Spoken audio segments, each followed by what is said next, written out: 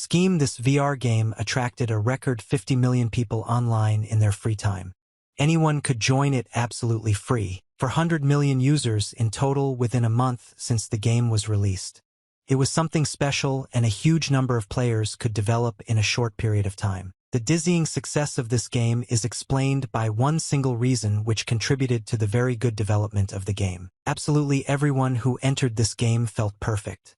Everything was created for any person who entered this wonderful world, and all because they were able to create an ideal virtual reality that was able to drag a huge number of people from real life into this game. Even those who turned their nose up at the game and said that it was impossible to do this were already busy with their own world in this game. The scheme is something more than just a game.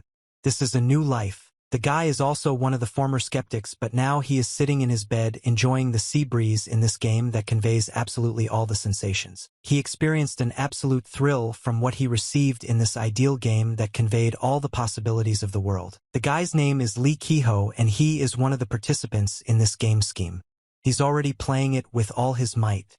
And his name in the game is Mose. The guy didn't touch anyone and stood enjoying this game, but suddenly someone turned to him and started asking what he was doing here. Mose turned around to see who spoke to him like that, because it was very indecent on the part of the players of an ideal game that was created specifically for relaxation. Some men said that if he wants to stare into space, he can find another place because he only interferes with their work in order to get one interesting thing. The guy apologized to them very much, but they shouted at him not to get in the way because they are all cleaners here who have the same goal. The guy said that he was a slime cleaner, and when the game achieved unprecedented success, world money and items began to mean more than real currency. At the moment, there are 3 tiers of facts in the game: ordinary, magic, and rare. Ordinary, unremarkable ones cost little, but magical artifacts of a higher level are a completely different matter. One of the famous ones is a cursed sword, which is very rare, corresponding to its formidable appearance. And it all depends on the fact that they provide additional stat points. With each new stat point you increase your level, and getting an artifact with a plus is the same as getting a +1 to the player's level. These points significantly increase your physical abilities in the game. For example, an ordinary person will fight at the level of a professional boxer if he wears a C3 strength ring. It is because of this that magical artifacts, even with a single stat point, are valued at no less than 10 million won. If we talk about rare items, that's a completely different story. After all, if the magical artifact itself costs that much, then it's rare in space. But unfortunately they only had rumors, because since the release of the game no one has yet been able to find a single thing of this level, and it is unknown whether there are ranks higher than rare. In other words, the magic rank is now the most prestigious, and even the person who has it becomes one of the best in the community. In the same game with Lime, this is a simple thing. They are considered monsters from which you can knock out artifacts with which you can get a plus to the level. Because of this, a huge number of players hunt for fairly harmless slimes in the hope of hitting the jackpot once in their life, because the game is endless. Such people are called slime cleaners because these monsters specially appear in the game so that they can spend their time and activity on them in the hope of getting something. But of course, the chance of knocking out a magical artifact is extremely small, and therefore almost no one has yet managed to do this, but only some lucky ones. Some guy killed another monster and said that she didn't drop anything again. He was very disappointed because he had spent a lot of effort on it. Mose has been hunting slimes for more than 2 months to get one of the artifacts that absolutely all the players in this scheme were hoping for. Unfortunately, he was never able to knock out anything magical that he had hoped for during this period of time while he was hunting for them. He spent a lot of time to sum up the results. In this wonderful world, there is a town called Linderk. It was a huge seaside city in which mainly the richest people lived. The guy came there to trade. The guy stood in shock and didn't understand why only 20 silver for the work he did. But he was told that they are literally carrying buckets of slime now, and too many people are trying to sell it, which is why he pays so little. But Mose does not understand that even if the price was halved in just a day, this was a very quick time frame during which his work was depreciated by half. They told him that this was all they could offer. He had no option to do anything else. After all, he needed money to continue living in this game. He said to go ahead and take these 20 silver coins. He was very disappointed and didn't know what to do next. He spent a lot of time in exchange for a few extra pieces. He hunted all day and earned only 20 coins, which in real money is only 20,000 won for a whole day of work. These were very small amounts. He knew that in addition, due to the huge number of hunters with you, there were fewer and fewer hunters, and it would be more difficult for him to survive than before. He understood that this was a very difficult moment in my life, that I needed to either survive or end altogether and not suffer further in this game. Mose knew that for 2 months he lived with the hope of knocking them out of a magic item in order to somehow get rich and get some small resources. But in the end he earned only 5 gold from selling all sorts of little things on the first day of work when he first got into the game. Unfortunately, he was very poor, and he had a very ordinary sword on which he spent quite a lot of resources and which was about to break due to the fact that it was used for a long time. He understood that 5 gold coins would definitely not be enough to buy a new ball, and he would have to work more to at least continue such a life. Mose sat and looked at the sky. I understand how difficult his life is, and that it is very sad to understand that he is about to run out of all his resources. The guy was angry that he even started playing this stupid game on which he spent a lot of time and effort in the hope of winning something and feeling better than in ordinary life. He shouted that this was just an idiotic game and wanted to break this helmet. He was very angry about this because in this game the only thing that decided was luck, which he didn't have. He knew that he had been busting his ass for 2 months trying to save up for college, so that somehow he could get some opportunity to continue working and earning money. But he understood that it would all end like this anyway.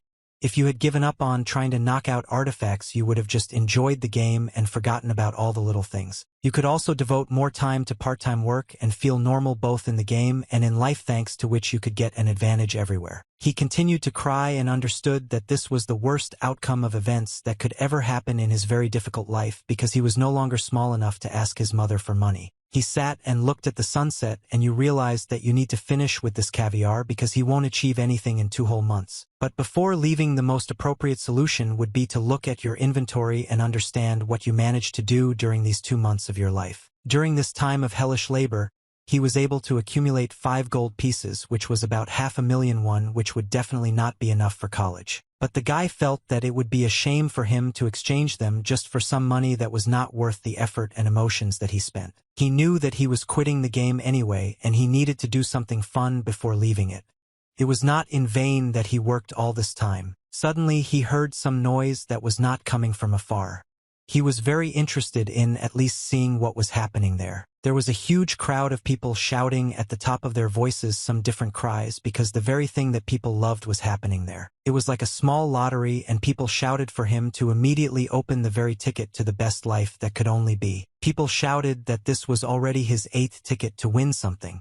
And the guy was very nervous to win something because he had spent a lot of money on this one. Suddenly he was able to open this stone, with the help of which it was determined what you could get from this miracle lottery that everyone believed. Unfortunately, he still had some kind of fish with a human face that was not suitable for consumption, which means nothing. And people started screaming and laughing at him, saying that he was a fool for spending money on the lottery.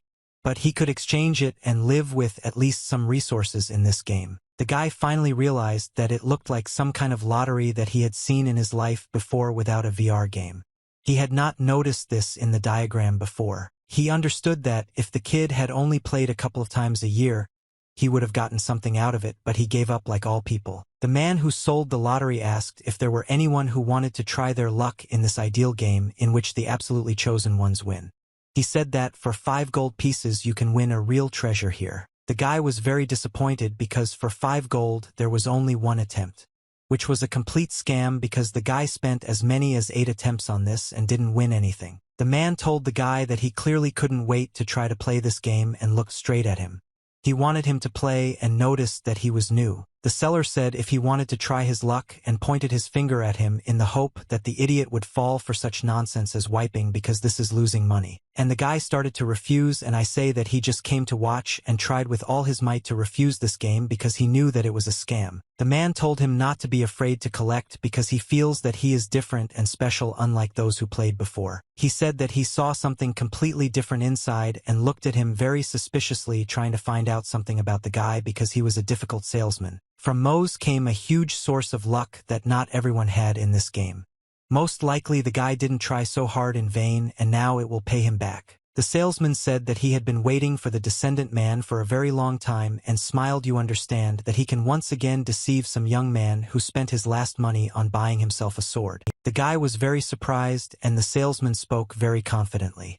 Obviously there was something wrong here because free cheese is only in a mousetrap. The girl said that he had already said this and that you don't need to fall for this nonsense because you can just play with the money you earned during these hard days. The guy thought that perhaps this was his chance to win at least something somewhere.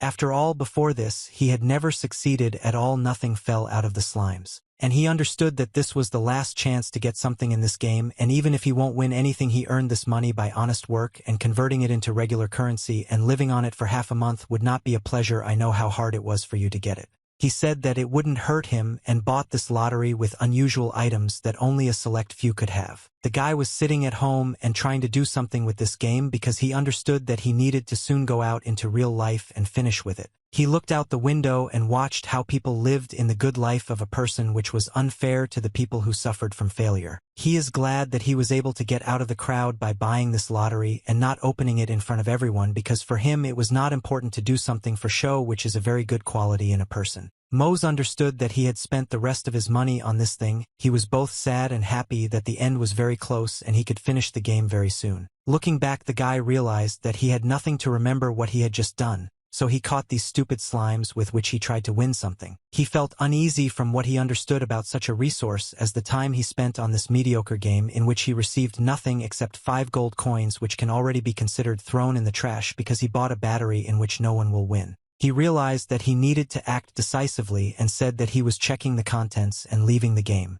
He pressed the open button and wanted to break it quickly. The guy threw the air with his hands and it began to glow with a purple glow, which was very strange for such a small stone that he bought in the lottery. He didn't understand what was happening in his eyes. There was at least a small chance that he could win something in this game scheme. Mose stood in shock and realized that it smelled like something strange from which he could benefit for the first time during these 2 months of effort. Then it dawned on him that when the game achieved unprecedented success, game money and items began to mean more than the real currency they had. Magic artifacts are now the most prestigious in the game because items, even items with a single stat point, were very expensive. Everyone understood that these items were valued at no less than tens of millions of won, which everyone needed to get whatever they wanted. Mose noticed that this had never happened before, and he began to feel very strange, afraid that some kind of curse would happen. The stone began to disintegrate into small pieces. A powerful light of violet energy emanated from it, which absolutely no one in this game had seen before. The light began to cover this guy's eyes, and something very powerful began to hit him, so that he could not stand on his feet and covered himself to escape the light. His entire apartment began to shine very strongly, which seemed strange from the outside, for the people who played this game played the role of ordinary residents. The peasant himself did not understand what it was and walked on holding some kind of box in his hands because he was an ordinary worker without any strength. The guy was sitting on the floor and didn't understand that such a strong thing was happening, and he was at a loss about how to act in this situation because he was afraid that it would kill him. He looked up and some strange purple miracle was hovering above him, which frightened him more and more every minute. He was sitting on the floor and noticed that there was some small diamond above him that reflected this power. It seemed as if God had come to him. A small pendant descended towards him, which was crystal clear and beautiful. It was the first time he had seen such a bright object. It was a Florin star, which had a rare rarity and also had some of the best statistics that a lottery item could have. He stood in shock and did not understand how on the last day of his existence in this game, he was able to drink a rare item that no one had ever been able to obtain. The next day in the television project, the TV circuit showed all the news on this game. Who and how was able to move apart in a day or two and what events happened in general. In touch was Ji-hyun, the second streamer of the Republic of Korea, who became famous thanks to her beautiful appearance and talent. Today's topic is new items among artifacts, and absolutely everyone was interested in finding out what new people could find. Our first subject for today is very interesting. By the way, it was recently bought. It was the largest sum in the entire history of the auction. The ring went under the hammer for 72 million won, which was simply unimaginable. Like that ring was magical and it gave +4 units of health per second. They say that the ring was obtained by killing the boss of the northern region.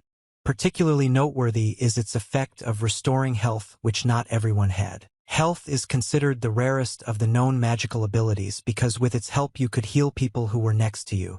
This artifact has a 4th-class value and was sold for a record amount. This ring could even fit into another wheel that had a speed effect and cost 36 million won. and today it has become the largest and most valuable artifact that was sold in this game. Restoring health was simply some kind of divine possession, and people did not understand how this was possible because for 72 llamas you can even buy a new car. As for the second item, it has a top effect that was able to provide very cool benefits for its service. It was the necklace of the Cavalcade Langerus, which I can give another +3 to the strength of those who were able to put it on their neck.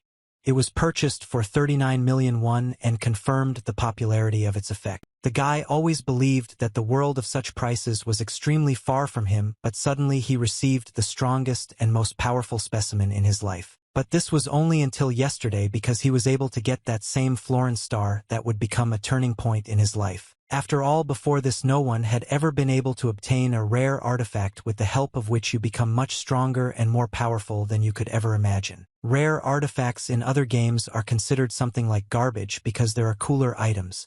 Nobody liked this power. Our recently released game scheme did the opposite, so that people began to appreciate what they were given and did not try to say that these were useless things. Unfortunately, the most valuable things at auctions are still magical. After all, no one has yet been able to beat this level of quality. The guy understood that this could become the first rare artifact in the game that could exist.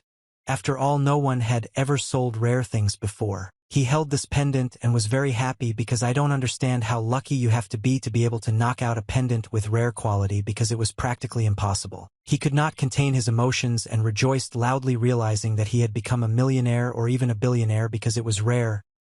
This was the item that absolutely all the people in this game were hunting for. He held it and knew that he had hit the jackpot for the first time in his life, at least somewhere he could lead, and in feeder minutes he could become rich. They could hold their emotions and began to cry. He understood that this was what could provide for his entire future life, and he would normally go to college, with the help of which he would later find a job. Mose held his pendant and began to dream about what exactly he would do when he received it, because it was his dream to become one of the strongest and go to college. He fell to his knees because he did not know that he would receive such a powerful blessing only once in his life and would hardly be able to please himself with anything more. He began to thank the star for coming to him, and he became much stronger, because 1 point is 1 level of strength. Then he began to think.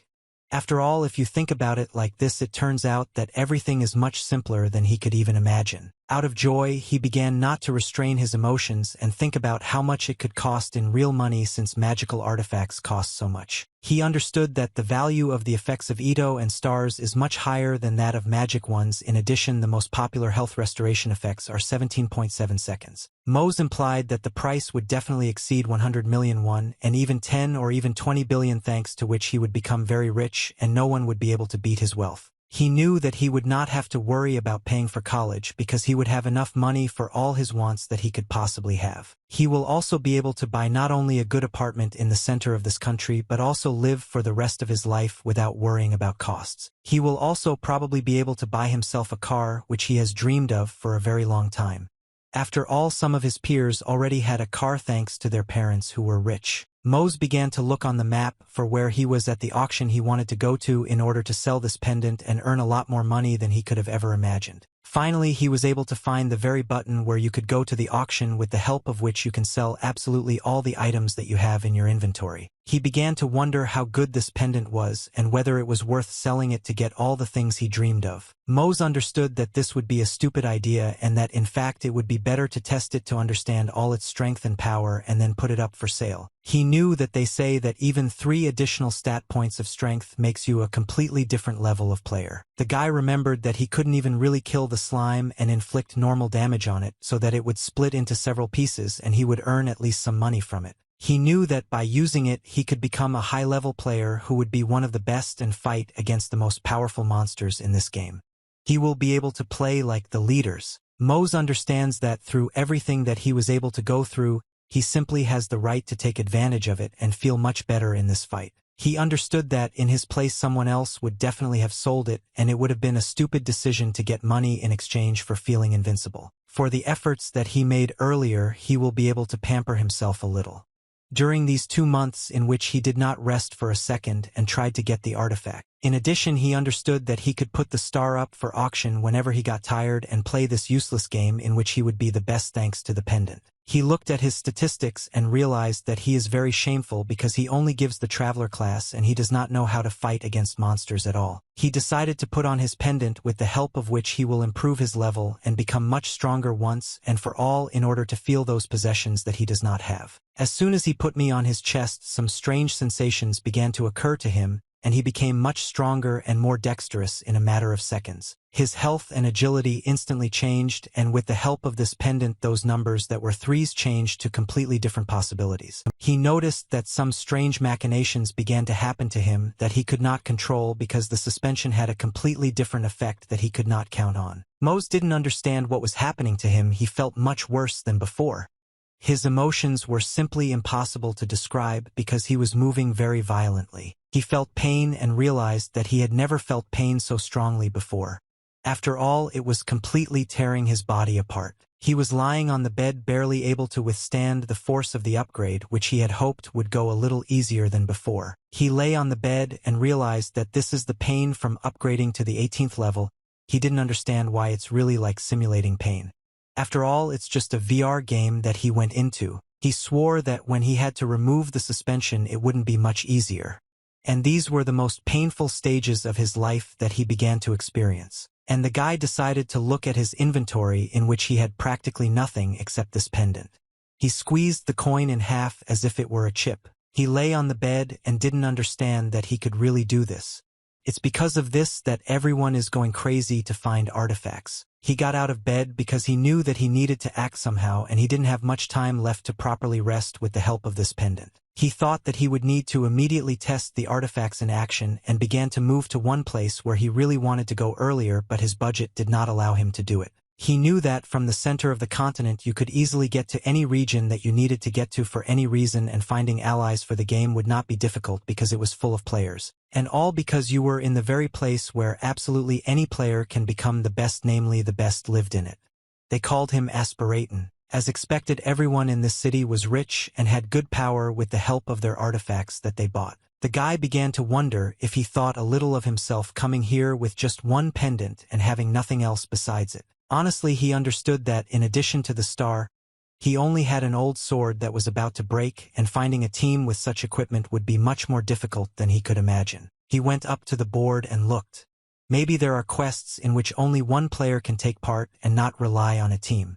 But then someone called him from behind him. The guy turned around, not understanding how someone had already noticed him because he wasn't talking to anyone at all and was afraid to do anything at all because he had a weak inventory. He looked at who called him and was very surprised because he didn't expect to meet anyone here at all, especially since he hadn't figured out his pendant yet. Still behind him stood some girl with a bow and arrows. Most likely she was an archer. The girl asked if she was not mistaken, then he needed a team in order to fight normally and have at least some experience in battles. He was surprised and started shaking his head because he didn't know that they were talking to him, and he started to get very nervous. After all, he had never fought in a team before. She took his hand and began to discuss something in order to become one strong team that is capable of doing anything to win and get what they came for. The girl grabbed his hands and said that she just had a place in the squad and invited him to join them to conquer new lands and get new things. Meanwhile, in this town there were a lot more people than you can imagine because this was the very party of the city. Some knight in armor and a small boy were together and discussing some strange things with each other. The elder asked where Sharon had gone. He began to get angry because if they didn't miss at least one raid, then they would have a very hard time and a fight would break out. The younger one said that he needed to wait for her just a little longer because this girl knew what she was doing, not for the first time. He was 100% confident in her. Meanwhile, she came running and started waving her hand. Her uncle shouted because those two were her relatives who knew her to go into battle. She came with this guy and said that she was still able to find someone and told them to say hello to him because it would be very likely if he became a permanent member of their team. Because the guy had nothing, the uncle began to react very strangely and was afraid that she had brought another family that would need to be fed at her own expense. And this was completely unprofitable for their team. After all, on the contrary, they were looking for a person who would help. He realized that he had beginner's equipment and that some kind of trouble was about to happen to the sword and he would not be able to help properly. The guy said that he was pleased to meet them. Uncle said that he understands everything and they are in a hurry, but doesn't she think that she brought a complete noob to their team? But she told him not to worry and she knows what she's doing. She explained that appearances can be deceiving and that he was the strongest player that had ever been on the square. Yes, he looks like a green newcomer, but in fact he is different. She was also surprised that his equipment really left much to be desired because the guy had absolutely nothing of good armor or anything else. But she realized that the boy was clearly superior in strength to all his surroundings that were next to him because he was somehow different thanks to his energy. She noticed him thanks to her keen eye. After all, it is he who increases observation, which is extremely important for an archer. After all, when focusing on a player, it allows you to determine the approximate level of his abilities. Then someone said that it looks like they are already ready. It was Mr. Silborn. The uncle replied that their quartet was assembled and they could start work any minute. The guy was surprised that Silborn himself came to meet them because before that he had only heard about him in books, and even then not always. This was the head of the Silver Guild and a famous magician. There were a huge number of legends and all sorts of stories about him that only led him. They say that he has as many as 5 magical artifacts that make him stronger, and he is a much stronger player thanks to his stones on his hand. He said that was great and that they could move on. The guy didn't understand that they would really fight with him side by side. But for him it was some kind of miracle. Suddenly Silborn told people to pay attention because the very event for which they had all gathered was about to begin. The gentleman expressed gratitude for the fact that they decided to join the hunt for the troll, for the sake of which he organized all this that is now happening in the square. The guy did not understand that they would really be able to work under the leadership of Silver, and he could not imagine how much the upgrade in his knowledge would give him. He also did not understand what kind of troll hunting this was. After all, if they are going to attack the same vile villain about whom there are stories, this would be a very unreasonable decision. The troll is considered one of the low-level monsters, but it has an aggressive character and a high ability to regenerate. Therefore, it is also not easy to fight with it. This creature has terrifying capabilities and the strength that can crush a boulder the size of a car with one hand. He understood that such an opponent should not be underestimated at all, although he also had a very strong pendant that had very unusual properties with which he could deal with any monster. He was scared because he had never fought before and wondered if he could cope with this because it was quite hard for him to think about it. By the way, the animals are very vicious, so it's better not to catch their eye because he will chase you until he kills you. And they also move in groups. In one word, they are a pain in the ass. Uncle said that fire and spells make them terrified and they run relatively slowly, and if you are already hunting then such prey will even seem very simple to you. The most important thing was that they could make money on this because this was the very goal that everyone wanted to achieve after this mission. The guy asked if he needed money because he simply had nothing else to fight for because going to college costs a lot. The girl said that absolutely everything she could get from the troll would be quite expensive because she had to spend her strength on him. For example, you can take his blood. After all, it is used to prepare high-grade potions that cost quite a lot because thanks to them you can be treated. There is also a huge demand for troll skin and bones which are used to make armor from it. You can get a lot of money because these parts are used to make cool equipment. Also, such creatures are hunted by large ones so that it is quite simple. After all, they did not want to spend enormous efforts and expenses to fight alone against such a monster. The uncle said that they were very lucky. After all, they were already participating in this, and by the way, the rumors turned out to be true. After all, they had recently learned about these rumors. Namely about the fact that the Silver Guild is really recruiting new members. That's why everyone is so tense and everyone wants to get a place in this guild, so that later they don't have to worry about anything because removing slimes is not the best option. The younger guy said that a couple of drops of troll blood would be enough for him because thanks to them he could even pay for a short period of study. Mose asked Guile if he was a student and he replied that he earns his education through games with which you can receive prizes and withdraw them into real money. The guy said that he came here also because of his studies and smiled very smartly because he understood that he was not the only one in this game who came because of the money. Guile said that it turns out that they are brothers in misfortune, and that they will have to farm together in order to properly pay for the university and continue to live happily in their favorite game. The girl said that she wanted to go back to university again, and her uncle asked her if she had problems at work and that she wanted to go back to her youth again.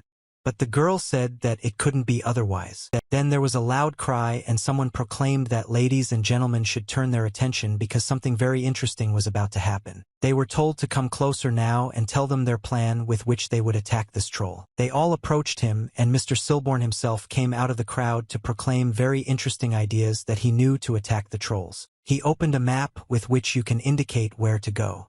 There were really a lot of small marks on the map with which you could navigate. He said that their main goal was to hunt the troll and pointed his finger at a very interesting place. He smiled and understood that the hunt would be wonderful. He asked the people to unfold their cards that each of them had in their inventory because this was the basic item for each player in the scheme. The gentleman said that for the past few days members of the Silver Guild have been risking their lives to set traps for the troll in several places.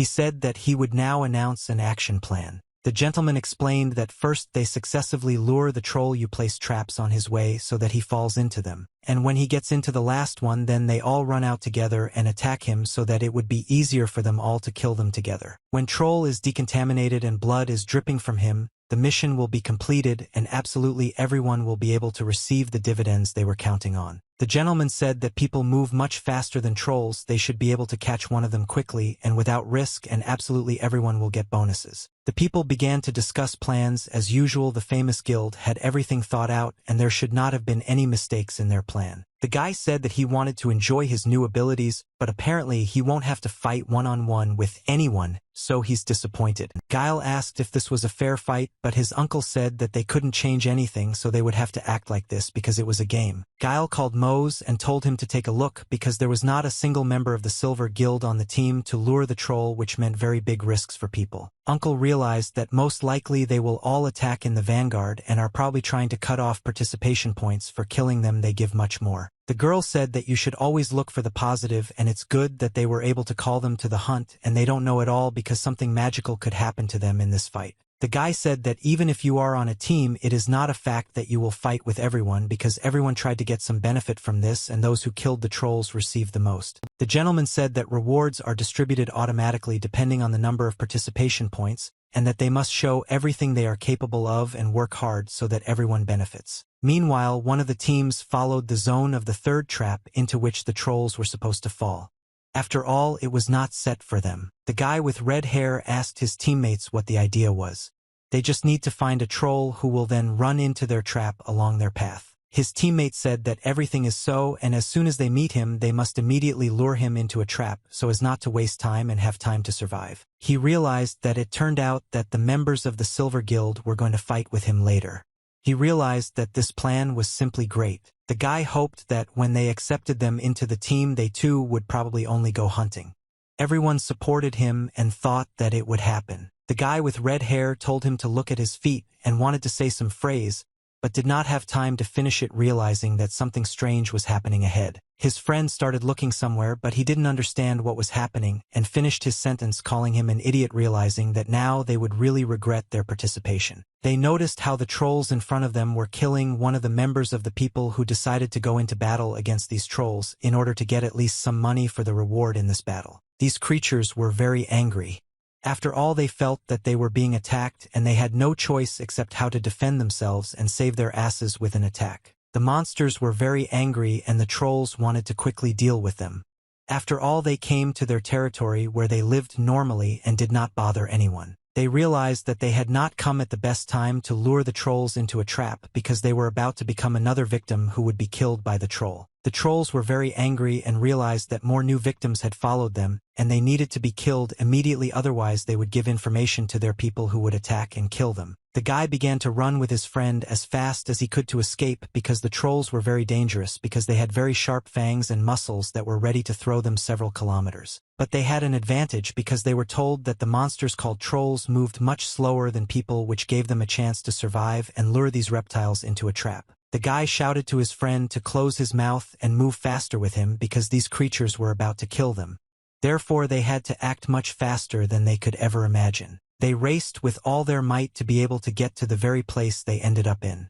They needed to immediately lure the trolls into the very trap that the guild had set. They didn't want to give up on the troll and rushed after them in response, although they were very slow according to the Silver Guild, who needed the trolls' resources. They ran forward and didn't understand where that damn trap was that they needed to run to because the trolls were already on the way and they had no option where to move. But they didn't notice that the trap was ahead between the trees and that it was necessary to move exactly there, and with the last of their strength they ran despite their fatigue in order to survive. They shouted to people to move towards them as quickly as possible. After all, they were already ready to attack these monsters who were running after them like stupid donkeys. They finally reached that very place and overcame the trap in which the trolls were supposed to fall.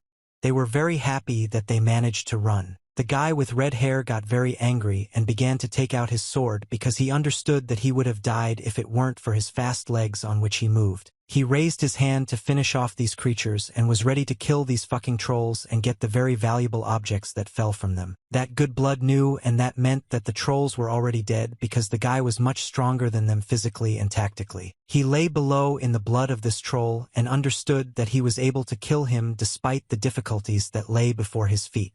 He barely felt alive. But as it turned out, it wasn't blood, and I couldn't understand what it was all about. He couldn't get out. After all, it was like glue that didn't let him get up. The guy fell into the viscous oil and did not understand why this happened to him, and not to the troll. As it turned out, the viscous oil had a thief class ability and could neutralize anyone who fell into it. It also exploded on contact with fire. As it turned out, the trolls were much smarter than he thought, and they were able to kill his friend by only squeezing his throat so that I could cut him off. The guy was afraid that he would do the same to him. He understood that his death would happen in a matter of seconds. He needed to get out of there by any means so that it didn't cost him. He shouted for people from the guild to help him and asked them to pull him out because only they could help in this situation because the trolls were very close. And people from the guild watched all this and began to laugh at these kids who fought against these monsters. They got a kick out of it. The guy realized that he was used as bait, which was simply supposed to lure the troll with him, and that they did not need money from some important people. The master began to take his Zozal, with which he killed many creatures because he had rings that gave him power and strength with which he could kill these trolls like seeds. He shouted that they were idiots and activated his staff, with which he wanted to neutralize all the trolls that attacked the guy. He was able to activate his powers, and they went straight towards those trolls who were like sacks of potatoes and moved like snails. The guy didn't understand what was happening and was afraid that these creatures would kill him because he was scared to watch all this. He noticed how the power of the staff was able to do something, after which all the creatures stopped attacking him and were in their places. After all, they could not move. The gentleman said that he was confident in his abilities, and it was not worth any trouble for him to neutralize these huge trolls who were quite strong. The gentleman was finally able to finish his sentence and explained that this would be a quick and safe hunt for everyone. He asked who was next there and asked him to move more quickly. Next in line was the boss of the locations, the Black Mountain Troll, who was much stronger than all the other trolls, and he had more power than the trolls had. This troll was unusual and felt the pain that was provided to him by that same mage from the Silver Guild, where everyone knew how to do something. The guy stood with his sword and was sure that he would now be able to deal with it, although he felt some kind of danger. After all, he had never fought with him before and only recently got this pendant. Meanwhile, the guy's group was setting out on a new adventure and wanted to deal with that same troll. The uncle began to brag and say that he could deal with him alone. The uncle asked what his attack power was and realized that he could not harm him. After all, he had a very good level shield. The girl said that then when they meet, the uncle will fight with the troll and everyone else will run away because he does not need their help. The uncle began to get angry and said that if they already want to bury him, then they will pay very much for it. But the guy said that it was the eldest who started it all. Meanwhile, the troll was watching them. Then the guy looked back and noticed that the troll was already next to them, that he was about to start moving towards them because they had come to his territory, which was impossible to do. Something began to worry him, namely what was happening on that mountain that was not far from them, because the sound was very suspicious. The girl asked him what happened, if something was wrong. After all, he looks like he's not himself and is very worried. This was clearly not good. The guy said that there was someone there and pointed his finger there, pointing to the very mountain on which the troll was and where he heard the sadness of the trees on which the troll was trampling. Then he himself stood behind him, and the girl was very afraid because she noticed that he was very close to them and was about to be ready to kill them. It was a hopeless situation. This huge troll came down from the mountain and started smoking all over like a steam locomotive. He was angry because they violated his law and wanted to kill them as quickly as possible. The guy was afraid that this monster could harm him because he was still completely inexperienced in battles, and the strongest troll who was in these possessions had already come to him. He understood that the troll would not retreat, and he began to swing his arms to kill the guy because he was preventing him from making his most pleasant plans. But suddenly the uncle managed to put up a shield with which he blocked the troll's blow because he had said before that he could fight back because he was confident in himself. But he could no longer withstand so much and felt that his shield was about to not last because he was not yet such a pumped-up player. The troll began to put more pressure on him and almost came to the floor so that he could not move because the troll's strength was much greater than the defense of the uncle. Guile began to be very worried about his uncle because he understood that a little more and the troll would crush him into small pieces and he would not be able to play normally anymore. The guy turned around and noticed that it was the same troll who crunched on the mountain, and it was because of him that he heard that same noise. The troll continued to be angry because he felt that his troll friends were being lured into traps and then killed with the help of artifacts. The guy finally understood what a troll looked like who had very expensive blood and skin with which he could get a lot of expensive resources. He didn't understand why he had to fight him because they were told something completely different. The guy felt like everything inside was starting to get colder and he was about to start to worry if he didn't have that very pendant with him that made him much stronger. The troll wanted to leave where there was blood because he was one of the strongest trolls that had ever been in this forest in all the years of its existence. The guy understood that he was about to do so and felt that the troll was approaching and that he would attack him despite the fact that he had not yet fully tested the suspension. Mose just stood and watched all this without doing anything because he simply did not understand what needed to be done to kill this monster. Meanwhile, the girl was shooting with a bow. The troll tried to repel her attacks because he didn't care because he had very strong skin from which a huge amount of equipment was made. But this only angered him more. After all, he was not the first level and far from the last, but he was ready to stand up for himself. The girl continued to attack him. After all, it was she who could protect those because the uncle was about to barely move away from the blows that the roll inflicted on him when he blocked his blow. The girl screamed for the uncle to run away because she was able to distract him because the troll was approaching the uncle and was about to crush him into small pieces. The king watched the video as the uncle was very close to him and understood that he needed to act because an extra pair of bones would not be superfluous to him at all and he would eat normally. The uncle didn't want to give up so easily. After all, he was an unusual guy who played this game and a fairly experienced fighter who knows a lot about this matter. He was able to hit the troll with his shield, which he had with him day and night, because thanks to him he became a very strong character, of course not the most but at the same time not weak. The uncle was able to activate all his power and deliver that very blow from which the troll could not resist. After all, this was precisely his idea. He shouted a blow and wanted to make sure that the troll was knocked out because an extra pair of eyes that could kill him would be superfluous. The uncle was able to make a blow with a shield thanks to the ability of the any class. This ability hits the target and pushes it back to buy the team some time. The uncle was able to put this troll aside for a bit who thought that he could win them so easily. And the guy watched all this and didn't know what to do now. But the troll did not want to retreat and grab the trees while flying back because it was important for him to win because otherwise he would have let new people into his territory. And then there would have been bloodshed. He was able to restrain himself with his legs as well because the troll's legs were very pumped up. But for some reason everyone underestimates them and only sees their arms, which were like machines. This angered him even more and he was ready to destroy and kill because this was the main thing so that people could not penetrate his territory. His eyes began to sparkle with red rays and he was ready to kill because people were about to hurt him very much. The uncle did not understand what was happening because it seemed that his shield attack was very strong and he could easily deal with this troll because he trained it day after day. The girl asked if the uncle was okay. After such an attack, the roll was let down and continued to move towards them because he clearly did not like the turn of events. The uncle said yes, but he could not deliver a single blow that could hurt this beast, although he did it with full force. The girl said that the arrows were also useless and they did not understand what to do because they were about to die, which would be a fatal mistake in this game. The guy asked maybe they should lure him into a trap. After all, they said that it was very simple because if you take into account the slow trolls, then they won't be able to catch up with them. But Guile said that this troll is very unusual and that he is completely different from those who are slow. You need to act differently with him. It's more like a quest. The guy added that this is an accurate definition. Besides, another one came to them because usually the troll moves stupidly in groups of 4.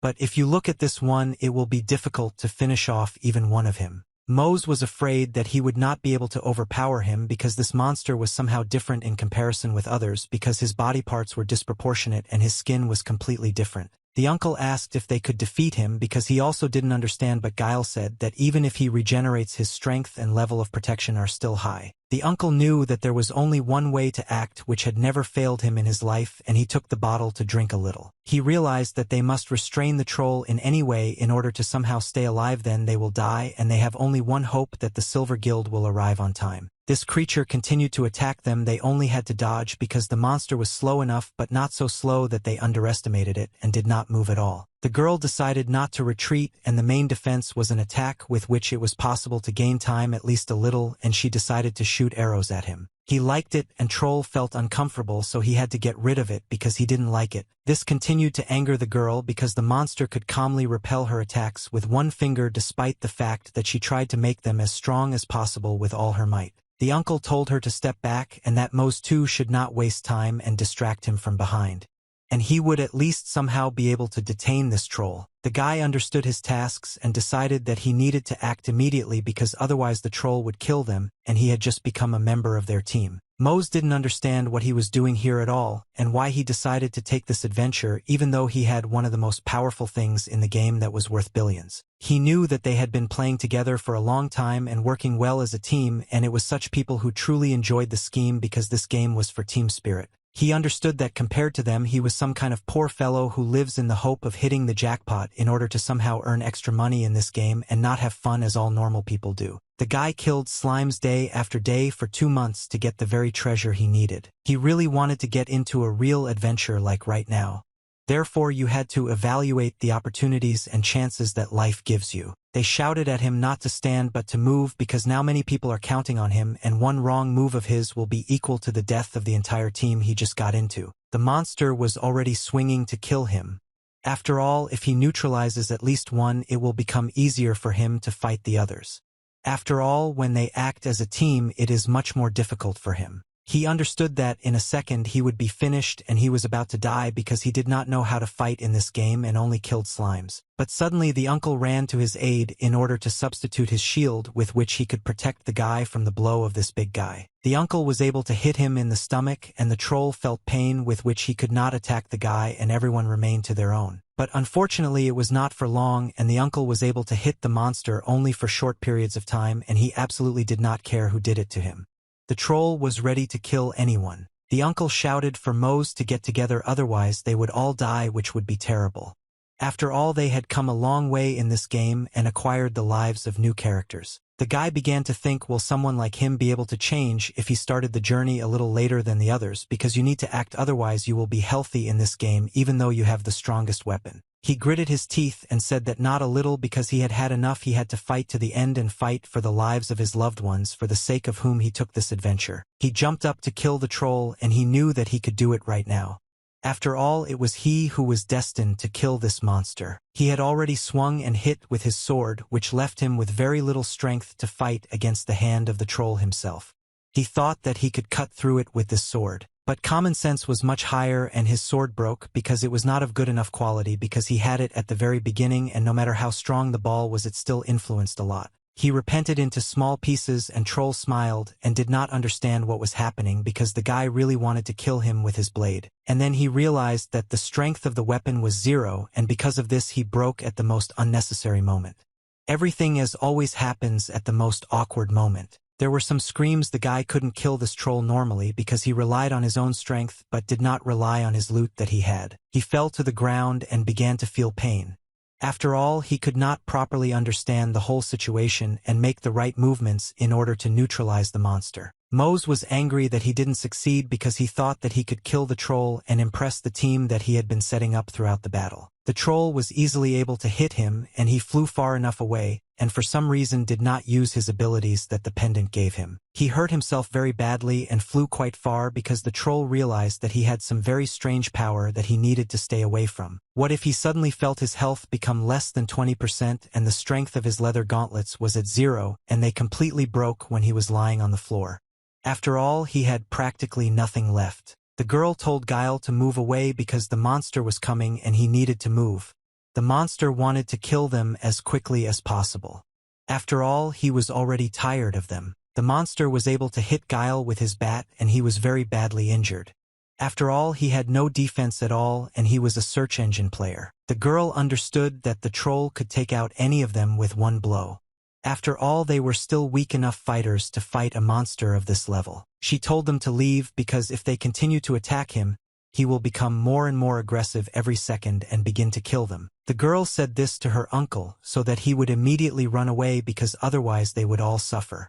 The uncle understood everything and continued to move towards the monster. He wanted to end this as soon as possible because the monster was quite strong compared to the level of the players who were without a shield. The monsters were ready for his attack and was able to figure out how to neutralize him despite the fact that he moved so quickly with a shield. He was able to grab onto a tree with the help of which the monster could throw this tree at the guy who was approaching him to kill him. The tree flew with great speed, but this did not stop him and he continued to fight because no one except him could protect the team in which he fought. He put up his shield in order to somehow block such a powerful throw that this monster made out of emotion. The uncle shouted and threw his shield right at his leg so that I could break the troll's skin and pierce him until he bled. The monster started screaming because he was pierced through his leg, which he did not even notice was already being attacked. He should have reacted to this blow sooner. But the troll knew that he needed to attack otherwise and they wouldn't just start beating him with these techniques and he would only fight back. Guile saw that now the uncle would be very ill because the troll had risen and was ready to attack and take revenge for the pain that had been caused to him. The uncle began to turn around to see what was happening now and why the little guy was shouting at him like that and noticed how this devil's bat was falling down right into his head. There was a powerful blow or something else, but a huge amount of energy rushed at the moment that made a small flash of purple color. Mose was lying on the floor and barely remained alive at all after the troll was able to knock him out in a good way when he tried to chop off his hand. Suddenly he felt something strange and some strange machinations were happening to him that made him different and he felt much better. He got up and didn't understand what happened because his head hurt very badly and he managed to keep the very treasure that he won in the lottery. Suddenly he felt that his stamina was restored in the moment. And it was all thanks to the very same pendant that he received just recently. He realized that he was able to recover and this was the very effect that he needed in order to stay alive and it was his health that replenished very quickly. This effect was called regeneration, which only happened to those who had magical or rare items. It is because of this that everyone dreams of it. But suddenly he got up and noticed how bad moments in his life were happening to his uncle because the roll was ready very soon and he urgently needed help. Uncle barely managed to get the shield out of the troll's leg and take the blow of his bat when he wanted to give an answer for injuring his leg. The guy couldn't look at all this and the guys shouted at him to get out immediately and not sacrifice himself because this is a stupid idea. After all this way he will lose absolutely all the items he earned. The uncle could not hold on because the troll's bat was much larger than he could imagine and the force that this monster exerted was very large. The uncle shouted the name of his niece and told her to do something and suddenly she was able to shoot an arrow from the very monster who wanted to kill the uncle. They met the body very quickly and aimed it straight at the eye of this devil who was about to kill the guy for disturbing him. She was able to hit him right in the eye and the monster began to feel some kind of pain which hurt him greatly and he could barely stand on his feet. He started yelling with all his might because the girl hit him right in the eye, which was the most painful point for these creatures. He tried to somehow escape, but the uncle could barely hold on after the troll stepped on him.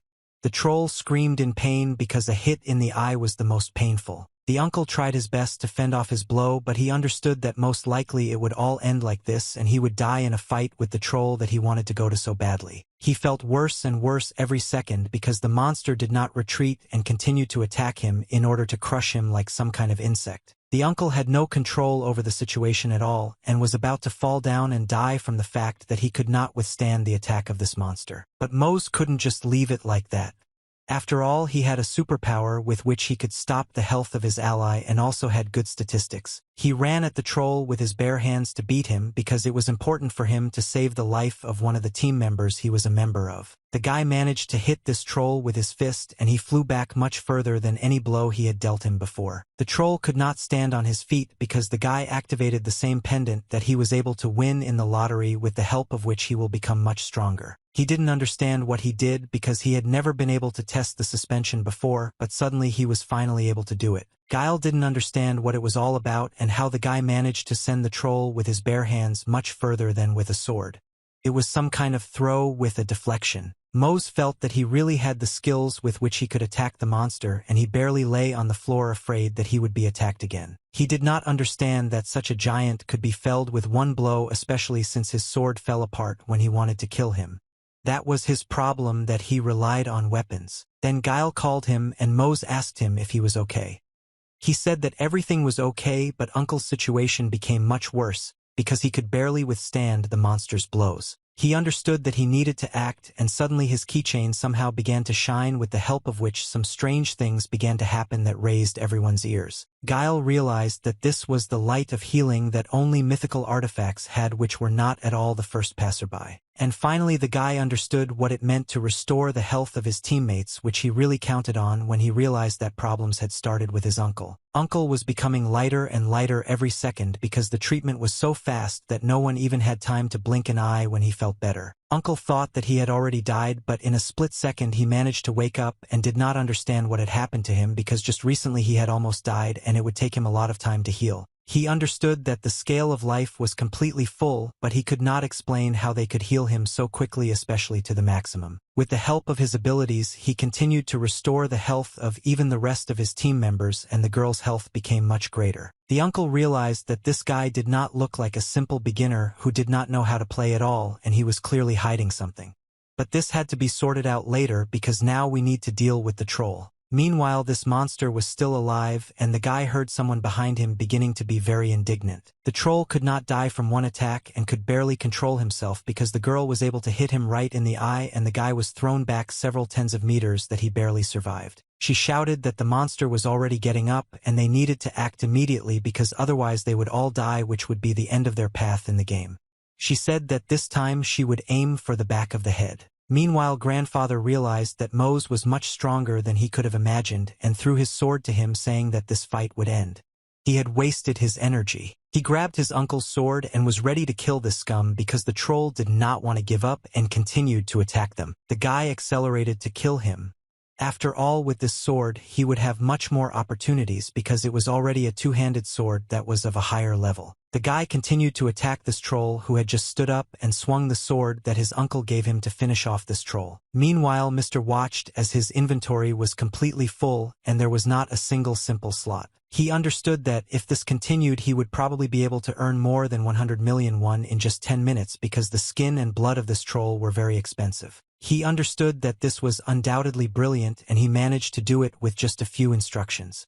The gentleman was able to do this without any work except how to properly manage his power. He knew that according to the rules of troll hunting, 120 people should change, and the Silver Guild consists of only 40 players who are ready to fight. They had to look for 18 others on the side, but he figured out how to benefit from this so that everyone could earn a decent living, including him most of all. For the sake of credibility, he took several experienced players with whom he managed to make a deal before because it was necessary so that people would not worry. After all, the automatic reward distribution system is based on the contribution of the quest participants in its completion. If you brought 80%, then most of it goes to you. That is, the quest rewards will be distributed in accordance with the difficulty of the player completing the task. Therefore, the master, having killed all the trolls, will receive the highest percentage of participation that he could still get in this scheme.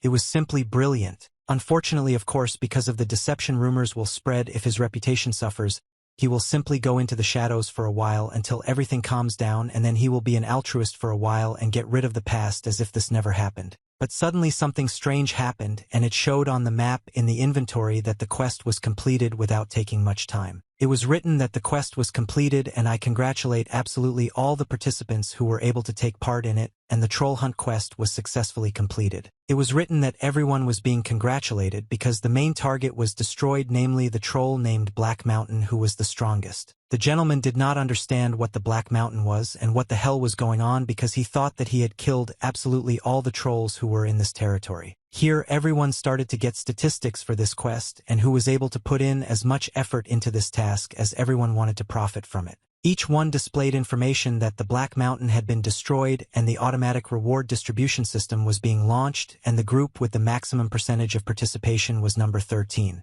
The gentleman did not understand what was happening and why the main player was not he but some group 13 about which there was not a word or a word. Next, awards were distributed for the best players. The swordsman received the title of the best participant in the quest and was given the special title of One Left. The player with the highest contribution to the treatment of the Mo's team and therefore received a special award. Also, the player with the highest damage was also Mo's, which put everyone in huge shock and confusion. After team number 13 was able to win the quest, Mr. Silborn really wanted to find them and deal with them. He felt very bad and did not understand that it could hurt him so much. He felt more despair because he could not get that very coveted number of points. The gentleman did not understand what the hell was going on here, and absolutely every one of his team lay dead, and only he was the only one who was very badly damaged and survived. He stood behind the rock wall and realized that he had neither mana nor health. He didn't understand why the hell it all happened, and he couldn't get the reward at all. He was trying to get to that fucking team number 13 who took credit for winning the quest. He ordered his subordinates to capture these freaks who did not allow him to win. He wanted to deal with them personally, but suddenly a small problem arose before his feet, and people came who were very happy that they had found Mr. Silborn. It's interesting to see a top player run away like a rat. It seemed very funny and amusing from the outside because he really did it.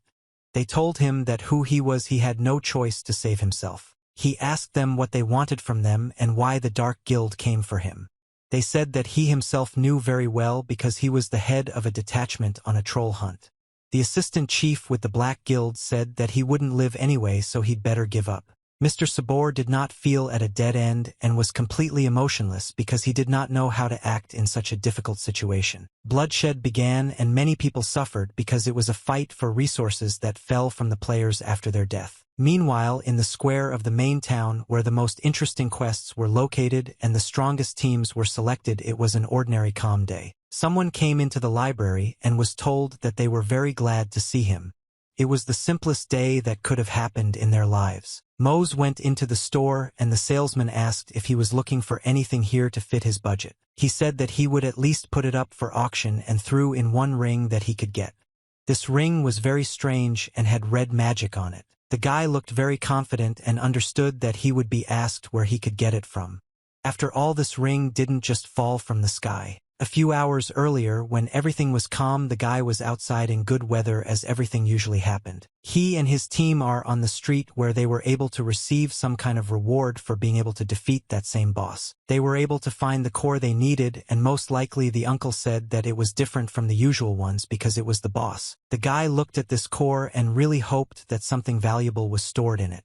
After all, it could serve him as a good paraphernalia for new battles. The core is an item that can be obtained after killing a monster, something like a treasure chest that was completely unpredictable. The type of core depended very much on the monster because the weaker the monster, the easier the core falls to you, and nevertheless you can get something strong. The stronger the monster, the larger it is, and the higher the chance of getting a good drop with which you can continue to hunt these creatures normally. These were exactly the rules of this game scheme, and he never thought that one day he would see such a large core. The girl told the guy not to be shy, and it was he who had to open this core because she decided so, and it would be better for everyone because he had good quality. Everyone pushed him and said that he had the highest percentage of participation, and because of this he should open this core as soon as possible and receive a reward for it. He began to worry because the team entrusted him with the most important thing that could be obtained from this troll, which they were able to win together. He raised this core and began to feel jittery because he understood that if he screwed up, the team would be very disappointed in his abilities and would no longer normally go into battle with him. He didn't want to tire him out and understood that he needed to open up. After all, everyone hoped that he could do exactly what would make their team even stronger in the future. Everyone hoped that he would be able to win some good prize.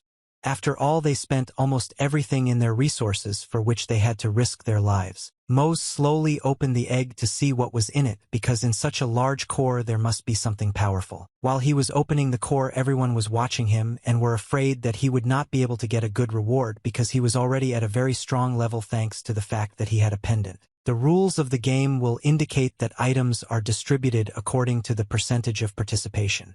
For this battle, he was able to get 3 pieces of Black Mountain bone, 3 pieces of Black Mountain skin, a round steel shield, a steel length sword, as well as Argon Mountain boots. They all began to rejoice because having received such a drop they would be able to become much stronger and more responsible in the battles that lay ahead of them in the future. Mose was delighted and understood that all the days of hunting slimes pale in comparison to this because he was able to do it in just 1 hour of his life while he activated his pendant. But suddenly another object fell out that had to be clicked on to see what was there because he was luckier than anyone because he was able to kill this monster with his blade. Suddenly he began to peer into what else could happen to him because he was very interested in what it could be because he spent enough energy and was able to save the team. Suddenly luck was able to smile on him and he was able to get the mountain ring of Argon power which was magical in its rarity level. Cost as much as 80 gold. He wondered if this was a normal price for a starting price. After all, if converted to real money it was 8 million won, which was a fairly good amount. He couldn't get his bearings because it was quite difficult because the cost can vary greatly depending on the type of effect of the artifacts and lately the prices have been getting lower and lower. Mose, however, could not understand what he should do. After all, putting an artifact at a low price would be very stupid because someone could get it quite cheaply. But suddenly he got angry and didn't want to spoil his nerves because he didn't care at all because he had already completed this game and received the rarest item that was ever on auction. The most important thing for him was that she could get to the top because this was the main goal after which the ring would become popular and it would even be shown on TV. He was at home and didn't know what to do with himself for the evening because he had already been able to kill the boss who was strong enough and got a good drop from there. But suddenly he wondered if 80 gold was not enough after all various items were sold at auction for as much as 100 million and it would be quite stupid to put it up so cheaply. Still he wanted to change and increase the price in order to get a normal benefit from it and remain in a good plus because he still had to pay for college. But he had already gone to bed and understood that it was too late. After all, what's the point of feeling sorry now because he wasn't accused of greed for this compared to everything else the ring adds to +1 so 80 is normal. He sat on the bed very tired because the day had not been the easiest because the battle with this monster made him sweat a lot but fortunately the pendant saved him. Finally he could rest after all these difficult encounters with the troll and not think about anything except what to do with the suspension. But today many events really happened and he himself was able to kill the troll in the first group quest who was not of the first strength and win the quest itself. He remembered those emotions of how he was able to deal with him and felt much better than when he hunted slimes all day long and could not achieve anything. He even got good loot after he was able to do this because this troll dropped good items and he was able to share them with the team. Absolutely everyone added him as a friend and he began to feel much better and there was a command that he could always listen to. Fortunately, he was able to make his first friends in the game with whom he would continue his story in a pattern that never ended. If he had not been able to win a star in that lottery, he definitely would not be the person he is now and he is very grateful for his luck. But suddenly he realized that he needed to take off his VR virtual reality glasses because life also existed and he had to end it at least for a while and part with the scheme. He took off his glasses and realized that he was really playing and someone had been calling him on the phone for a long time because he hadn't picked up the phone. What if he took his phone to look at what happened during this time while he was absent from the real world? His mother wrote to him and told him not to eat only noodles and at least buy rice. I also threw him some money for a hot dog just in case. He looked and realized that his mother was still taking care of him even though it wasn't worth it. After all, tomorrow he would have a salary from his part-time job and it would be enough for everything. But then he received notifications that 65,000 won had been debited from his account. Also then 35,000 won was written off from him as if it never existed.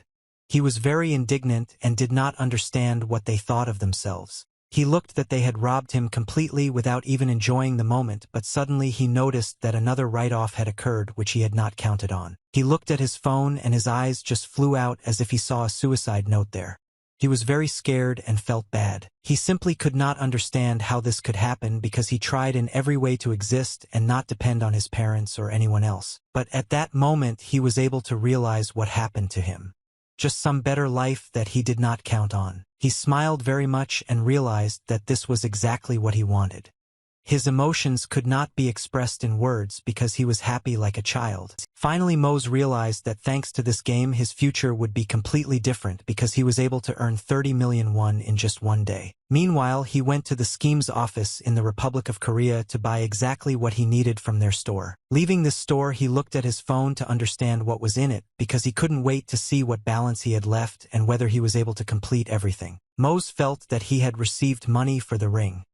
he began to prepare for more serious matters that awaited him in his adult life. He understood that first he needed to take an academic leave from college for another semester, and he was able to send all the money and pick up the device. He was also able to buy powder in a specialized store for scheme players, and if we talk about this exactly now, we need to look into it in more detail. The powder is a nutritional supplement to restore and maintain nutrient balance in players' bodies.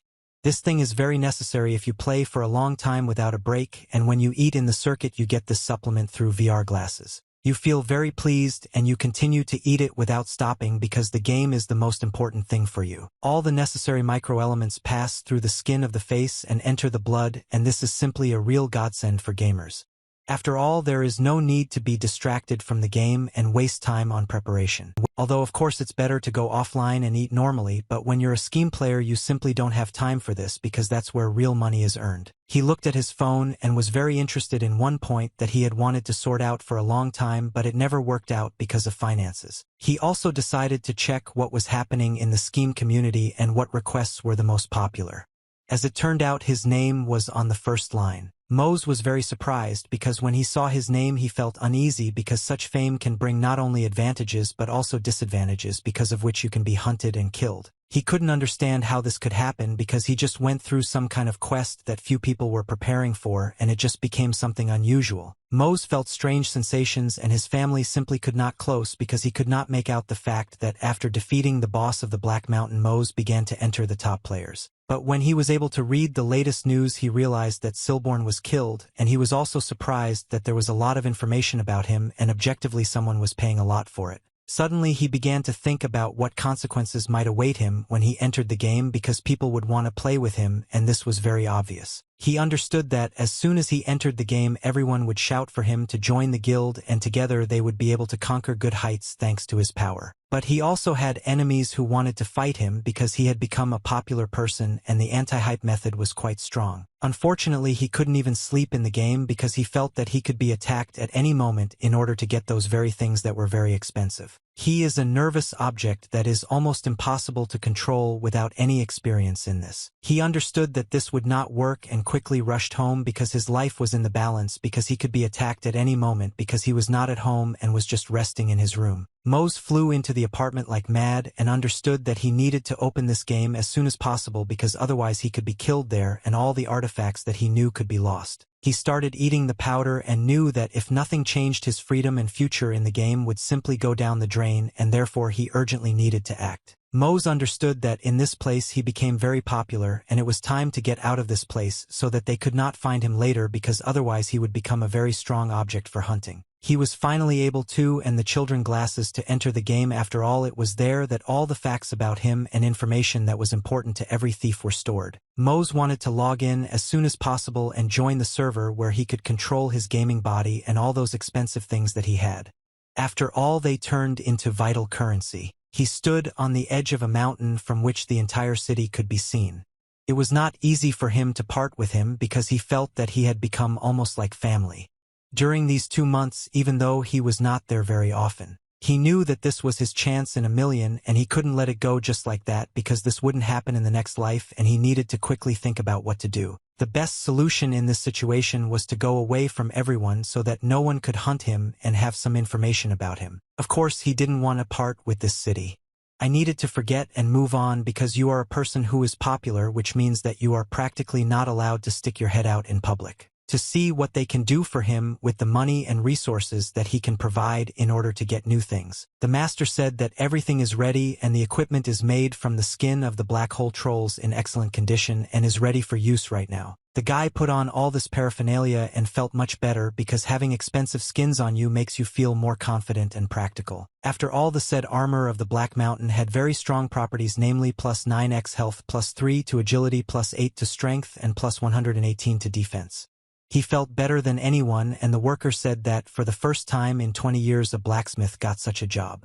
Therefore I knew that the equipment would be perfect for a wanderer like him because it was quite light but at the same time protected well. He thanked the master and said that he made this armor just great, but he said that it was only a pleasure to work with the material that he brought him. He left the blacksmith's shop and realized that now he had to take new steps in his life that would help him move through the dark. Mose realized that the very hour had come in which he could become one of the best players in this game.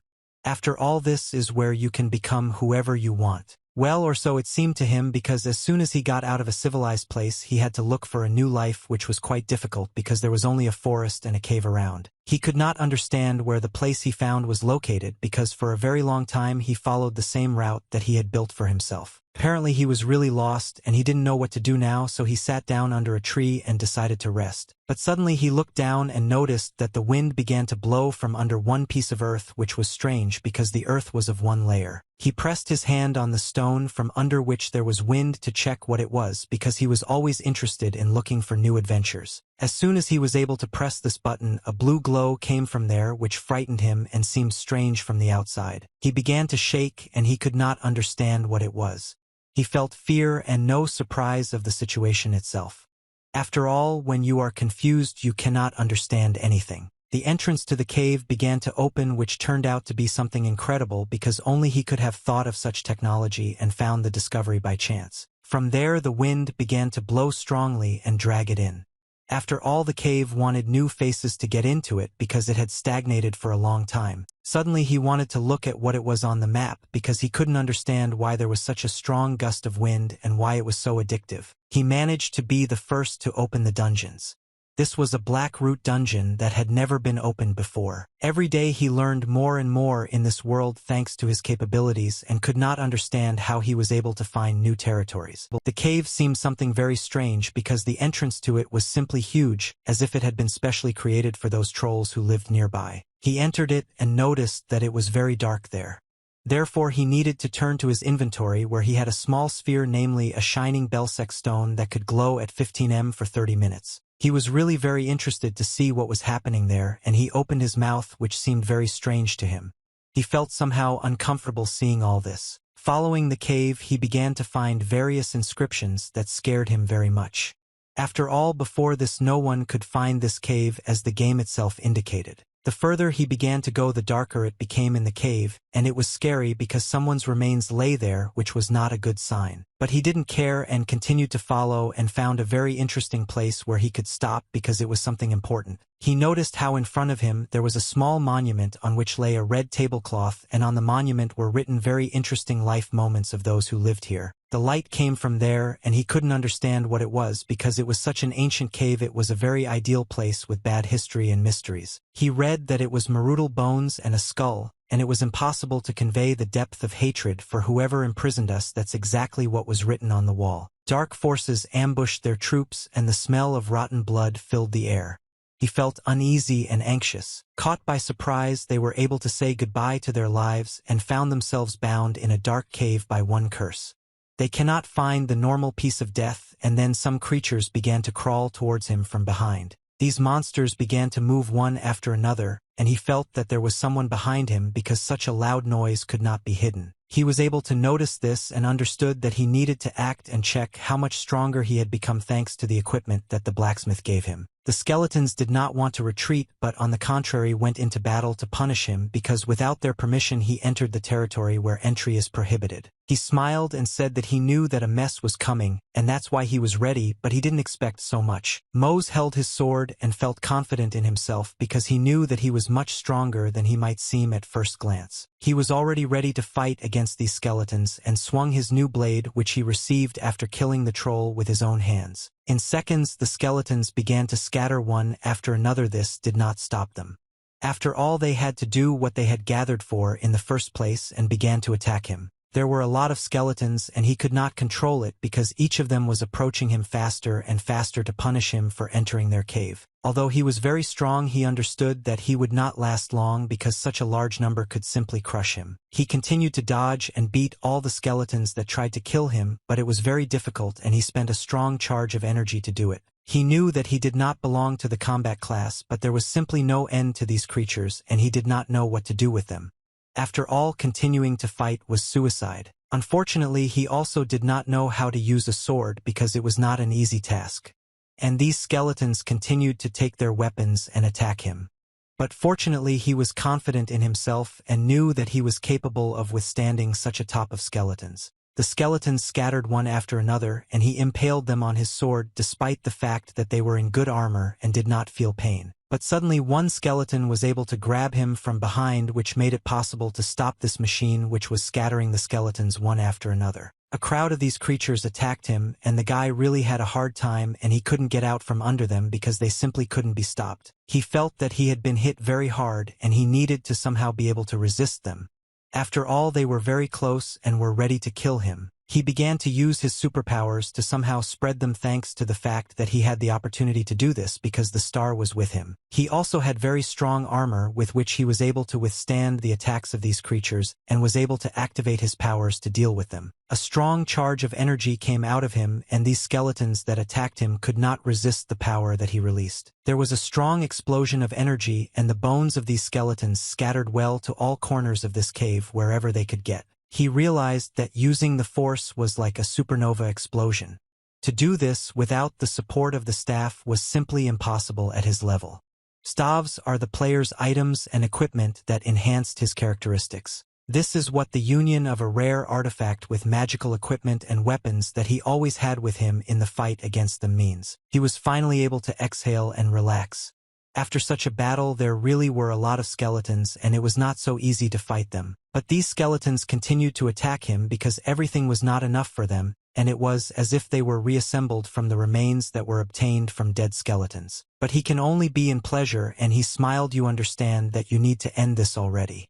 After all, he is already exhausted. He took his sword and shouted that it was time to finish and began to break these skeletons again one by one in order to finally relax after the battle. Skeletons lay dead, and he killed absolutely everyone until the moment when none of these creations calmed down because there were quite a lot of them. Finally, he was able to exhale, and every bone lay there without any life, and finally he was able to kill absolutely everyone. He was not very happy and was surprised that he was so quickly able to deal with absolutely all the skeletons that prevented him from living and enjoying the scheme. Suddenly, a very strong yellow glow began to shine at him, and he began to wonder what it could be. Suddenly signs appeared in front of him again, on which as usual are written the things that he receives after killing one or another boss. On these signs it was written that he had received new levels.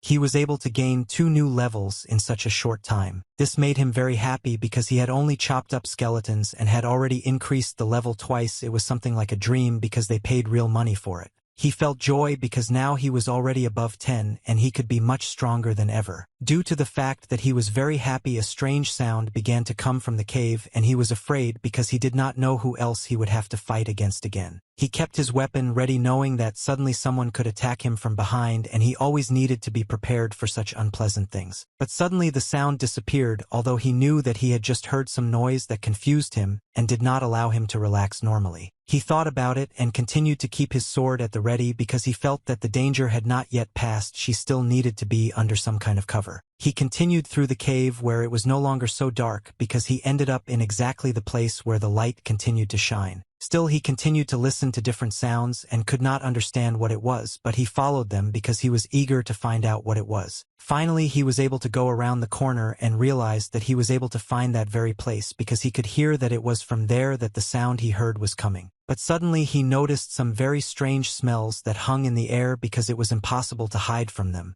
It was something strange. He felt sick and began to close his mouth because there really was a very powerful stench that was impossible to resist. Finally, he realized that these were possibly the corpses of travelers who ended up here and did not get out because the skeletons were killing them and they could not deal with them. He noticed that in these corpses there were remains of weapons that belonged to them. That is, someone killed them without showing a trace. He continued to walk forward and noticed that these places did not continue to smell of people because it was one of the most terrible smells he had felt. He continued to move, but suddenly his ears were able to hear something due to the fact that he was very experienced because of the star and gained agility. Mose continued up the steps to find the very place where these different things that stank were hidden. He was able to find another slab on which there was already a black tablecloth and something was written on it too. Most likely these are different levels that he gets to when passing the previous one. He was very interested in what was written on this plate that he saw. Perhaps there were clues that would help him navigate new creatures. It was written on the stove that I hate them. The guy continues to read and began to delve into the very essence that was written on the monument. The monument said that they hated the Imperial Army. They burned the village using their fuel and mercilessly killed his entire family. Scoundrels hiding their faces attacked silently like ghosts. They were like cowardly deserters who disobeyed the Emperor's orders. They were able to destroy people's houses with devilish grins. That is why the Marudal shaman of this village curses them. It was like some kind of story from the past. The curse stated that they would never leave this place and would wander here in torment and suffering forever even after death when only their bones remained. He read this message and was very surprised because the writing here was different from the previous ones he had seen. The Imperial Army robbed the village, killed people, and burned everything, just vile monsters who needed to be killed and cursed as they did. But suddenly something happened and he got scared because at the moment when he began to analyze the whole situation, something began to happen. Behind the guy's back, the same sign popped up that appears only in those cases when either awards or some kind of tests are released. In this case, he also received a sign on which was written a quest battle of rank B in which it was necessary to destroy the leader of Desertin Jiritan, and to activate it you need to say the words of a curse. The guy was thinking about the same words of curse he needed to say in order to activate that same quest and get new rewards for it. For him, it was as easy as shelling pears. The guy shouted the very word that was the code to activate the quest because he was ready for battle. Then the ground began to collapse under him and it became difficult for him to stand on his feet because the earth began to shake from what was happening. Namely, the bones and organs began to gather into one whole in order to confront this guy and kill him. After all, he ended up in the very quest where only one survives. The bones began to fly out of nowhere and hit the guy in order to get together because they needed to get a body that could resist Mo's. Suddenly the same boss appeared before his eyes, whom he was very afraid of and felt anxious because he had not fought with him before. He looked like a huge biker who was wearing a helmet for protection, but it did not consist of ordinary bones but also of organs that gave him mass. This monster had armor and was very unusual compared to those who came before. His helmet was like a trident. The monster screamed, "How dare he defile him with his words." The guy stood with a sword and the monster said that it was necessary to pull out his organs alive and erase them completely and not fool him with hunger for so long. The guy realized that he had been hit and he was shaking all over. After all, he had never fought monsters stronger than some troll whom almost anyone could defeat. The monster asked if he freed him from the curse by uttering words. The monster felt that he was much stronger and bigger and wanted to kill the guy. The guy said that he guessed very well and held his sword despite the fact that he felt anxiety inside. He needed to fight so that he could survive and receive rewards. Mose said that he would be responsible for the murder of innocents and the destruction of a village that he simply wanted to remove from the face of the earth. The monster felt that there was a really strong opponent in front of him and huge red rays of light began to emanate from his eyes. The giant skeleton managed to hit him and the guy flew away not far because he didn't expect that the monster would start attacking him first because it was unexpected. He felt that a really good opponent would fight him and it would not be a walk in the park for him as he usually thought. The monster was able to send his wall and felt control over the situation. Although this was not at all true, the guy fought to the last. The monster asked if he would be able to judge him after he dealt with him.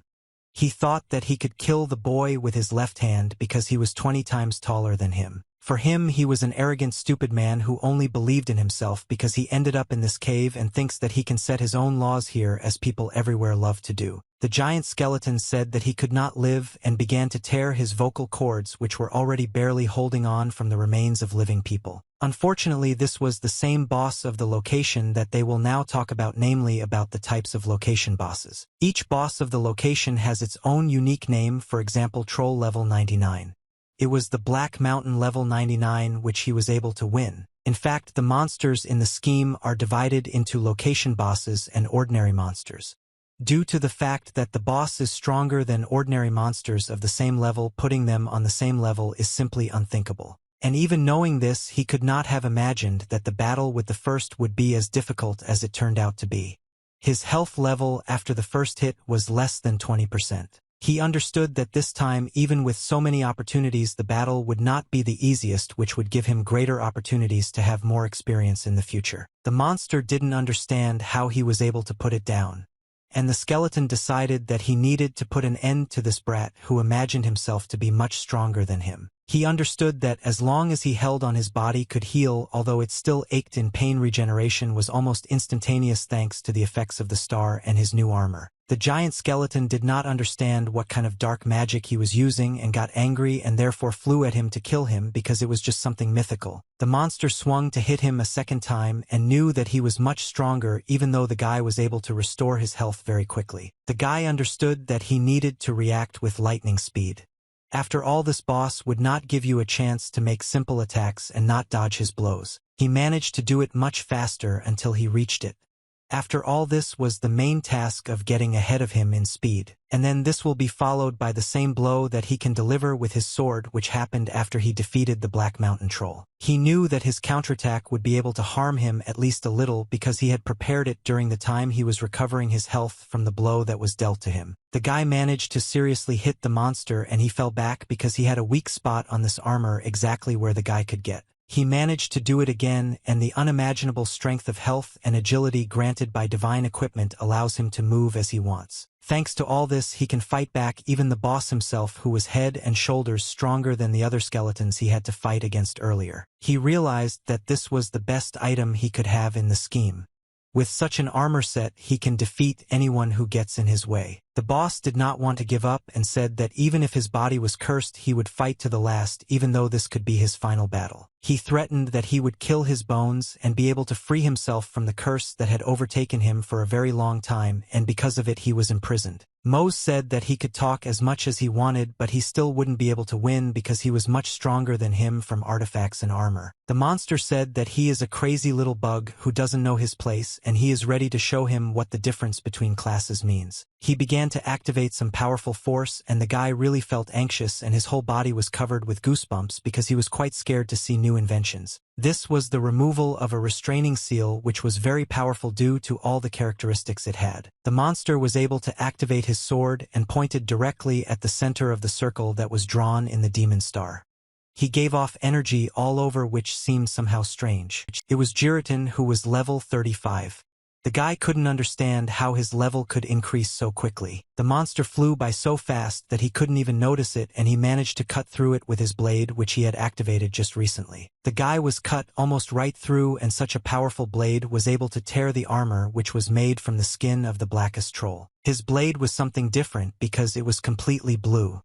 He was ready to kill the guy for coming onto his territory. The monster continued to attack with her blade, which was with incredible power, and no one could have had such a good sword before. He was able to hit the guy again, who was barely holding on with all his strength, although he had absolutely no reason to do so. Here he could no longer withstand such a good blow and fell down because the monster was able to throw him off thanks to his strength and the curse that was placed on him. The guy screamed in pain because he had crawled away from a huge height, and he had no health left at all because even before that he had only 20% of it.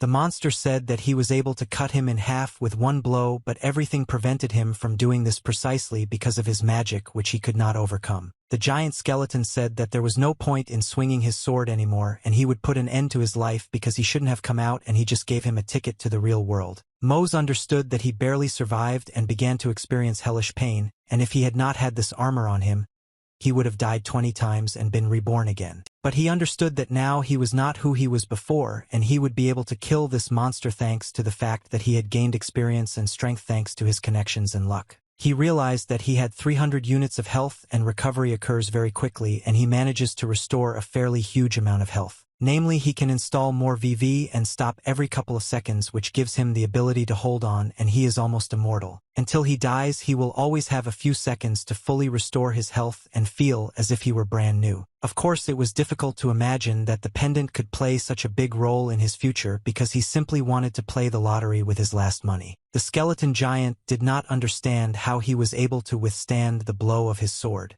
But the guy said that, as you can see, he took his chance and again stands on his feet in front of him and is ready to fight. Mose said that he would definitely destroy him by avenging all the dead villagers because of whom people suffered, because this was the reason for his curse. But the monster did not want to give up and said that he was a daring little fellow and swung to finish him off with the help of his blade, which he had of unusual rarity. But suddenly the guy managed to bend down and withstand the blow with the help of his own sword and blocked his blow even though it was very, very strong for his level. He realized that this was indeed an incredible force against which it would not be very easy to fight, but his character took over. He was able to withstand this blow and continued to fight with it because it was in his blood, and he was ready to fight to the end because it was not for nothing that he received such a valuable item as the Florin Star. He managed to return from his blow, and the giant Ro was in shock and could not understand how such a young player could repel his attack and dodge them.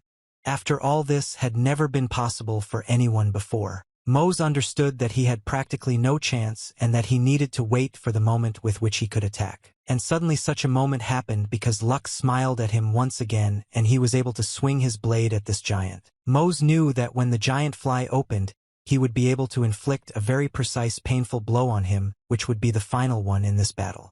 After all, his hands were quite strong. And suddenly he managed to hit him, namely on that part of the armor where it was the weakest, because he knew where he needed to hit in order to inflict at least some blow with a scratch. He realized that he was able to cut through his curse, but the sword was also very damaged.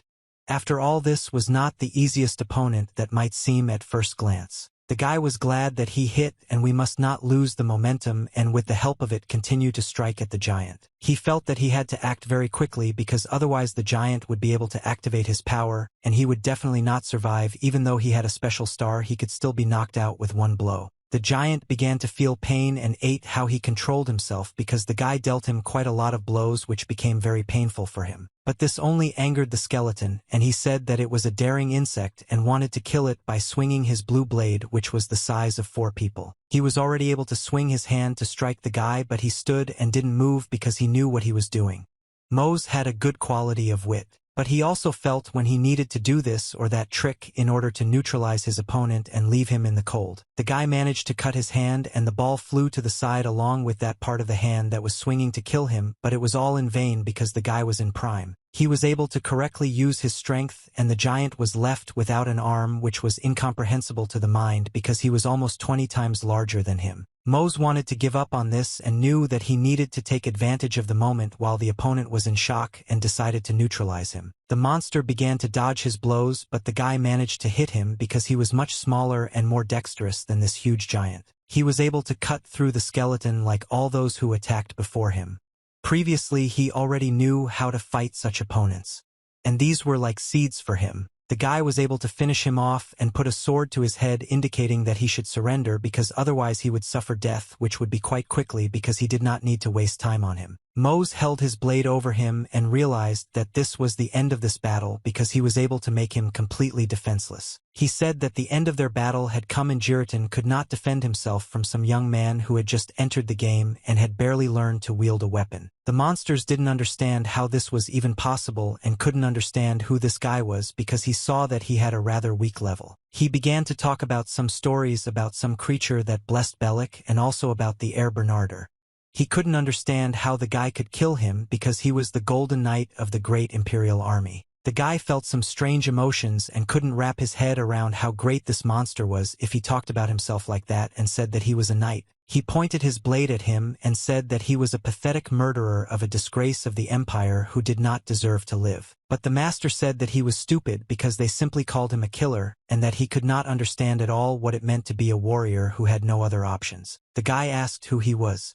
He attacked a peaceful village where he killed every living thing, and this was far from the act of a warrior. But the giants said that they had no choice because famine had begun and the war was in full swing. They stopped supplying their army with supplies. There was nothing to eat and they were forced to ask for help from the villagers who protected them because otherwise they simply would not be able to exist. But unfortunately they simply stubbornly saw us as enemies with whom it was impossible to even communicate. And they decided to attack us because there was no other option. And people fought to be alive and they just wanted to eat normally because otherwise they would have had to kill each other, which is what they did. They didn't receive an iota of gratitude for trying for their own protection, but when the time came no one wanted to share. These little insects did not even know honor and once tried to fight the Imperial Army after everything they had done for them. The guy began to understand that it was only because that's what the skeletons did to them.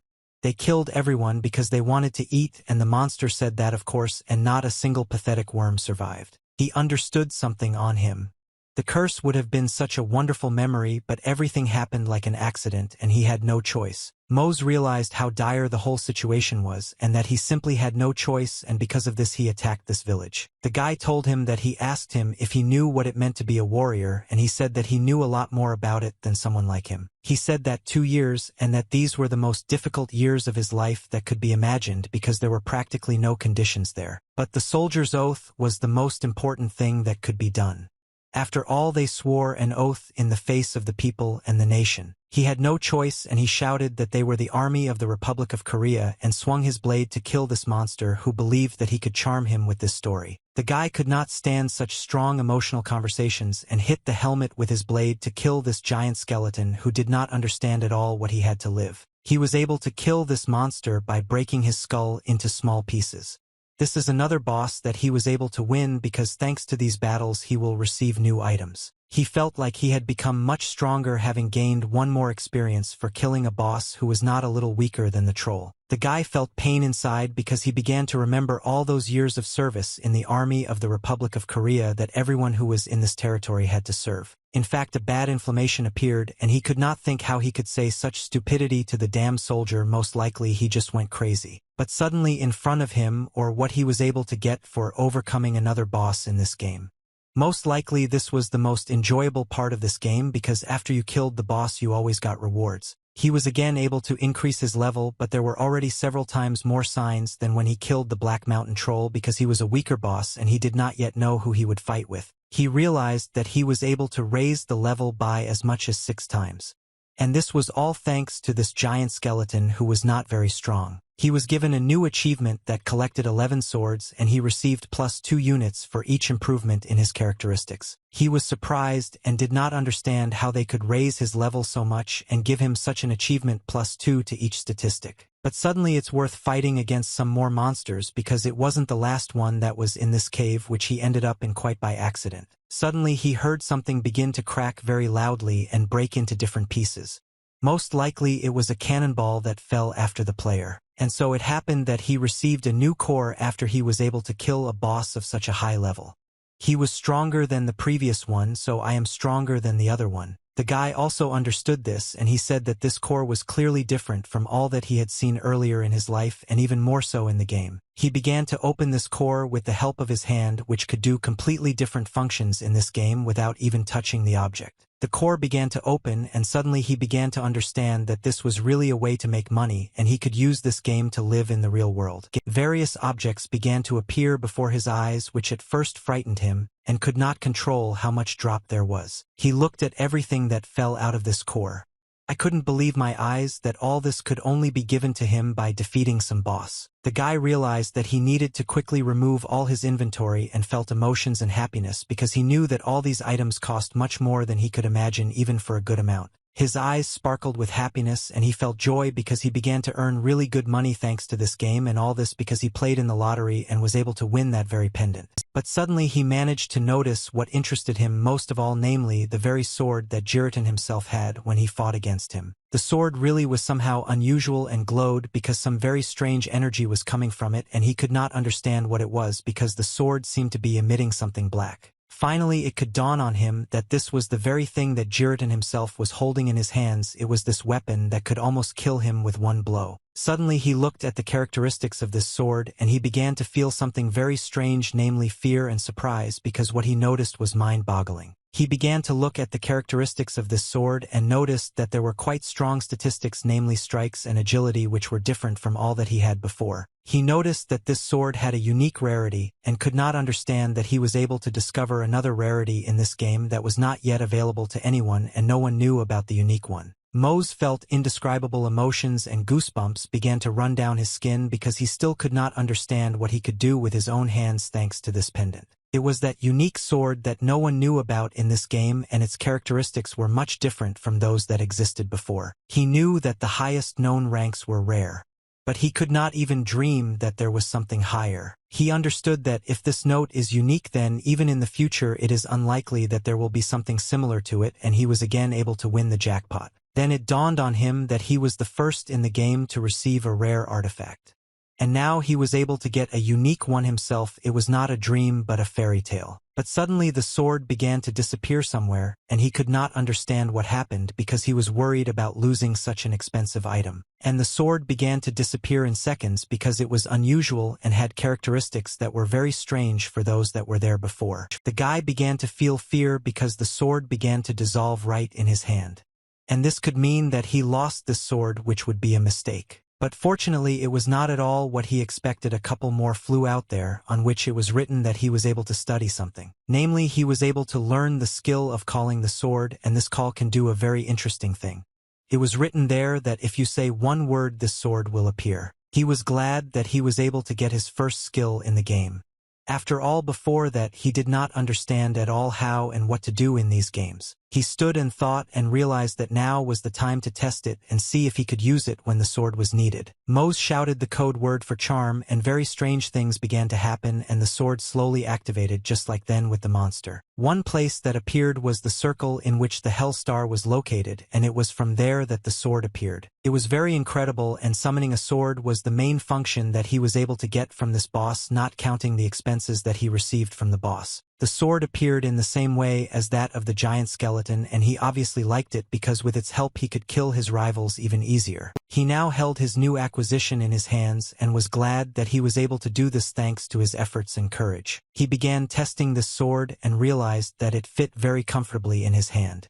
And the weight was just perfect for fighting. Mose realized that there was no time to waste, and he needed to try this ball in a real battle to know what it really was like and whether it was difficult to control it when you were actually fighting bosses. But suddenly the guy as usual stepped on something and realized that there was another problem in the forest where he would most likely be able to activate the sword. He couldn't understand what was happening, but suddenly he looked at his hand and realized that this was another treasure that he was able to get. The seal of a damaged knight fell into his hand, which was also a unique rarity, and it is this seal that is used to start a hidden quest, but unfortunately it was only a one-time use. He began to read into the very conditions of this quest and realized that it was really hidden, which meant that the rewards there would be much higher than ever. He began to think what he should do with this quest because indeed he already had enough experience to fight against the bosses, but he could not understand whether he would be able to survive to the end. Mose knew that no matter what was meant by hidden, he'd better get to it quickly and get a lot more treasure than this time. He was wondering how much all this could be sold for, and probably about 500 gold if he didn't make it cheaper.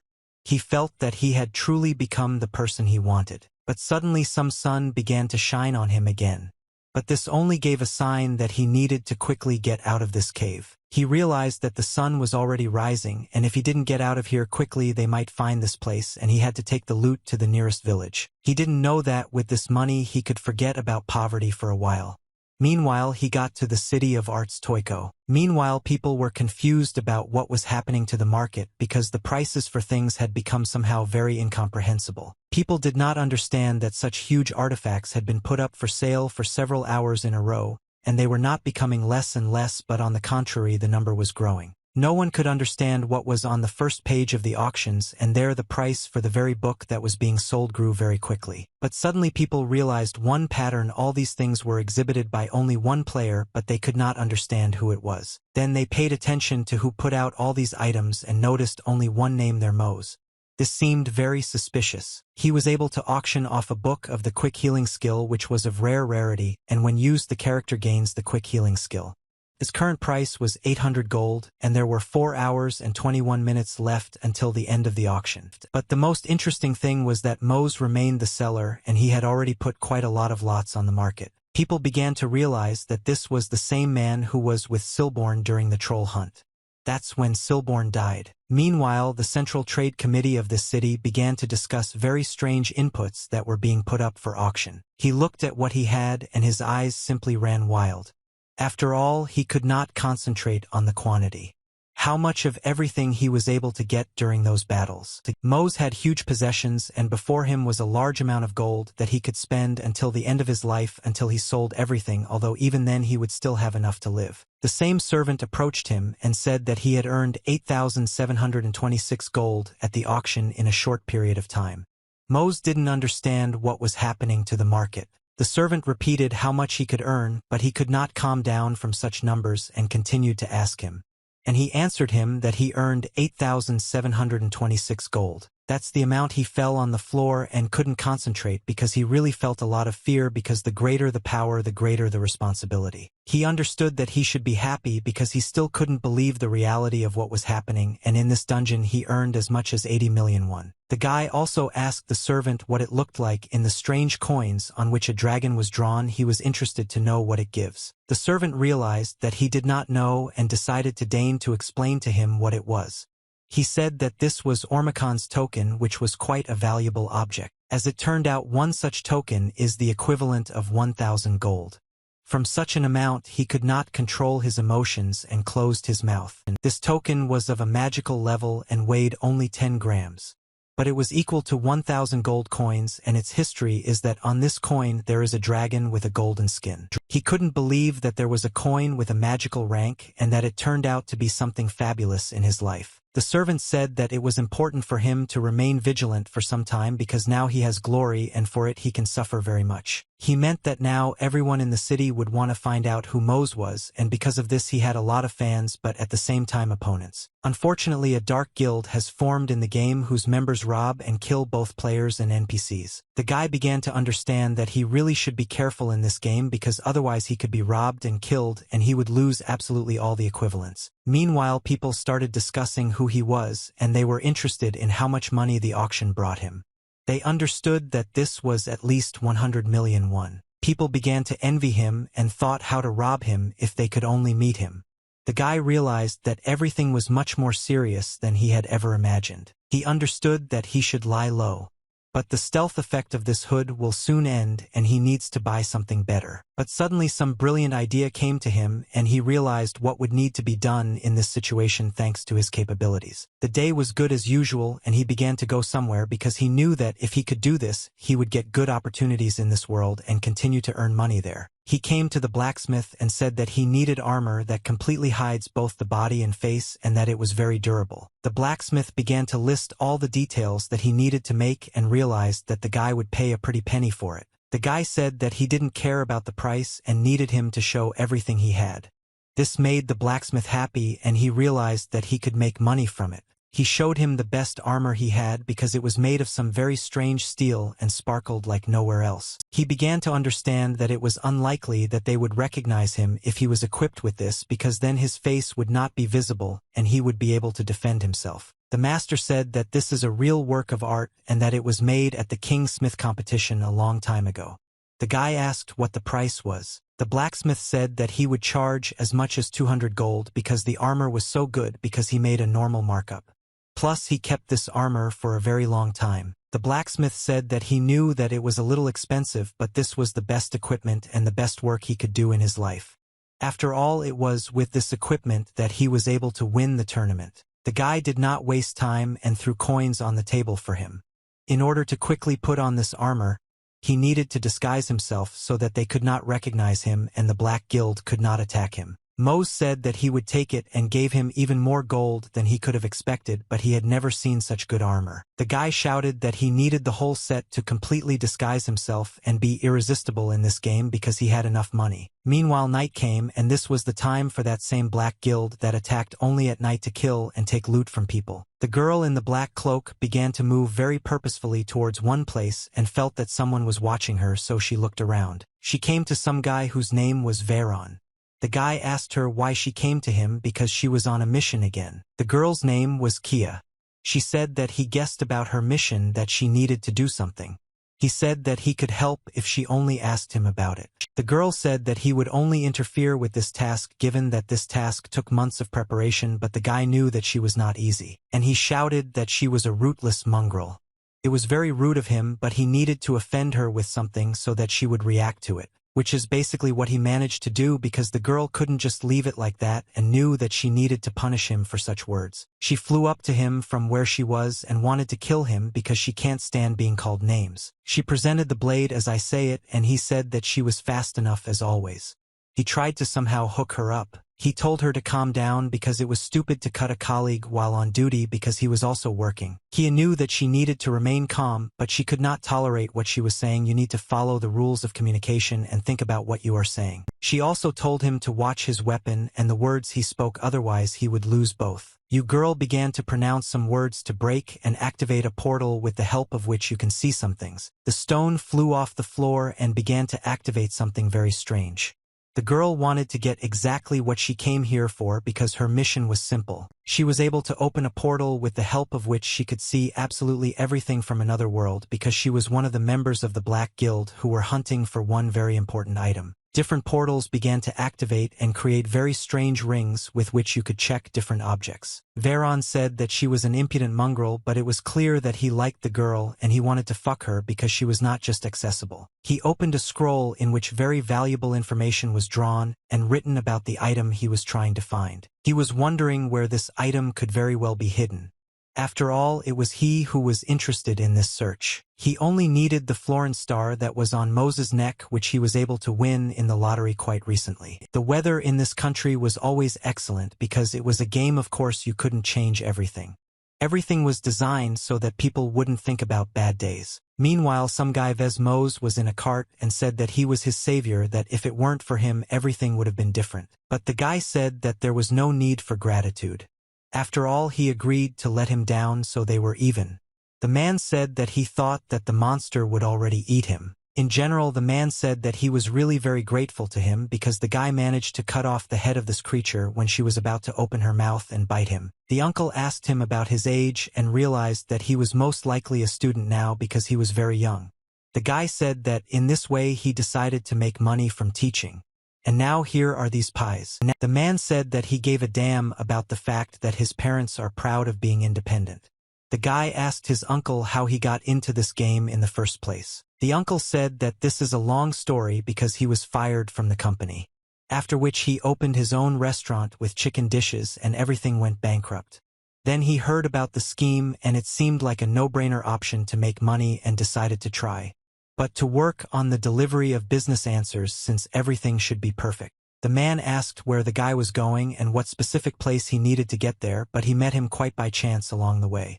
The guy said that not yet, but he will already be planning as soon as he gets to the Silver Valley. The uncle told him to let him know when he decided and he would take him to the ends of the world because he was his savior, but the guy said that he did not want to impose. The man said that everything is calm and he is like a bodyguard for him, so he is obliged to grab him for what he did to him earlier because saving a man's life cost much more than some kind of delivery. Now they were finally able to come to the Silver Valley.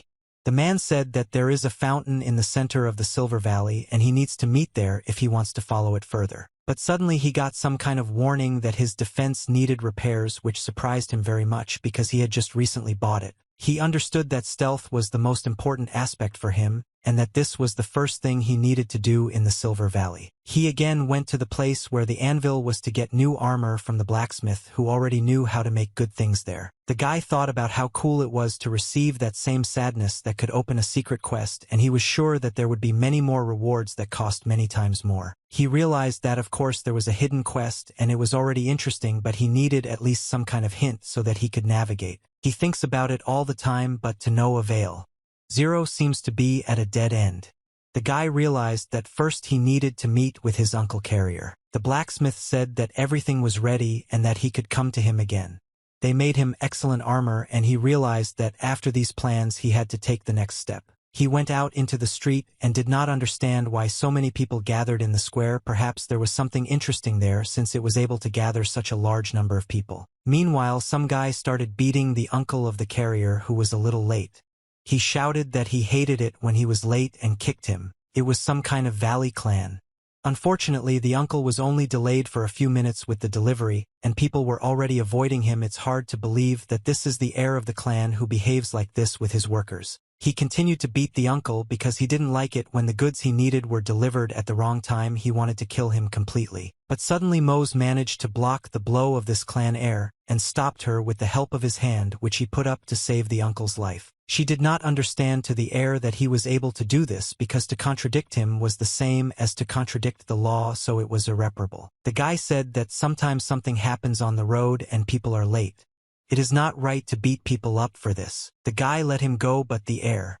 She asked him if he even knew who he was and with whom he would be dealing now. He shouted that everyone in the valley was obliged to obey him because he was the heir of the clan. If he spoiled his mood, he would use force. Mose asked him why he should beat a person over some little thing. It was unfair and stupid because it wastes energy. But the heir of the clan was very spoiled and said that if he didn't like something he would now snatch it. But Mose was fast and agile enough and managed to come back from his blow even though he had a fairly good level thanks to money. Mose couldn't stand it any longer and realized that he had to act because otherwise he wouldn't stop beating people over trifles. He shouted that this was self-defense and began to beat the heir of the clan because he had become insolent in the region with such very strange requests and actions that he did. Mose was able to throw him into the wall and he barely survived. After all, he had a much lower level even though he was a character before. He barely survived, and basically if you have enough money that you throw into the game you become very strong because those who pay money become more privileged. People didn't understand what was happening. After all, before that no one could lay a finger on the heir of the clan. After all, he was the most important in this valley, but suddenly someone was able to do it. The guy asked his uncle how he was feeling, otherwise he was let down by the spruce and asked who it was. And then he realized that it was the same guy who saved him from the monster. People began to be afraid that he had just hit the heir of the valley. And this meant that he was finished because otherwise he would be executed in the square. But suddenly someone turned to him and said that he had filed and that he should read the laws that he did not know because he simply burst into territory where he did not belong. It was the father of that same boy and said that he was the great one from this valley, and that he had no right to beat his son because he was of royal blood. He ordered his servant, whose name was Python, to kill the guy who dared to touch his son even with a finger. Python threw away the sheath of his sword and said that he attacked the son of the head himself. Therefore he will have a hard time because he committed a sin in this valley. But the guy was not worried at all and felt confident. Python said that he would deal with him and swore on the name of the Knight of the Silver Valley. He wanted to cut through the helmet of this guy with the help of his sword and shouted for him to die. But suddenly the guy remembered that he had a mysterious opportunity, and he had long wanted to test his sword, which was summoned by the call of charm. In that moment he managed to block his blow with the help of a very amazing blade that humanity had never seen before appearing in his hand. Python did not understand what was happening because he had seen earlier that he had absolutely nothing in his hands, and now some very strong blade appeared. The guy calmly managed to repel his attack and even sent this fat base away from him to put on his clothes, which prevented him from moving normally. Due to the fact that the sword was of the level that the Python expected, he threw out his blade and flew into the very king who was talking about the fact that his son is touchy. Python was able to sit with his ass on the face of the son of the head himself, who said that he was now for his actions that he had done. He screamed in pain. The guy with me has already killed 2 people in this village, namely the best defender and the son who was a candidate for the next chapter. The head was very afraid because he realized that his main defender fell in front of everyone and some guy was able to throw him into the wall and that he died. Red didn't understand what he was doing and told him to get up immediately. After all, if he gives up, he won't be a normal knight of the Silver Valley. But Mose did not waste time and went up to the king himself and said that now it was his turn and buried his blade right on his chest because now he would deal with him for not wanting to apologize. People could not understand how this could happen and began to think about the armor they saw on him because it was different from others. They realized that this was armor. She was from the Order of 14 Knights.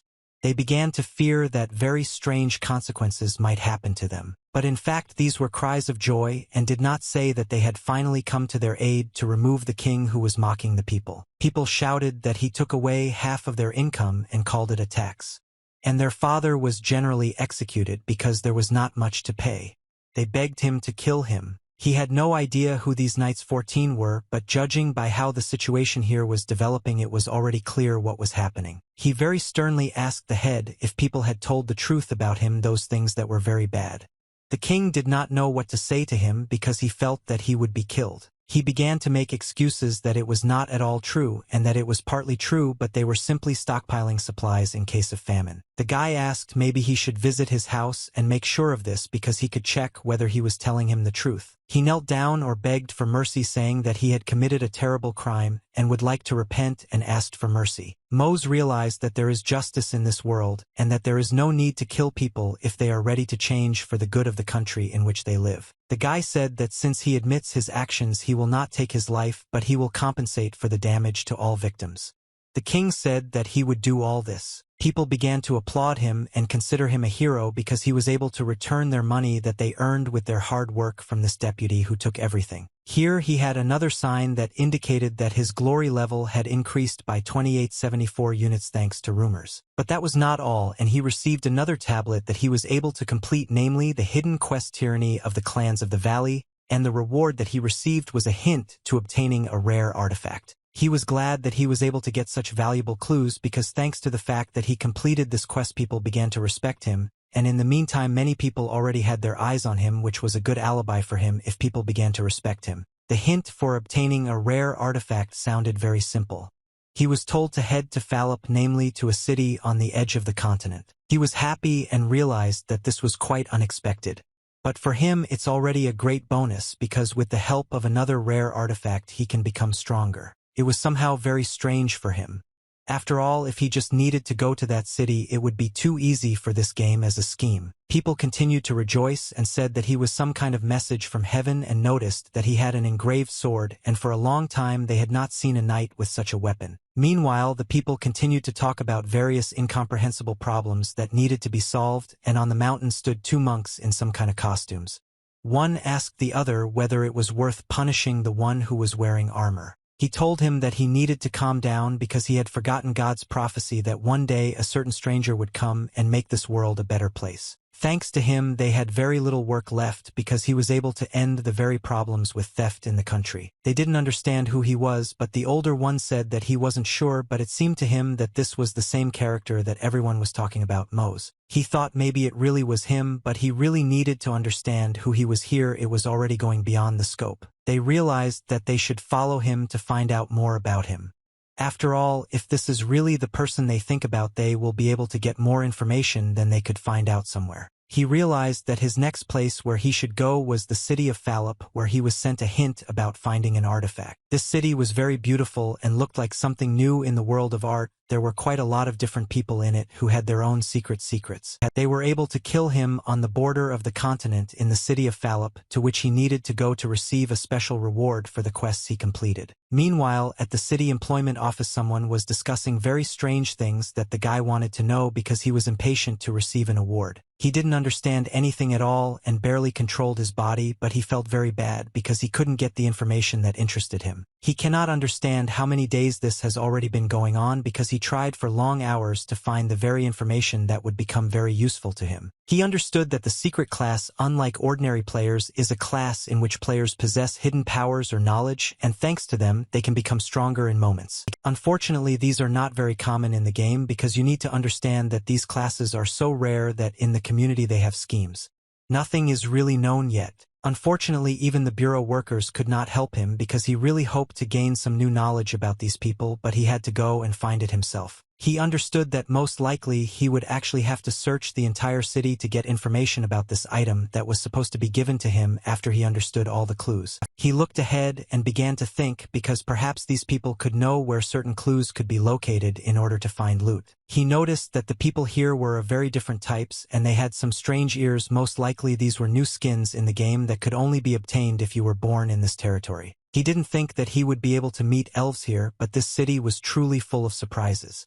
Meanwhile, a man was running behind him. He was able to knock over the guy and was offended with all his might to get to the place where they definitely couldn't find him, where he could feel at peace. This made the man angry that the guy stood in his way and told him to watch where he was going and called him an idiot so that he would finally think about what he was doing. Mose didn't understand what was happening because he felt that this man had just run into him and started yelling at him. It was very stupid and completely without manners. The guy shouted in a serious tone that he wanted him to get into a pile of shit so that he could get there as soon as possible. But then something exploded very sharply, and the guy was surprised along with all the residents who were calmly living their normal day in this town. He said that there was some kind of very large pile and he didn't expect that this would happen at all, but it didn't bother him much. It was the thief who crashed into the wall and was very badly injured because he wanted to rob people with the help of the bag of money that stole them. The money scattered on the floor because he could not survive after someone beat him because they were chasing him to take the money he stole. Some man stood in front of him and said that he was a fucking fraudster who was only bothering him and he was wasting his time on him. It was the same Veyron who had an unusual ring and said that if he decided to run away from him again he would pay with his life. Mose watched this and did not understand how the guy who attacked the thief could hit him so hard. But suddenly he noticed a familiar ring. Maybe this is the very clue that could serve him very well in addition. But this thief did not want to give up because this was the last thing he could do in this game, and he began to quietly take out a knife to kill this impudent person who believed that he could throw him out of the game. He shouted that he would die now because he attacked him, for which he would pay with his own life, and swung his dagger at him. But suddenly something very strange happened in the moment, and as if in a flash it flew by as if it had never happened. He was able to quietly kill this thief who believed in himself and thought that he could escape and kill such a strong warrior like him. It was just stupid. Veyron without any effort could calmly deal with this thief and cut right through his body so that he was bleeding because it was impossible to cheat, especially with money. People stood in shock and did not understand how he could so easily deal with this thief who was holding a weapon, which meant that the battle could be very dangerous. Veyron regretted that he had only wasted time on this bastard, because of which he had to run after him to kill him and take the money he stole from him. Mose couldn't understand how this happened because his body movements were very strange and he couldn't even notice them because it was lightning fast. He was surprised and didn't understand what kind of guys they were. A sign popped up in front of him saying once during this game, which meant that he would know something. He was again able to complete some hidden quest and received a hint as a secret class reward. Namely, he was able to find a clue to this reward. Mose felt some kind of heavy responsibility because he was able to open again some new quest that gave him the key to a secret weapon. He began to read absolutely everything that was on the tablet and his emotions were simply bursting. After all, what the game provided him was incredible. A sign flew out to him, namely that a hidden quest for a secret class had been launched in which he needed to talk to a man in a black robe. This was another new class of weapon, and he realized that there was no time to waste and he urgently needed to talk with that man, be it in a black robe, about whom they wrote in the quest. He thought about the swordsman and realized that he needed to go up and talk to this man because he was somehow unusual and managed to very easily deal with the arrogant thief who should have been put in his place a long time ago. It had already gotten quite dark and tumbleweeds began to roll through the streets because there was absolutely no one on the streets of this city. Veyron, as usual, is higher up on the street to complete the next quest that people from above told him about because he was one of the pawns who simply controlled. Mose was sneaking behind him and he was very interested in finding out who he was because the quest itself sent him to him, and this is already a problem in the game that they may not get along. He understood that then he simply assumed because the video was all from afar, but there is no doubt because his ring is exactly like Gerantin's. That is, this meant that he too was a swordsman like Gerantin, who said this before his death. No one could even imagine that his murder would lead all the way here. He thought that perhaps luck was really thanking him for those 2 months when he worked without a break and died day after day to get some chance of knocking out the item. But suddenly he got distracted for a second and couldn't understand where the same guy he was following was because he needed to find out who he was because the quest itself indicated this to him. He began to look around but did not notice him. After all, he simply disappeared as if he did not exist, so that it would be in good quality for players who like to hide in invisibility. He couldn't understand where he had gone, and suddenly Veyron appeared behind him, who didn't like being watched because he felt so bad. Veyron grabbed him and began to choke him because he had been watching him for quite a long time and he was tired of it all and he had to quickly end it and move on. He began to drag him deep into the alley to talk to him one-on-one because he was clearly a difficult person, which meant that he knew a lot of interesting and important information. He threw it on the floor because he didn't want to mess around with it for a long time because they know how mercantile these thieves are, who today were able to bankrupt him a little. He looked down on him and Mose felt like a little mouse that they could calmly keep locked up despite the fact that he had many more expensive items than him. Veyron held out his sword to his head to find out why he was following him, because this is punishable by law and is very much disliked by the people because such people are considered rats. He asked why he was watching him and continued to hold his sword at the level of his head and would be ready to kill him for such actions. But suddenly he took a closer look and realized that the guy had quite good comfort, which was exactly what he had been looking for a very long time. He asked where he got the garter from and began to hold it with his blade, and it began to shine in the sun. Veyron said that a more worthy player than him deserved it, and he had no right to just keep it for himself because he was much stronger than him, which means his things should have been better. The guy felt that I was about to finish him off and said that he won her in the lottery and that he really liked her, and thanks to her he felt much more confident. Veyron, because this guy started joking with him and telling him all kinds of nonsense just to save his life and this pendant. He was able to inflict quite a lot of damage on him, and he asked him again if he was going to continue joking because otherwise he would die at his hands. Mose began to say that he was completely serious in telling him the truth because the whole point was that in the town he won it in a lottery from an old man who was selling stone runes. Veyron grabbed him by the armor and began to drag him to him in order to fully interrogate him to know all the information about the old man who gave him this stone. He asked him what he looked like, and Mose said that he had a beard and gray hair, and he also had a robe that he did not take off. Veyron understood that everything here was much different and that this old man was able to give this pendant to some guy and not to him when he deserved it. He let the guy go and he fell down because he didn't need him anymore because he had already won this pendant, and taking it in this way would be dishonest and useless. This information made him happy. After all, he recognized the city where the old man was, and this meant that he had at least approximately the coordinates of where to go to catch him. The guy asked who he was and managed to restore this health in a matter of seconds thanks to his pendant. Veyron said that in the criminal world, he is known as a high-class criminal who gives away very expensive items very cheaply but rarely. His name is the gambler Lero, who was hiding under a robe and considered himself a common thing who sells to a lottery in which everyone can participate. He was surprised how that person who was just sitting on the street could be some kind of criminal. After all, he looks like the most harmless person. He was tasked with tracking him down, and he knows about one of the mysteries of our continent, namely the disappearance of the Langers cavalcade. Mose didn't know who he was, but he said that he was a fool who didn't even know that and couldn't be considered a player in the scheme at all. He explained to him that it was considered the greatest fighting force on the continent.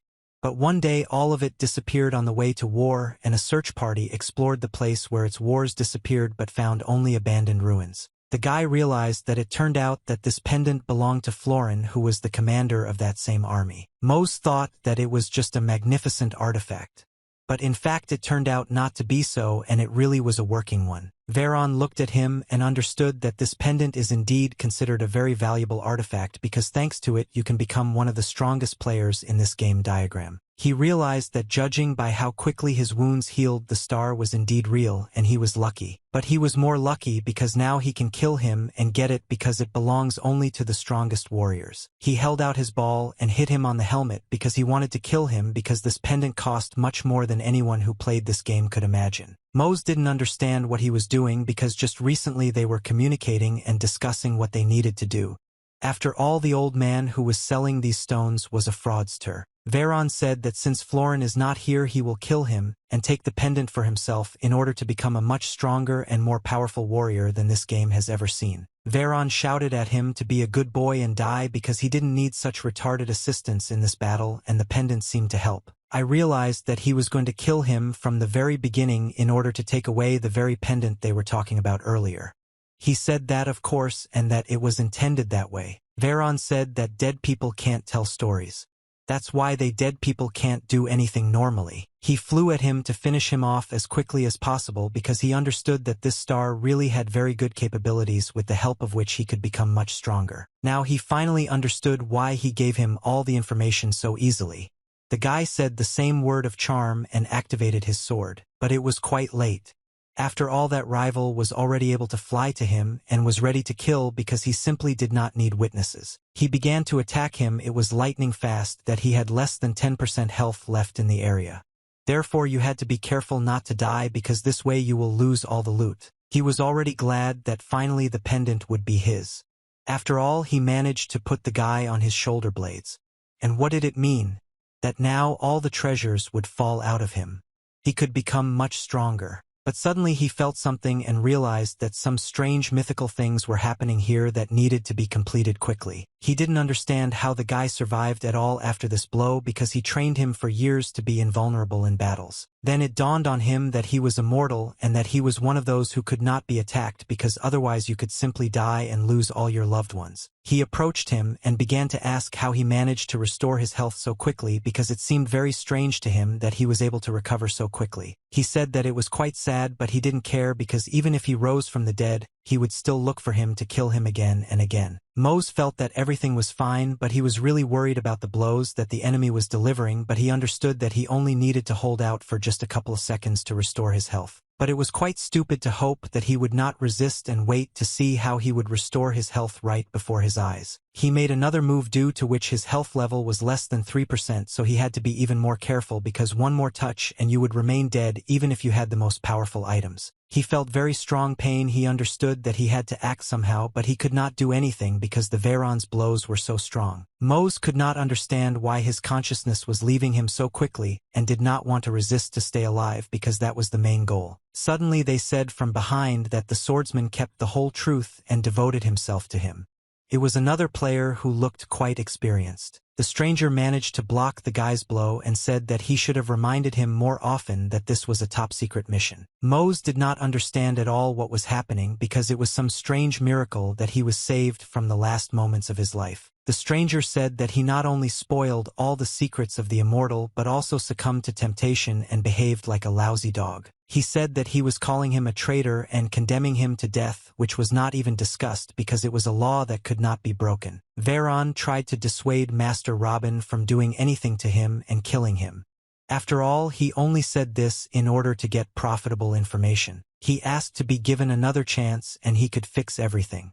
After all, every person has the opportunity to do this. But suddenly there was a strong blow and huge splashes of blood flew which polluted the entire street on which these three were located. And Mr. Robbins said that he would apologize in hell for you for the actions that he had to do because it was incomprehensible to tell such a stranger. Mose doesn't understand what's going on here at all, and it was very strange for him to understand that he was just able to kill him without even sparing him or giving him a second chance. Mr. Robbins said that he was next and that he would end him instantly despite the fact that he could barely survive from his former colleague. Mr. Robin understood that now the guy knew too much, so he himself must understand that now he would have to die. Mose understood that the first one scared him very well, and that he calmly almost dealt with him, and if it weren't for Mr. Robin he would have died. The guy looked at him and realized that this one was on a completely different level and that there was a colossal difference between them, and it was 100% from his hand. He couldn't believe that he would end his life just like that.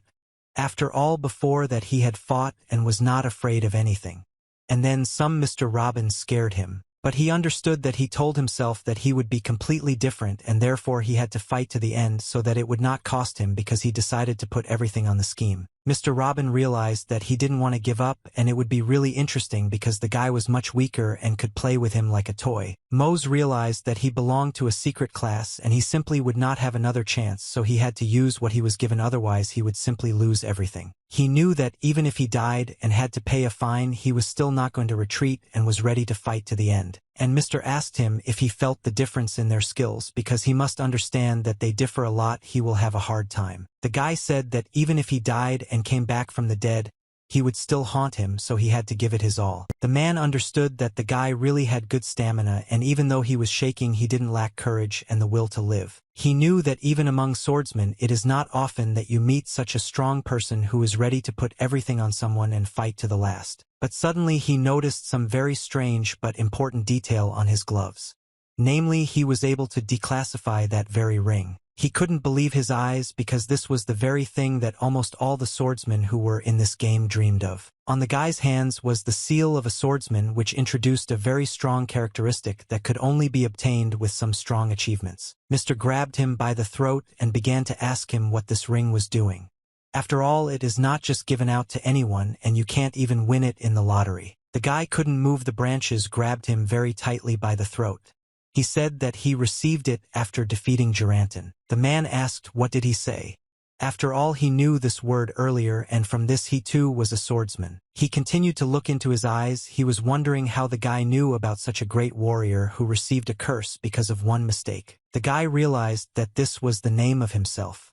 distract him, and give him at least some chance to survive and speak a word to him, so that he could then escape and hope for the best. Maybe he let him go and said that he couldn't believe that he fell from his hand, and after all he saw in his eyes that the guy wasn't lying at all in this situation. Mose asked him if Duranton was the same swordsman and how he knew about him because no one had ever found this cave. The man said that it was so and recalled the most terrible things about her in his life that he had to endure. He explained that several hundred years ago he defected to the Imperial Army and betrayed the swordsmen who fought back to back for him. In those days there weren't very many of them, so no one could resist the Imperial Army, and he waited for his time to shoot. Finally, the guy understood where Duranton got such an unusual ring and why it had such properties as opening a new class. The guy started to apologize and said that he shouldn't have killed him, but the man explained that everything was normal and sooner or later someone had to do it. But he also added that after everything he could find out about the mission, he would not leave alive unless he made one great choice. He explained that he had only two options, and every time after the revival he would immediately die in his hands, or he could become a replacement for this dead idiot and work for them. The guy began to think because he had enough options besides just leaving the game scheme and living an ordinary life. The man said that he chose because he did not have time to wait for his answer that he would deign to say. The guy shouted that they were working together and was glad that he had at least one chance to stay in the very game, thanks to which he was able to earn money for college. The man could not understand why he agreed so quickly, and that it was up to him to think about this proposal even for months because they understand how big a risk it is to join a mission. Mr. asked him again if he wanted to change his mind properly because it was not even mental that he was able to agree so quickly. It's like the sun goddess suddenly became covered in ice. The guy began to think but no longer changed his choice, realizing that he needed to stand his ground, otherwise he would die at his hands and he would have no options at all for how to develop further with the secret class. He told him that he was able to make his choice and not even know if he could really become a swordsman, but he could really test something with him. The guy took it and hit him with a good enough move that the guy's helmet came off and he felt the pain that he would have to feel just from the act of existing. He didn't understand. He started beating him for something, and after all he agreed to be a member of his team and continue to work with him hand in hand. He looked at him and said that it was a greeting. After all, this is how they begin to trust each other and fight together for one thing. The guy was not lying on the pillow and felt that everything was much better with him, but he could not understand how he managed to end up there in the first place. He woke up and noticed that a new location had opened, a sanctuary in which he could rest and replenish his strength. Mose didn't understand what he was doing there. After all, before that he was standing on the street and talking to the mister who hit him with his fist. Meanwhile, the guy managed to get to the place where they trained to become stronger. Day after day, because thanks to this they become better. He fought with the same girl who had previously hit Veyron, who fortunately was already dead. He finally paid a fine for his boorish behavior in the game. The guy didn't want to give up and shouted for her to hold on because he was ready to destroy her in a matter of seconds to win a duel in training. They crossed their wooden swords so as not to harm each other with them, because then they would lose a lot of strength and health, and otherwise there would be nothing but minor blows and scratches. It was difficult for him to withstand her block because she was able to do it very technically, and he was not able to control the position as much as she did. She asked him that he believed in himself and thought that he could deal with her one-on-one. This was a very daring idea because she was one of the best. He barely managed to withstand her blows and understood that it was easy for her to speak since she had been training for a very long time and he had just recently found himself in a new family. But he also understood that he would be able to track the movement of her sword, but unfortunately, he did not have so much experience to be able to repel them. He understood that he could not compare with her in speed and technique because she was number one among the master's students, and these were not empty words because he was able to experience it for himself. She felt that the guy began to become weaker and weaker in this situation, and she had no choice how to take control and win him in this fight. The girl was able to notice how he opened up and poked him with her sword, which he could barely stand but felt a severe bruise that he would need to heal. She was able to poke him very far and he fell on his ass because he could not withstand such pressure from the best student who knew absolutely all the techniques but not at the level of a master. She extended her hand to him because it was very heroic to fight against each other, and she felt that he had good potential. The girl said that he had room to grow and offered her help to get up and continue to have a short rest after such a fight.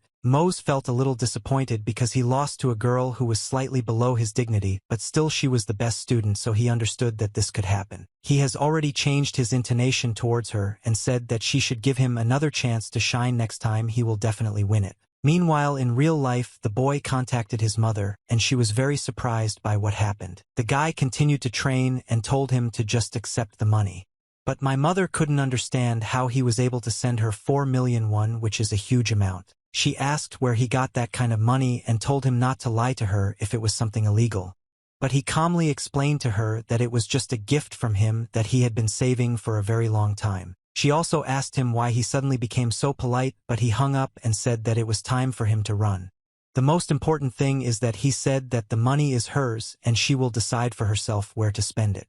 She hung up and the guy set the alarm clock, which recently rang because it was time for him to finish training because he couldn't be bothered before the game. He exhaled and sweated, and the workout was really hard after playing in VR for long hours. A few days ago, when he was cut off, he woke up in a sanctuary in a secret hideout for a group of mercenaries who call themselves swordsmen. As it turns out, these people swear allegiance to their goddess of blades. They are a small organization and carry out various international orders. He was very lucky because Robin, the man who brought him here, was one of the masters, of which there were only 10. It was he who invited him to join the ranks of swordsmen, and he decided that this was fate, so he could not refuse and had to join immediately in order to become better and better. But a little time passed and he already had to regret this decision because he had the most difficult training that he had to do better. And it was all because the one who forgets the basics dies first, so you can't skip basic training. He felt that the workload was long and very intense, so he wondered if this could be the reason for the small number of this organization. Unfortunately, their missions were of a national nature. Therefore, it was necessary to teach about everyone. The master forced him to work so that he would become better, but his level of health was less and less because he worked tirelessly. The reason that he was able to endure all this was only one person named Kia, because it was she who was the incentive that helped him. Thanks to her, he couldn't give it all up, and the journey as a swordsman was certainly difficult for him, but with her it was much easier. Now the time has come, and he began to think about his new mission with her. She said that this is quite normal, but you need to not screw it up. She told him that even if he is a swordsman, he should know all the rules. She again told him not to worry so much and hoped to see him alive again. The guy also said goodbye to her, and they went their separate ways along different paths that led through dense forests. The guy felt some strange emotion when he was next to her. Most likely he fell in love with her because it was clear from his eyes that he felt joy being with her. But still it was impossible to be distracted, and he began to think because it was time for him to go to the very center of the city in which the most interesting events took place. He arrived in Aspargan, where he was sent by the same Master Robin who helped all his students become stronger. He knew that he had successfully completed the training course and was now a full member of the organization, thanks to which he had many opportunities. To prove this, he was able to obtain the Swordsman's Seal, which was a very distinctive ring that had the additional property of plus 14% melee attack. Mose felt that he could do this because he returned to the city for his first mission as a swordsman, where he had to do a quest in which he needed to find the source of supernatural activity. He looked at all the people who were with him in this town and noticed that there were more and more users, that his competition began to grow. And he needed to go to the airship, but next time he will go on foot because thanks to his high-speed boots, it will take me more than a second. People were wondering why troll skins had increased in price so much, but they said that there was no difference and they just needed to keep hunting to get more money. He felt that a couple of months ago everyone was beating slimes in the hope of getting magical items, but now the average level of artifacts has risen remarkably. Then he heard someone screaming for help and asking to be saved because he was about to suffer. It was some man running who was crying because all the artifacts he had collected in the hunting lands were stolen from him. They told him that they would not return him if he did not pay the ransom. People began to discuss this situation because the earth on which he received all this was the earth alone, which was number 1 in these games. People knew that only players with magical artifacts remained in it, who supplied the most important items for their authorities. The people knew that they drove out ordinary players from there and left all the resources only to large companies.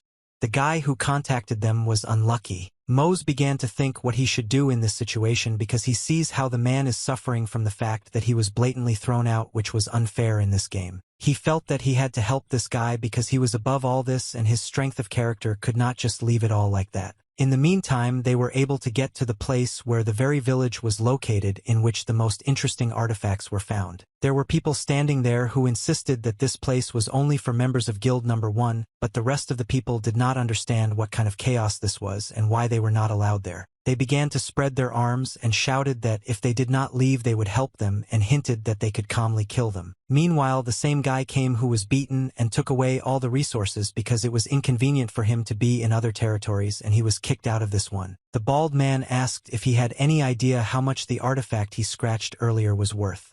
These were cosmic sums, and suddenly the bald man noticed Mose who was standing opposite him.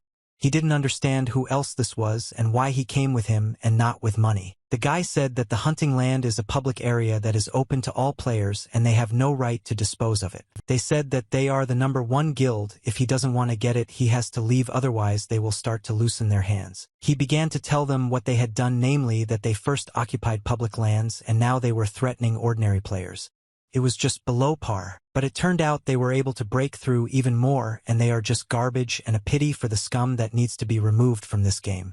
After all, they are illegally trying to take away the best for themselves. The bald man could not contain his emotions and wanted to deal with this arrogant guy who thought that he could do everything and that he would tell them. But Mose was a player of much higher rank and he managed to release his fist before it hit him because he was much more experienced in battles. It was someone's brother and his ally said that he was about to get a bad deal because he was able to touch his friend. He told everyone to grab this guy who managed to kill their main leader who was one of the most powerful in this guild. The guy understood that for such a skirmish, he wouldn't even need the sword of the skeleton giants and he could deal with them with his hands without using additional resources. They began to attack him and tried to kill him.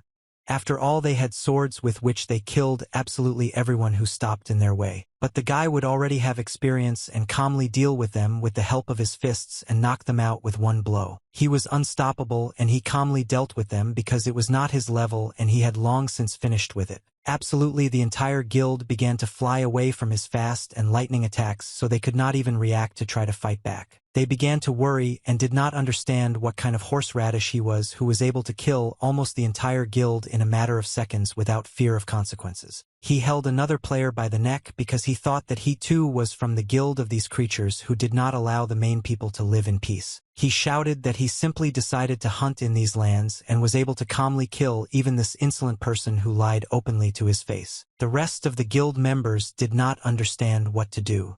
After all, they cannot just stand and watch as their relatives are killed before their eyes. But suddenly he appeared behind them and asked why they were angry because now he would punish them and they would get what they deserved. Fortunately, the same Mr. Saksa, who was the leader and main thug of Guild Number 1, came to them.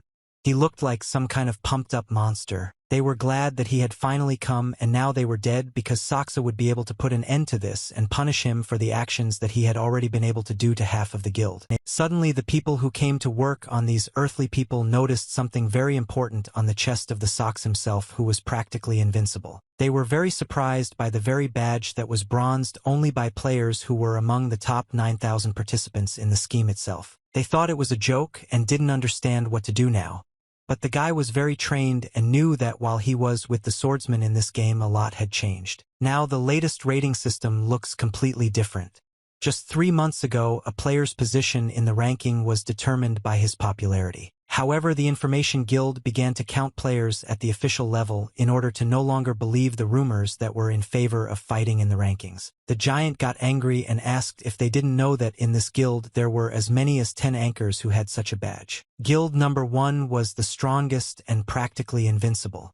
After all, they had 10 badges that gave them absolutely great power. He said that they were already behind schedule and needed to finish it.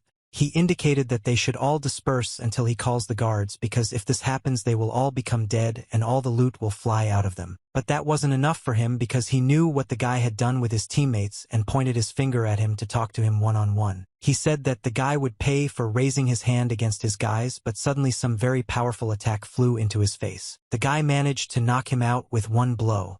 After all, he did not expect that he would suddenly attack him while he was telling him his rules. The guy told him that he could call absolutely everyone who was here, including the security, so that he could deal with them. He activated his code word, and he had the very sword with which he could kill absolutely everyone who attacked him. The guy said that they would see his business crumble into dust when he was done with it, because for him it would be no problem with the help of his blade and pendant. The power of this sword was much greater, and it took absolutely a matter of seconds for him to be able to do it because speed was a priority. In seconds he managed to neutralize absolutely everyone who stood in his way. His training was not in vain, and he managed to get up much faster. And they didn't die from his blows in a matter of seconds.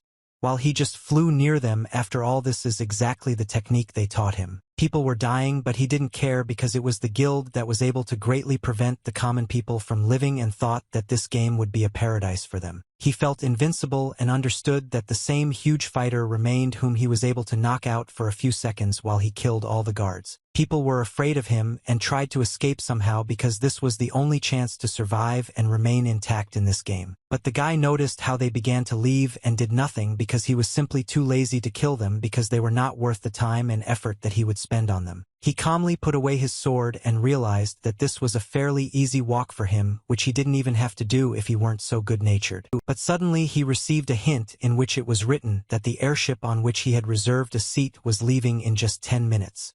He was so focused on these lessons that he forgot about his main task. People began to praise him and rejoice because he was able to open up for them the lands to which there was a passage, but they were simply not allowed in by the huge big men, and so he was able to figure it out. Meanwhile, he was flying on the actual seat on which he had a reserved seat, and he still managed to get into it. He really enjoyed flying there because the view was simply masterpiece, and his eyes were about to fall out to see it up close. Suddenly someone turned to him to ask some question.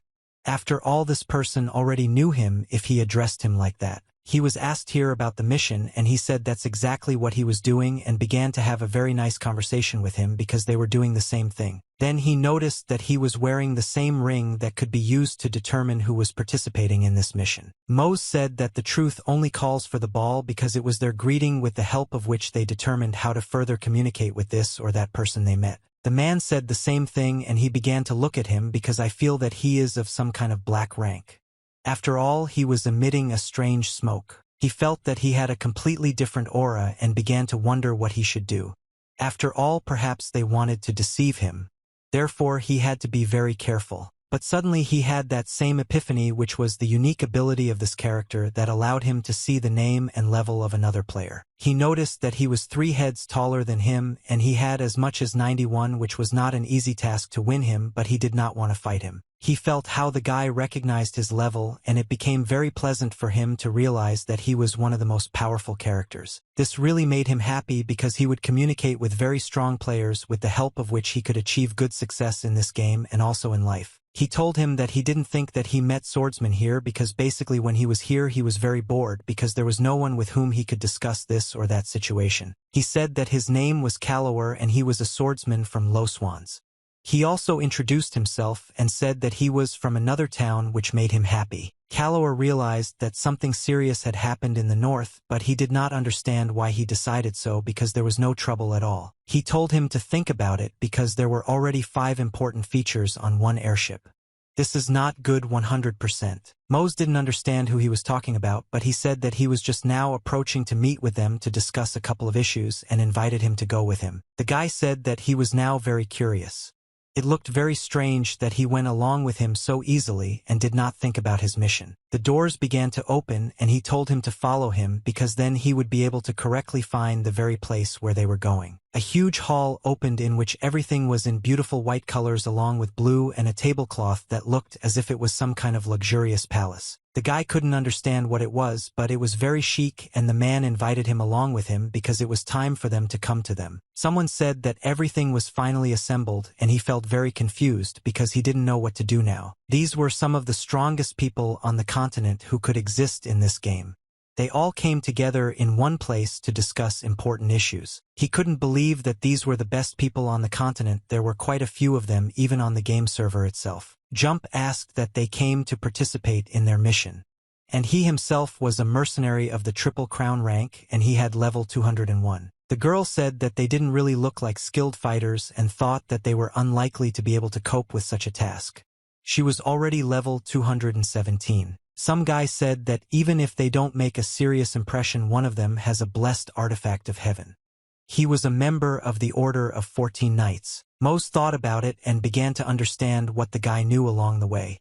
After all, he had already heard about 14 Knights, but he also did not understand how he knew him because he had not previously disclosed information about himself anywhere. Then the main character stood up and said that he had heard about a wanderer who managed to become a swordsman quite recently. He understood what this meant. He was the master of the sword decrees who was already level 244 and his name was gone. He was shocked that he was already level 244 and could not believe what he was seeing with his own eyes because he thought that he was one of the strongest. All swordsmen are divided into Master Swordsmen and Grandmasters. Grandmaster. This is the top level in the swordsmanship. Everyone who has completed training in the sanctuary and received a seal strives for it. This was the same legendary Grandmaster about whom there are rumors and stories that he managed to kill almost all the bosses. The guy introduced himself and said that he was an ordinary swordsman who belonged to the Espargan Shrine and had recently become one. Then he asked another guy who came to him and said that he was a Callower and that he came from another town. He began to peer into their eyes to understand who they really were because he would already be a fairly experienced fighter who could do everything. The guys began to feel very confused because they understood that they were far from reaching the levels that the masters had. But he liked everything and he realized that these were pure people who could be trusted and that they were not trying to hide anything from him.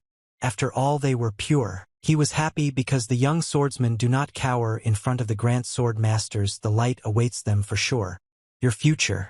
After all, they could. Suddenly he managed to get a secret achievement that is only given when you meet the Phantom Blade. He was given a couple of bonuses for meeting one of the strongest players in this game that ever existed. He was very interested in how strong all these guys who stood in front of him were because he had never heard of them before. He knew that it was not even surprising that this was an S-class mission. After all, such people were involved in it. Meanwhile, a loudspeaker began to receive information that was heard throughout the airship on which they were moving. They also said that, "Dear passengers, the captain of the airship is speaking to you and will be landing soon, and in just a few minutes they will arrive north." He shouted that our journey was coming to an end, but he was sure that for them it would remain forever in their hearts.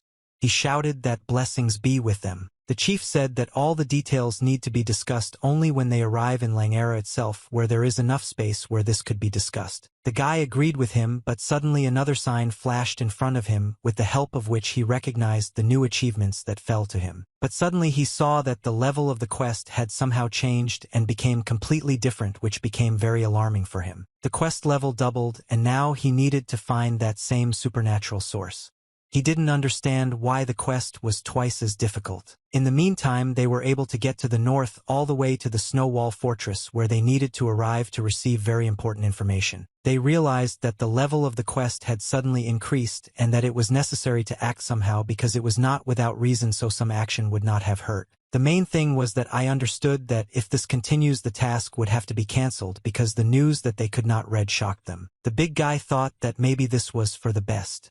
After all, this way they wouldn't risk their lives to get some rewards that they already had a lot of. He also knew that the newcomers would clearly push their horses here, and he didn't like them from the very first minutes because he considered them ballast that would only interfere throughout the game. The girl asked why the difficulty increased so quickly, and the guy began to think because he understood that there was a very small catch that could kill everyone. He said that according to the document, very valuable things were written here that could not be disclosed just like that, but since they were all assembled it was possible. He explained that there was a certain source of supernatural activity that needed to be found somewhere because then they could find out how to complete the quest. Mose felt that something was clearly wrong here. After all, with such a quest, he would not be able to progress normally and his senses never failed. The blonde explained that in the eastern continent a lot of red lightning magically appeared and caused damage. At first they thought that this was a natural phenomenon due to a magical experiment. Unfortunately, there was something wrong here because the big guy realized that the lightning was red. Therefore something had to be done. If the lightning was red, then it was probably Garna's. The same boss they had been hunting for a long time because it was the most difficult to fight. The blonde agreed with his theory, but however they did not know how he got here because such temperatures would not have allowed him to fly for so long and such a big guy would not have been able to walk around the city unnoticed. He was a disaster-class monster and had a danger level of 17 arriving from an unknown continent. Unfortunately, the oldest dragon reached this place and therefore such strong phenomena occur that had to be avoided. But they didn't understand that it would be really difficult, but they didn't show it. After all, they were the best of the best who ever existed in this scheme. They didn't understand what to do and asked the blondes what their plan was, because then they would understand what they urgently needed to do. The big guy was wondering what the reward would be for him, because this was his main mission, to become better than the one who had level 200 plus. For a victory over this creature, they gave as much as 50 ormicons of the Aranta's bank, so that was a fairly good amount for such a victory. The big man said that it was even expected that they would offer him such a lot of money to win this boss, but the girl wanted something more than money. He offered her the rights to trade food in the capital, and she agreed to such conditions. The guy asked what Mr. Gon needed, who was much stronger and more experienced than absolutely everyone who was here. The guy didn't even know what to offer him. Vitya the gentleman had absolutely everything, and he was the best who could exist in this game. The man said that he was not interested in the reward, but he could be persuaded if he could do one favor for him. Namely, he wanted these two to join power on his terms and carry out tasks together with everyone else in order to gain experience. Then he saw another sign on which it was written that Groot Master Gon invites you to join his team. This was a very important moment in his life. He was very happy that they really wanted to take him to the team and they believed in him. After all, this guy felt better. Meanwhile, they continued to be in that very fortress in which it was quite cold. After all, they were in this world. They had already moved to a hotel called Dragon in the Snow to calmly discuss everything and relax normally. After all, they were saviors who had to help them so that they could finally get rid of these red lightning. It was a member of the Sayer Sincerity Caravan. The old man said that they did not deserve so many words and began to become poor. Mose didn't understand how they could arrive before them. Sayer was also a strong player and had level 177, which was very good for them to become stronger. They all sat down at the table to discuss this. After all, this mission was beyond the level. Therefore, it was necessary to prepare for it very carefully and study all the points. The big man asked how things were now because he was wondering what to do next until this huge dragon destroys everything. He was told that at the moment there were no red lightnings observed, but most likely they would attack again soon. The chief understood that this was the time to act because while there was a lull, they had an advantage in attack. The big guy said that he would go to Vanguard and take the whole blow on himself so that he could concentrate on winning this creature. He said that the first line was behind him and he would take care of the swordsman in the rear who would help him work with this monster. Mose understood that they would attack the monster from behind to make it much easier to defeat him. After all, he was a fairly strong opponent. The girl said that her strength was the enemy. And the guy with white hair said that he would join the master, and the red-haired one said that he had magical support. Those who have not yet been involved in these tasks said that now he is using spells that will take them closer to the monster without attracting his attention. Gon charged the team and said that they need to do this because otherwise they will simply be adored and lose all the loot, and they have already reached almost the very peak. Using a spell, they were transported to the mountains where there was a fairly large amount of snow, and they had no option to retreat back as the monster simply killed both of them with its lightning. Mose couldn't see anything because of the snow because half of it was so big that he couldn't do anything about it and he had to go towards the unknown. He feels that it has stopped getting worse and worse and the lightning is getting closer because the clouds have begun to disperse. This was not a good sign. Then lightning struck near him and he barely survived.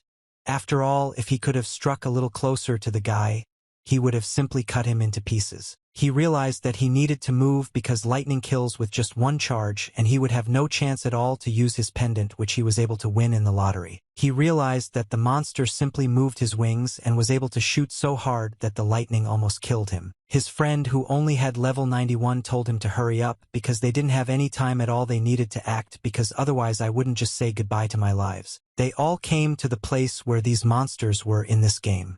After all, they were the best of the best. The one who held the staff said that since they could all start, no one was worried and was ready to meet new adventures. He cast his spell with the help of the sounds of fountains, the sounds of the oceans, and the sounds of the abyss of the sea. He was able to transfer them and said that it would be so. In total, he only touched the bottom with his staff and a powerful force began to take them away, and they all quickly teleported somewhere. Portals were activated with the help of which Dick was supposed to transfer to completely different places and were ready to meet with this creature. He was so quiet that his ears were ringing and he could not understand how he was able to activate such a powerful sound using his portals. Mose felt how very powerful magic it was because he was completely overwhelmed and could barely withstand even ordinary collisions with the portal. He continued to cast different spells and Mose did not understand why he was doing this. After all, he had already been able to activate almost everything, but he was simply inexperienced and did not know that this was not the end. They continued to bow down and sing songs so that I could really endure it, and he said that even the noisy water should help. Red continued to knock on the bell so that the spell could work and they could normally move to the place where the monster was. He continued to sing in order to be transported to the very dragon who was waiting for them with the help of his instinct. They understood how serious this test would be and concentrated 100% so as not to be afraid of absolutely anything and feel a taste of confidence. Suddenly signs flew out to him saying that he had heard the sacred. The Pioneer also now restores 583 units of health per second, and his strength is already activated by 34%. They understood that this was very excellent and that it could be useful to them. It was not in vain that they were able to cast the spell altogether. Mose felt the strength that filled him, and yet the guy who has reached the pinnacle of skill has excellent skills. But suddenly he heard some kind of harsh orc that was coming from behind the mountains, and he felt somehow uneasy because he had never heard this before. He turned around to understand what those sounds were, and it was clear from his eyes that he began to get nervous because he understood that the monster was really strong. The head took out his sword and said that the enemy was already close. He felt confident in those guys who stood behind him because his main task was to teach them how to fight. He shouted for everyone to pay attention because now there will be a setting with the help of which they must act until the last second of the battle because otherwise each of them could suffer. The big man took out his shield with which he was ready to repel all attacks that same dragon would provide and put it in front of him. The girl also grabbed her special green lines with which she could neutralize almost anyone who stood in her way. The blonde was ready to feel that this battle would be one of the most difficult that he could survive in recent years. Mose held the blade that he was able to get from the giant skeleton and could not understand where this dragon came from. He stood right behind him and he was very scared because this creature could kill him right now because he did not feel it behind his back. It was hard for everyone because the weather conditions were far from the best because they were located in the very north where it was very cold and unbearable. He started to turn around and didn't understand what kind of bullshit it was.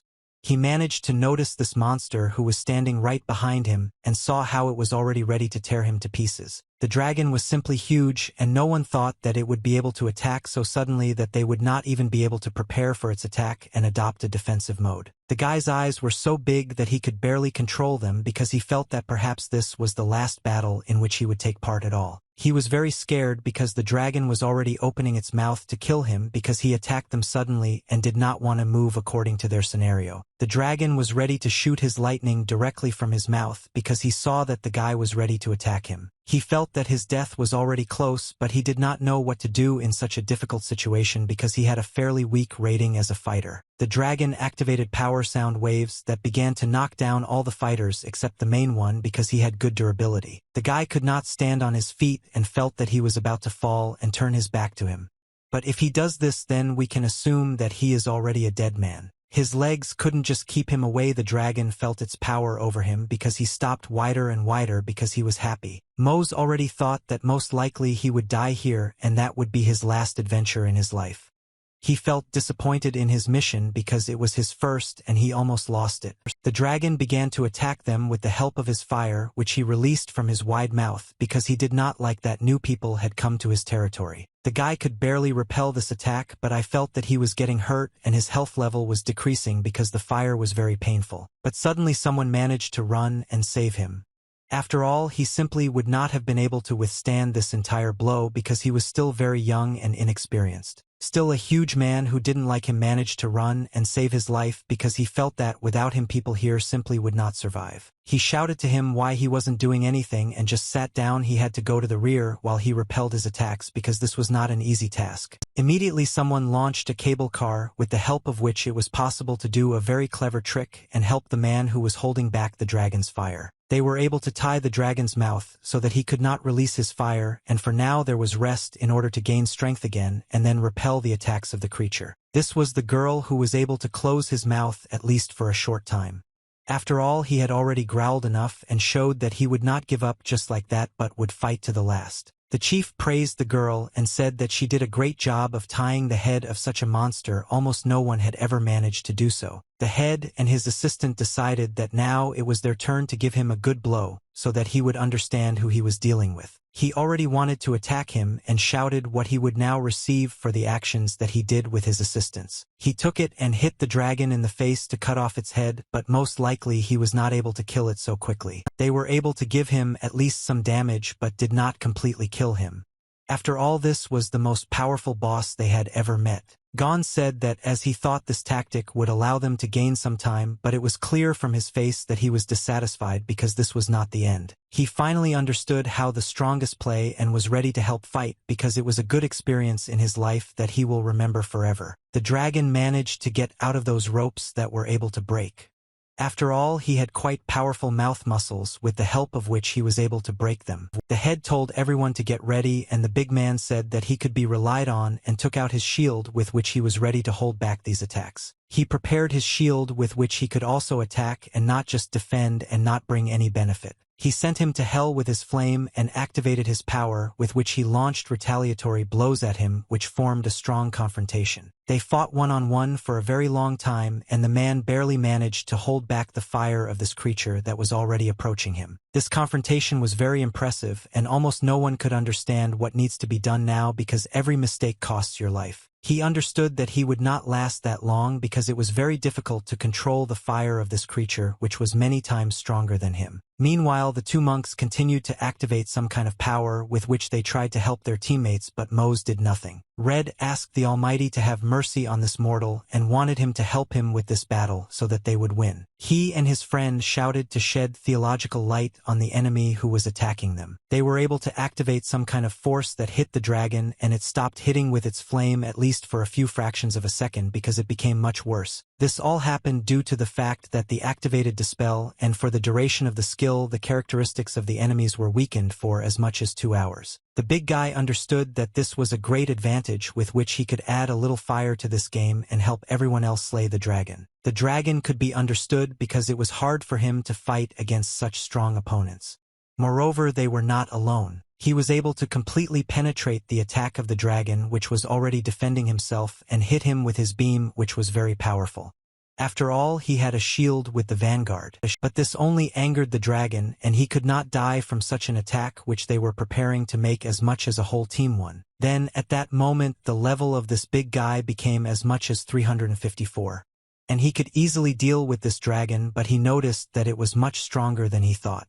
Mose didn't understand how his level increased so dramatically. He realized that the same thing happened in the battle with the giant skeleton who interfered with him, but with his help he was able to increase his level by taking a weapon of a special quality. But suddenly the dragon began to think with his head and realized that he could fly unlike the humans who only walked on the ground and could not do anything. They realized that he was starting to attack from the sky, which would be a fatal mistake because this could not be allowed, otherwise they would have lost. She began to activate a special white rose that was able to stop the dragon because this move was good enough against an opponent of this quality. She was able to reel him in and he could barely bite through the rope with which they were able to reel him in. Thanks to the fact that the girl was able to do this, she gained as much as level 311 and became much stronger, but she felt that it would be quite difficult for her to restrain him. She said that they would not last that long because the dragon was too strong.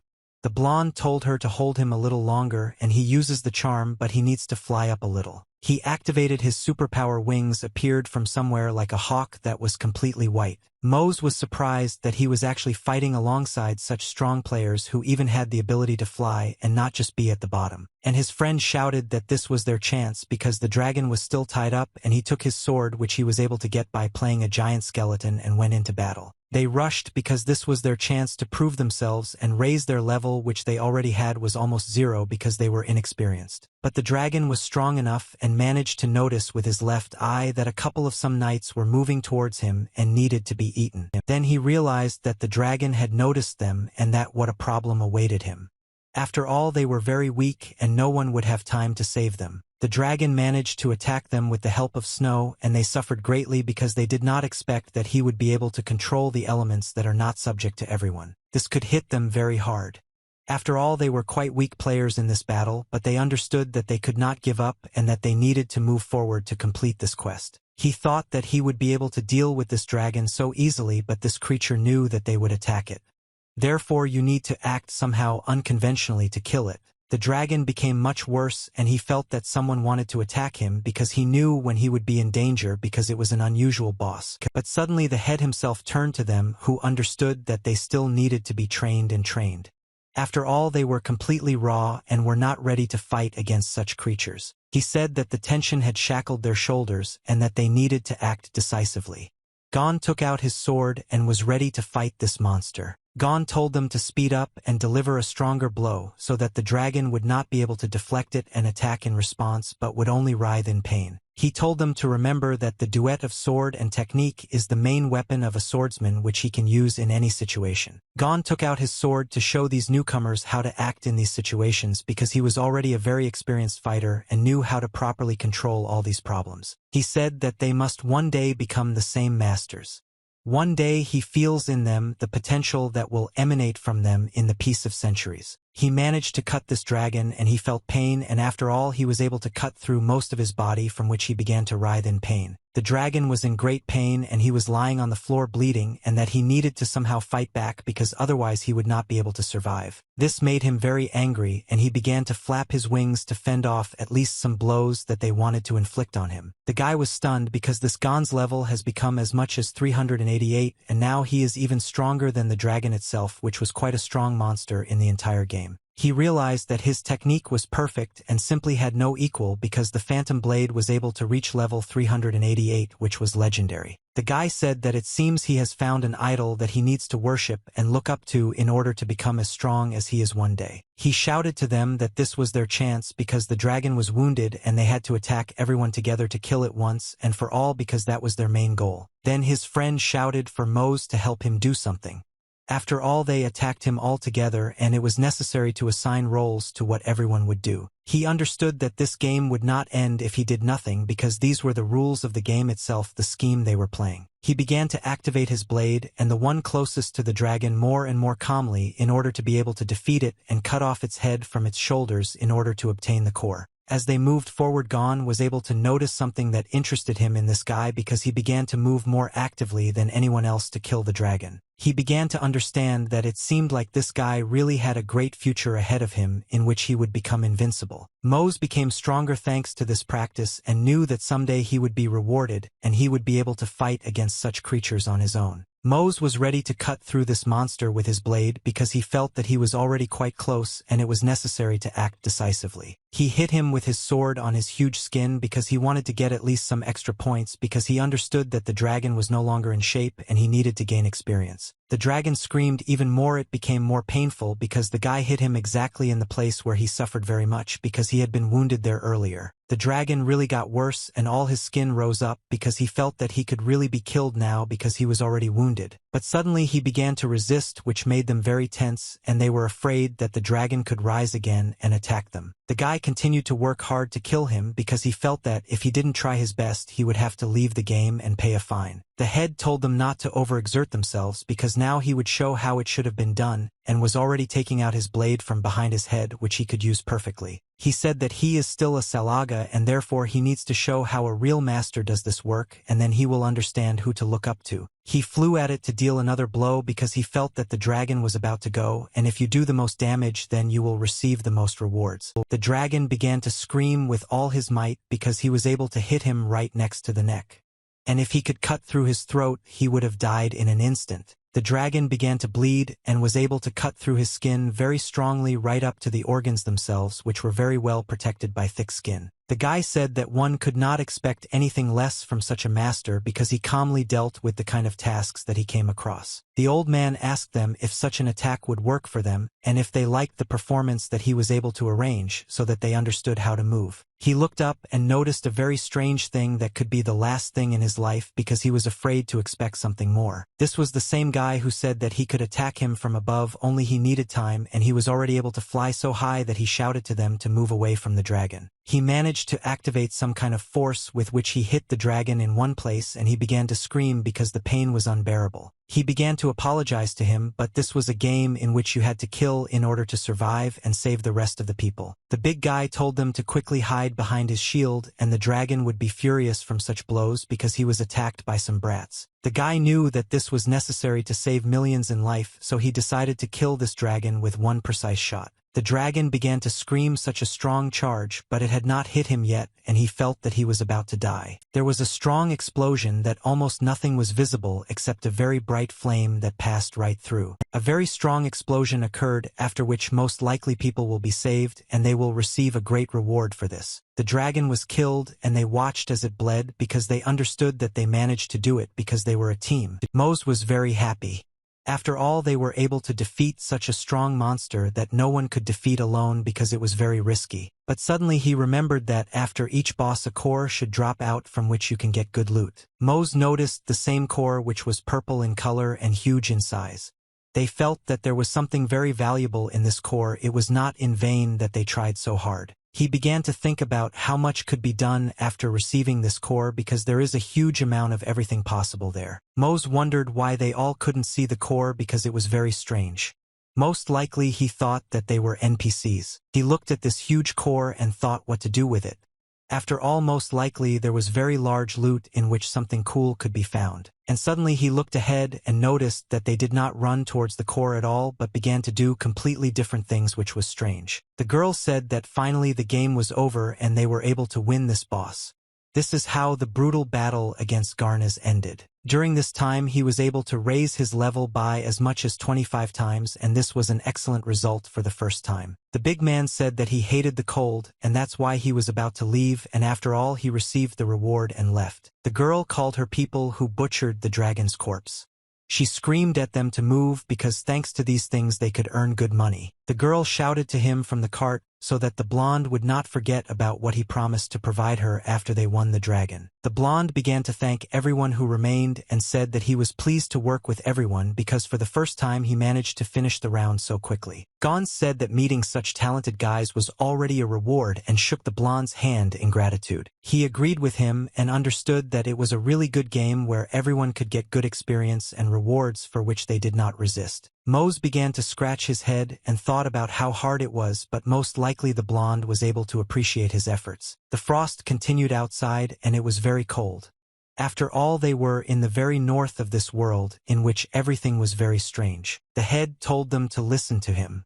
After all, they were able to do a very good feat in which they gained experience, and with the help of it they became stronger. Gon began to ask who was where and called the swordsman Lausven to him. He leaned towards him and squatted down to evaluate him. He also said about Mose, who was next to him, and wanted to thank them. After all, they were able to accomplish a good feat. He said that someday the fame of their deeds will spread everywhere and reach his ears, and when this happens he will meet them with hugs. He said that he would look forward to this day and threw a pebble forward so that this could really happen. But also this pebble was not easy, and he was able to use it to activate the portals that he was approaching and pointed to the city he needed. The guys sat on their knees and saw off their leader, who was able to teach them a very valuable lesson in life, that they should not give up and fight to the end. The elder said that he also has things to do and that's why he needs to go urgently.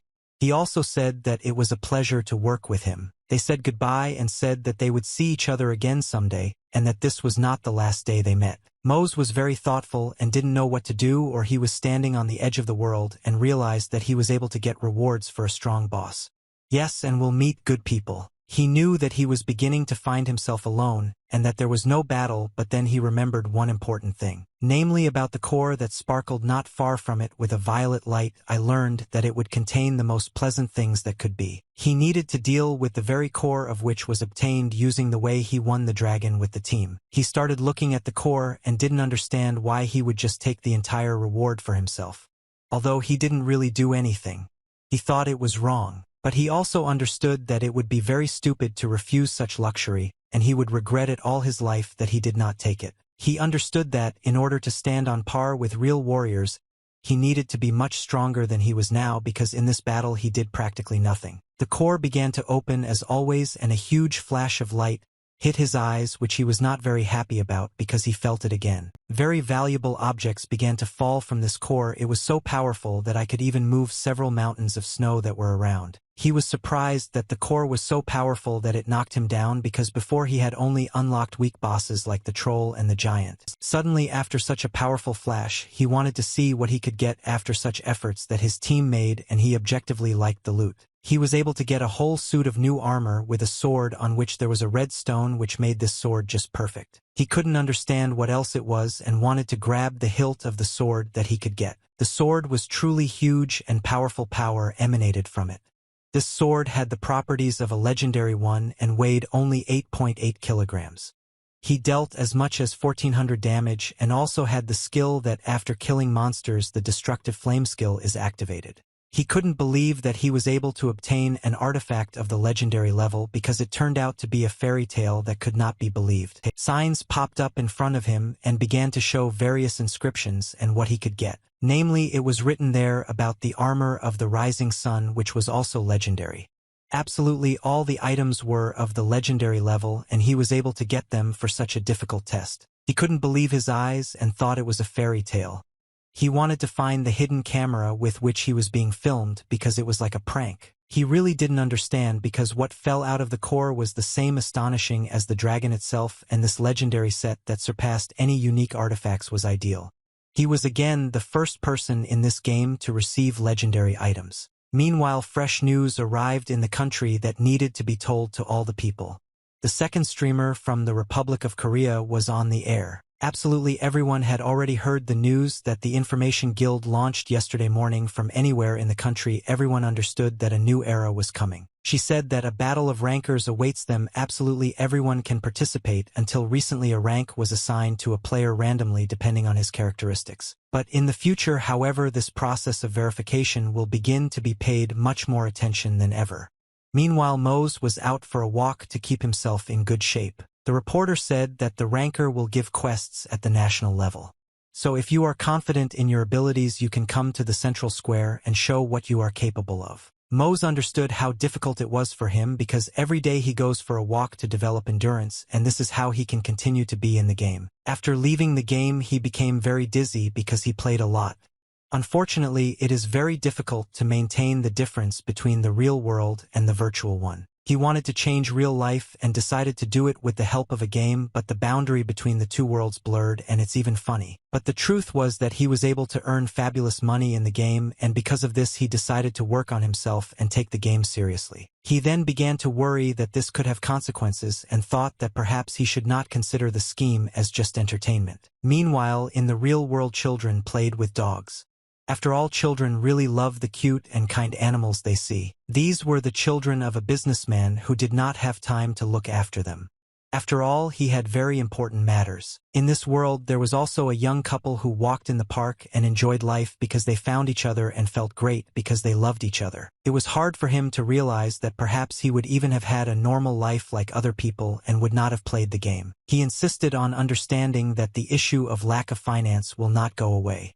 Although for some reason he is still thinking about it, he has already earned more than 50 million. But he understood that he needed to return to the very place where he was in that very scheme because he had not been there for a long time. Mose ended up exactly where it was possible to receive the newest quests, namely in the center of that world where absolutely all the people were. He said that he had handed over his armor to the blacksmith, and before going to the sanctuary, he needed to do something else to get somewhere. Mose looked around and noticed suitable places where no one would be able to notice him because he tried to hide with all his might. He went behind the wall and wanted to open his inventory to see what he had, but I didn't want to do this in public. He had in his inventory that same legendary artifact that was the first in the game because other rarities were not known. The guy held it in his hand, and yet it was not a dream, and he was able to get such a valuable item for the sake of which he fought against this dragon. But suddenly he felt some very strange pain that he had never experienced before because before that everything was fine. He didn't understand what was happening because his hands were very hot and he could barely hold his weapon, which he managed to get out of his inventory. There was a very strong explosion of energy that began to appear from the nook and drew people's attention. The guy still managed to control this blade, but an orange light emanated from it, and it seemed as if fire was coming from it.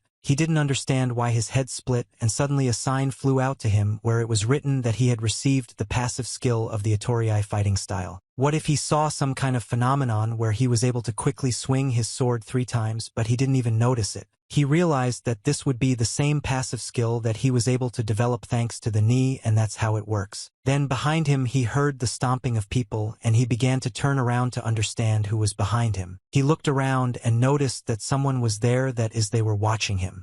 And this was a bad sign because it meant that there was information about him. But fortunately it was just some guy who started talking through some kind of crystal ball. He was surprised how he was able to just communicate through a crystal ball because it seemed like something very strange and something new that he had not seen. Suddenly he remembered those people with whom he fought in the first battle against the troll, and he realized that he needed to contact them. After all, they believed in him from the first seconds. He thought that he needed to buy the same one, and so he went to the nearest store where this ball was sold. He had already bought it and was very happy. He began to count what he could do during this time, and as it turned out he had already taken the armor and bought a ball with which he could communicate. Now he took out a special keychain with which he could teleport, and therefore he realized that he needed to move to one place. Namely, he wanted to arrive at the Espargan Sanctuary where he had lived all these years before. He still had to train and work for them for a long time since he entered into an agreement. He decided to leave the capital and go to the place where the very people with whom he worked in the sanctuary were already waiting for him. And they accepted him onto the airship and said that they would do everything to make his flight comfortable. The flight attendant asked where he was going to go. The guy named the town, and she said that then he should look into the white horse of Ronaldella and he should follow her. He walked along the long corridors of the airship to come to the very place where he was sent earlier. He was going to go to the sanctuary in person, but he sent him just a note and wanted to get off with just that. Then behind his back they asked why it took him so long to move here and why he got stuck. Most likely this will be the same person who forced him to train. It was the same girl who was the best among the students, and she asked him why she had to wait so long for him. He asked her why she was flying with him, and she was glad that they would spend this time together and go to the sanctuary on the same flight. What happened next made him even more happy. After all, they have a joint mission that they must complete together. They arrived in the same city where there were enough people, and for some reason each of them did not look joyful in life. He began to be indignant that they got to the other side of the world much faster than to this outback. Then she showed him a very important and interesting thing and told him to watch her and not be distracted. She began to tell me that this tower was the common point where everyone traded. It contained the most interesting goods that were all over the world of this game. He said that the tower looked amazing. It really surprised him, and he felt some strange and new sensations. Then another person appeared behind them and began to introduce himself to them. Most likely it was another mercenary who came and helped them. Russell arrived to them, and he was the Silverhead who joined the information guild from which everything came. This was a new character that they were very happy about because new acquaintances are always a wonderful feeling, and also new opportunities. He said that they had already reached the 81st floor of this tower, and that from the 80s to the 90s they were specially reserved for distinguished guests. The conductor said that they would be located on the 88th in the blacksmith's room. After all, it was there that there was a free window for them. Kia asked him if he knew that the master sent them here, and if he was aware of the whole situation, because she didn't really like this room, although she hadn't even seen it yet. He started looking at her with a very strange look. And it didn't look very good, so most likely he was angry. He told her that everything was fine and that he would tell all the details after arriving. In the meantime, they should follow him to get to the room and rest. They walked through long corridors to get to the room that was specially reserved for them because they had been waiting for them for a long time. This group closed the door behind them so that no one could hear them. After all, they were here on a mission, because Master Robin gave it to them. Russell here wanted to clarify that before he starts he has 2 very important things that he would like to tell them. He wanted to warn that everything said was equal in importance to the words of Master Robin, and he would not joke with him. The girl said that they were completely at his service and began to worship and say the same chant that always had to be pointed out to the master. He took out a special card on which was written the mission that they needed to do by special order. It said that the 2 of them were chosen to use the mission assigned to the organization that they had been preparing for a long time. Artifacts that should not fall into the hands of anyone were illegally brought to this city, and they call themselves Rhapsody Elicinia. Here are Rhapsodies 7 to 14 inclusive. He realized that some scores had been given that seemed very suspicious. It was not for nothing that they were being hunted so much. He said that they were saying that they would soon be put up for auction, which would take place on the top floor. Bin Caravan manages the merchants so no one including them takes away things if they are caught as goods. Their task was to buy back the artifacts so that they could get them at any cost even if they didn't sell all their items from their inventory. He told them that the girl would participate in the auction under the guise of the aristocrat Ariane Marie, and the guy will play the role of her bodyguard, a knight named Maxim. Meanwhile, she was able to put on a beautiful dress, and absolutely everyone was shocked when they saw her entering the palace for that same auction. The hall was beautifully decorated. Absolutely everyone was dancing because there was no reason to be sad, and now the most beautiful lots will be played out. The servant said that she was now greeting the Aryan family from the periphery, which was famous for its beauty and courage. The girl stepped on the red tablecloth and her shoes looked perfect. She was ready to take home the prom queen, but that wasn't her goal. He realized that absolutely everyone was looking at this girl because she was simply perfect and absolutely everyone liked her. Her eyes were perfect. All the men who were in this room at the beginning straightened their bow ties and ties because they felt uncomfortable at the sight of such a beauty. She looked very beautiful and absolutely every element of her clothing adorned her more and more, and no one paid attention to her long ears. He understood that for the auction they needed to go out into the world, and this was already an excellent start with which they set a high bar. Then a lady came out in front of her and offered her very interesting services that could please them because she had already shown how beautiful she was. She introduced herself and said that she was pleased to see such guests who had made their way to her from distant lands. She was from the Akasite family.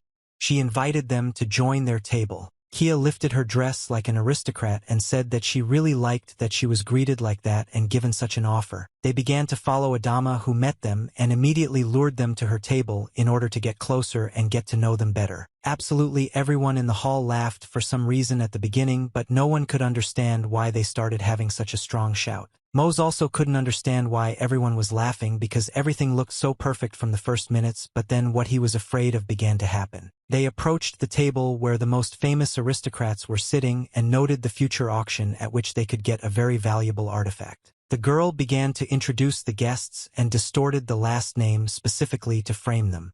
It was completely indecent. The rest began to laugh at this because it was completely indecent to distort the surname in front of everyone, especially at such an important event. Mose began to get angry, but she didn't want to create a panic out of it and pretended as if everything was normal so that the mission would happen perfectly. She began to say that she was asking for forgiveness, although she herself laughed at this because she wanted to show respect using the dialect of the city where they came from because she had heard that their homeland was famous for grapes. Kia said that this is absolutely true and that it is so, but she is not a basement. In general, no one can see that she was offended by her name-calling, which she specifically demonstrated. The rest of the people started laughing at them because they thought that they got the title through farming. They were typical and thought they were gods. Also, one of them spent the night talking very rudely about her mouth and said that they should find better things to do. After all, they were elves who were traded in markets and considered garbage. No one expected such words, and the other aristocrat covered her family, so as not to show the emotions that she began to experience from such words. She also started trying to touch her externally and asked why her necklace was on backwards. But she didn't decide what better to say and called her a simpleton. She shouted to her guards to come and correct this misunderstanding. If the lady herself is unable to take care of herself. He bowed to her and said that he would do it immediately because it was an order that had to be carried out from his mistress. He had already extended his hand and said that he hoped that after this she would not blame him for the actions that he wanted to commit with her. He said that it was just an order from the lady that needed to be followed, and he didn't want to do anything more than that and didn't hint at anything. But suddenly they managed to intercept his hand so that he would not be able to touch the lady whom Mose was protecting. After all, this was precisely his role. He managed to hold back his hand and said that he had no business touching her with his dirty hands because he was nobody to her. He asked him what he was going to do. After all, to campaign it seemed like suicide because he would not allow his mistress to be touched at the cost of his life. The ladies did not understand how he dared to contradict them. After all, they only wanted to do better. But they failed because they did not listen to them. Moreover, they put him in a bad light. Kia began to laugh at them and waved her fan as if she really wanted to behave this way and not like a normal person. And in addition she asked whether all the knights of the Akasite family were such idiots or whether he was the only one who dared to touch her majesty. This angered these ladies, and they began to quarrel with each other because they did not like what was said about them. She called them arrogant fools and wanted to be like a noble ladybug with her presence, but they do not give her a choice and therefore wants to resolve the situation in the right way. She pointed with her fan and identified herself as the victim of a gross insult from another family, and therefore it challenges his knight to a duel with her knight to defend his honor. She asked if Maxim was ready for this battle, and he is a knight of the flowers of the Aryans, and he is always ready to protect his family. He took out his blade, and victory in honor of his family would be his because he was ready to sacrifice himself in order to provide all the conditions for his family. People started discussing the fight at the first appearance. They knew that this family could not be dealt with so easily, but then she also told her brave knight to defend the honor of the family. And the bald man was ready to fight to be called the best. He called himself a knight of the people to protect the integrity of the name of this family. He was already level 32 and therefore was a rather weak opponent. Mose understood that this was only level 35 and that he could easily deal with it without even breaking a sweat because for him it was like seeds. And suddenly they began to fight for the honor of the family to defend this right and be prepared for anything that could happen to them. He understood that it was too slow to fight against him because he was a player of a completely different level and he raised 30 levels only in the battle against the dragon. He grabbed his sword to show him that he was indeed a pretty good player and that now he would kill this bald guy in 3 points. He calmly began to deal with the bald guy, which gave me no difficulties because he calmly dealt with players of this level. He barely held on but still could not repel such strong blows and died from the very first attack that Mose created. He knocked him to the ground and all the people stood and watched because he was able to break through his armor, which was not first class. They all stood with their mouths open and did not understand how this was possible. After all, this was one of the strongest knights who fought. But people didn't understand how he was able to knock him out with one blow because it was some kind of enormous power. And for this it was necessary to train for a long time. But then the second mistress intervened who wanted to end this because her friend had just been humiliated. She felt bad for her, so she shouted for her lord to deal with it. He began to say that he was a wonderful wind knight who was ready to fight with this, and the blonde was ready to join the fight. Since he received an order, it means he is obliged to carry it out. And that's the only way he had to act because he didn't see his future any other way. He said that he would deal with him now. Here and now he was fast enough like the wind, and because of this he was able to deal with his feelings so much. The Wind Knight flew and managed to attack him from behind as he had planned, but suddenly he realized that he had failed. Since Mose was quite experienced and managed to react to this with the help of his instincts which he had developed, he was able to easily repel all the attacks that the Prince of the Wind tried to inflict on him and thought that he would be stronger. He could not understand how he managed to repel all his attacks because it was almost impossible because he was able to win precisely with the help of these techniques. Mose stood over him and asked all this that he could show today and began to laugh at him because it was quite weak. The blonde shouted that he was a monster and could not understand how he could withstand so much all the attacks that he tried to inflict. Meanwhile, another blow occurred from which a strong sound was heard, which was a bad sign. He was easily able to deal with these two idiots who attacked him just like that, although he didn't even offer to fight them. People stood in shock and did not understand how he was able to deal with two of the strongest players this world has ever seen. She had a beer ahead and felt that the mission would be excellent because it turned out that the opponents here were so weak that there was no need to even worry. She walked forward and her defender was able to easily deal with everyone who wanted to get in her way and prevent her from celebrating normally. Kia said that she was very deeply disappointed with what was happening here and did not expect that she would be greeted like that, especially with such rudeness. She said that they decided to mock the family that had arrived from distant lands, which was not at all comme il faut. Kia hoped that in the future their events would welcome guests from afar much more warmly than today. She shouted that we must not forget that this is a place where all cultures and peoples of the whole world meet and interact. Absolutely everyone began to clap them because they understood that the girl was right, and she laid out absolutely everything according to the fact because it was terrible to spread rot on people just because of their appearance. But she showed them the truth of this world, and because of this they did not stop clapping for her because they respected her rules and laws. And the people supported her, but suddenly there was some noise and they noticed that someone had come to visit him, although they were not expecting him at all. It was the same lottery salesman who was glad that it had finally happened and he lived to see it. The moment he had been waiting for a very long time had finally arrived and he could become the one whom everyone loved and considered the best. He was ready to talk with Mose on very interesting and curious topics because he was a difficult salesman. It was already quite late and everything was approaching the moment for the auctions that everyone was counting on. After all, it was because of him that everyone had gathered there. They understood that now their mission had truly begun, and they would have to play their role 100% for it to be successful. Kia said that the reception went well, but their main goal was the auction. Therefore, you had to concentrate and set this task for yourself as seriously as possible and understand what you were doing. Mose continued to look at her because he really liked her.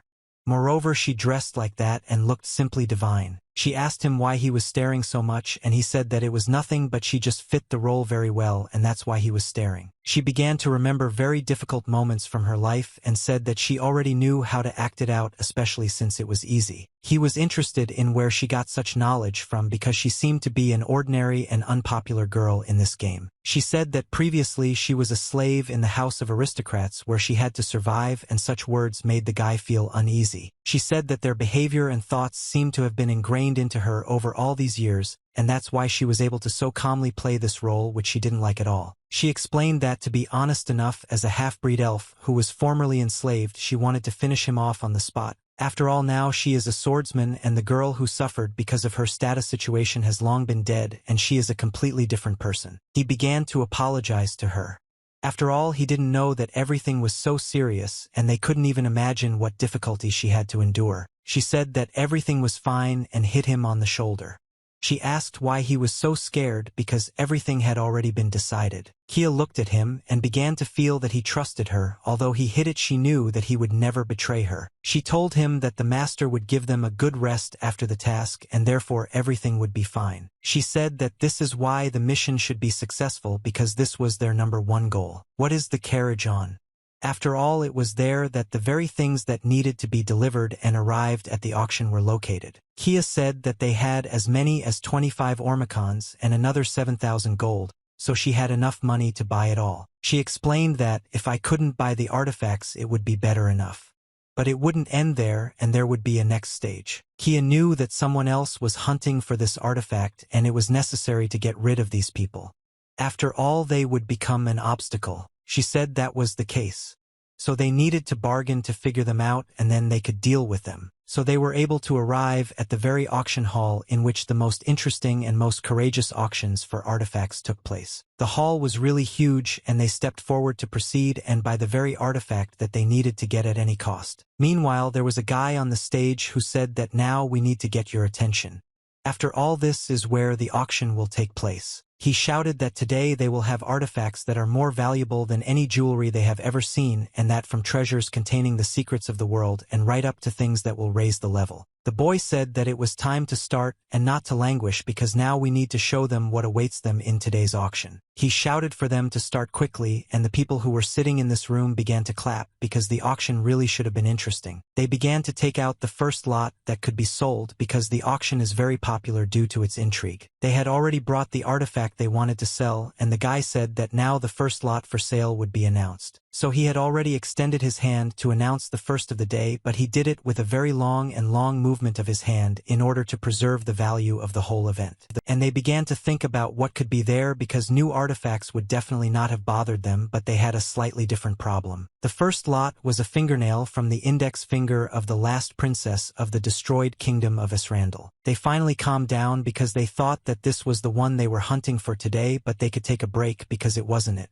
Then a sign flew out in front of him, which could have greatly informed him that this nail was not just an ordinary artifact. The sign said that the owner of this nail can receive a special task, which if he completes will receive a bonus. The starting price was as much as 3,000 gold, which was quite a lot because not everyone had such good amounts. Immediately someone may have raised his hand and offered the same amount because he understood that if he completed this quest he could become stronger. And then the bets flew in, offering already 1,000 more, because for these aristocrats this was the most important event of the year. Someone even gave 5 and someone 17, which was just wrong, not true.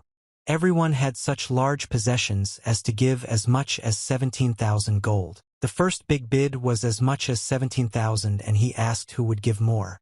After all, he wanted to earn a much higher percentage from this auction. And suddenly he shouted that it was sold for 17,000 gold and began to congratulate the person who placed such a huge bet. Mose had already begun to exhale because he said that he was already tired of the first lot.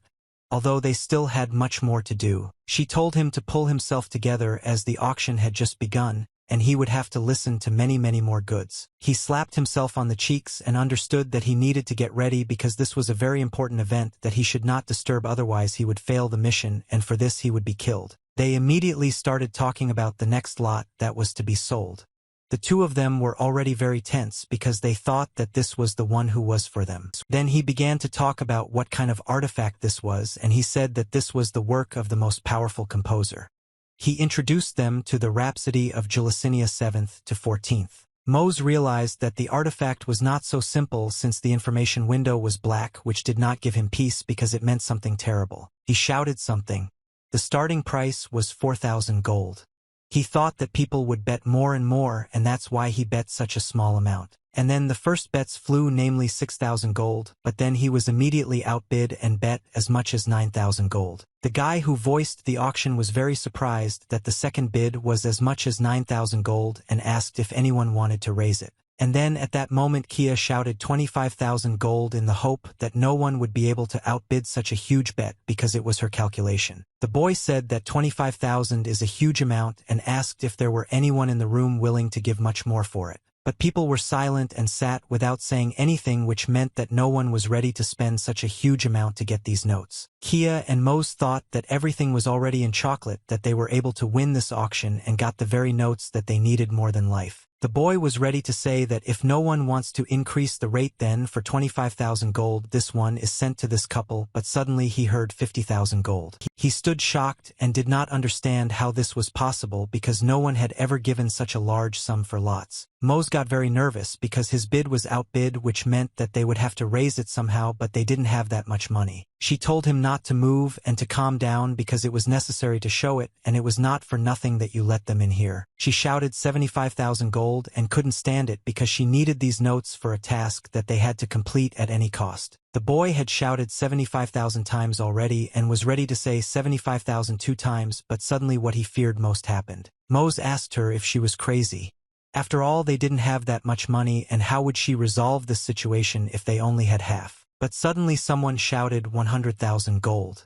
But this someone was the same man in a raincoat with a white beard who had given him the pendant earlier. The guy who conducted the auction was shocked and did not understand where such amounts came from because 100,000 was the highest price for an auction lot in all history. She reacted calmly to this and understood that she had finally found a stupid person who was ready to pay 100,000 gold for it, and said that everything was under her control. Mose turned back and looked at this guy and realized that all he had to do was catch this buyer. But when he looked at the result, he was shocked, and he could not believe that he again met with this man who gave him a chance in this game. Kia asked him what happened and why he reacted so strangely to that buyer who paid as much as 100,000. He did not understand how an ordinary guy who sold in the lottery became such a rich man and was ready to pay this fabulous sum. Mose understood that this was the same guy who was wanted, and it was he who needed to be caught before he did anything with this black artifact. He knew that this was the same gambler Lero about whom he was told quite recently before the death of Veyron himself. In the meantime, they ran away from the auction because it was simply an unnecessary waste of time. They needed to catch up with that same gambler. They managed to run in front of him and stood in his way to fight and take away the very notes that he was able to buy at auction for as much as 100,000.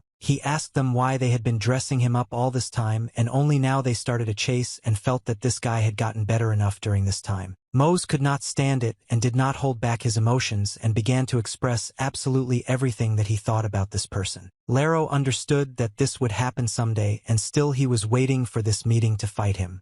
Some kind of strong energy emanated from him. Mose couldn't understand what kind of aura this was because it was as if one wrong move and he would be crushed into powder and he wouldn't even be able to say goodbye to his friends. He asked his permission and wanted to introduce himself because it was unwise to pretend to be some old man who sold the lottery. Mose told Kay to be careful because he understood that the girl was an NPC and she could not see his level and understand all the dangers in this situation. He knew that this man was a real monster who had level 102 and was pumped to 100. The gambler said that this was truly a historical moment that he would remember for the rest of his life.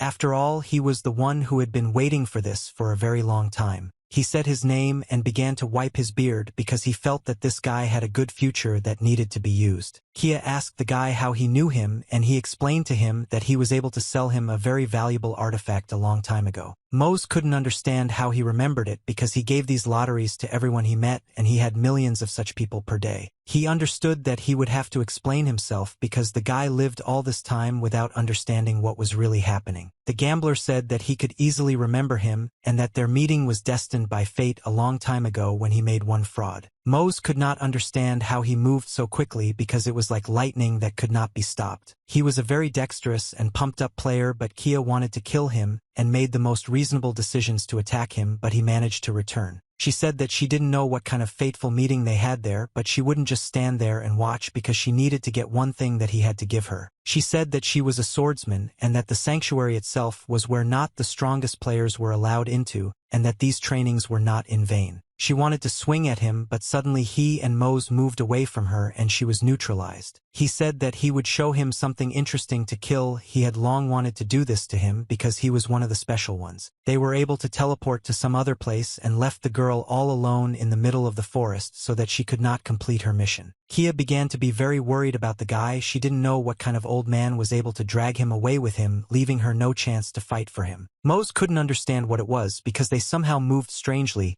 and left Kay all alone without any clue to find them. The old man told him that now his girlfriend would definitely not find them, and he should understand that this was not really the place where it was necessary to discuss this, so he wanted to discuss it eye to eye. The guy didn't understand what he wanted to talk to him about. But everything seemed to be realistic except that he turned out to be some super rich man at that very auction and took away the thing that he needed for the mission. The grandfather said that he was even very scared and noticed how the guy began to shake and called him immortal because he gave him a pendant. The old man said that he should be feared and that he is quite good, but sometimes he is evil, which is why he must be avoided at all costs in order to survive. Mose began to be very afraid because he understood that he really had the 6th level and was stronger than him in some moments but did not have such ingenuity as him. The old man exhaled and understood that someday he would still need to tell this. Therefore, it would be better for him to do it now when there is a suitable opportunity for this. He explained that during this time in the lottery that he made, he had to choose more than 1,000 immortal people who would receive rare artifacts. He was very angry that they all rushed to sell them. And no one even really tried them in this game because they were only interested in money. But he turned out to be different from everyone else, and so the old man came up with a plan that he wanted to bring into reality with the help of which he could become stronger. He wanted to prepare the best ones especially for him because he felt that the guy would be a difficult person who would sell it for profit. The old man told him to remember these days before he became a swordsman and whether he accidentally met with that same Jiritan and why this man's mission in the Fallop was to capture him. He had to understand that this was not a mere coincidence and that even now they ended up in the same place where there was an auction of expensive items. The guy felt anxiety and fear because he understood that he simply knew what he had done in this world and completely read the course of his actions. The old man asked that he was not just a lucky guy who got everything on a silver platter, but he was able to arrange everything correctly so that it would be profitable for him.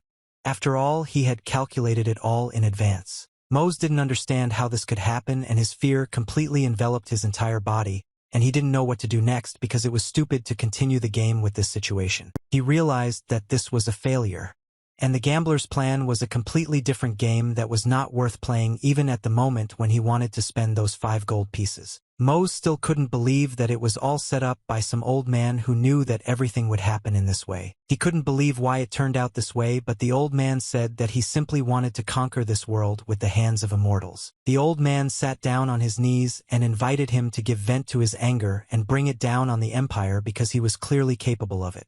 He offered him a very damn deal. There he will help take revenge on the old man for his family, which was no longer alive because the dirty bastards took it from him a long time ago. Mose could not understand that the old man had really invented all this for the sake of revenge, which could give him a burst of strength and he would finally be happy for what he was able to do. The old man asked him to kill everyone who wears a golden crown because this was his goal in his entire life, so that he could send them away in peace. The gambler said that everything is in his hands. He will be the one who can decide the course of events because all this was intended by fate itself, which was written for him a long time ago. The old man said that to do this he chose him a long time ago because he believed that he could do it. Mose realized that Laro was a man who managed to adjust everything to his schedule just as he had hoped from the very first minutes. He understood that it was the old man who wanted to hate absolutely everyone because he had lost his family and now wanted revenge. But suddenly the guy asked about the girl because meeting her might also have been his plan, although he was not sure about it.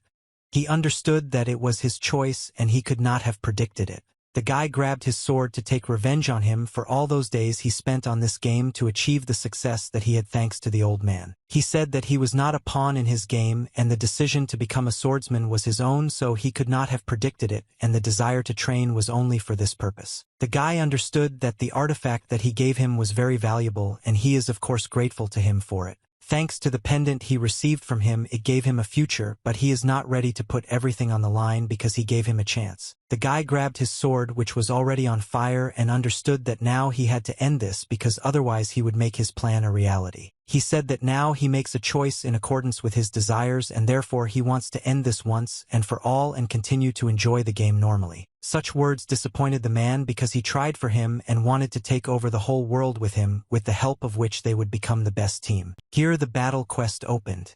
When it was necessary to defeat the gambler, which would give a reward, a superpower that the gambler had. The guy was ready and extended his blade to attack the old man and finish it because he didn't like how the events were going wrong. The old man realized that now he would have to fight with his chick, which he was able to raise himself thanks to his plan, and who now raises his hand against him. He tried to make the first blow and cut the old man, but it didn't work because he managed to dodge and fight him off. Mose didn't understand how the old man managed to return because his blade would have become a legendary rarity, and he knew how to handle it well. The old man calmly repelled his blow and said his name. I understand that now he will have to fight with him, and he sincerely did not want it. Mose didn't understand what kind of garbage this was because some kind of black sludge started coming from the old man after his blow, which he delivered directly to the chest. He was able to fly away from the fact that he himself attacked him because such defense was quite effective in the fight.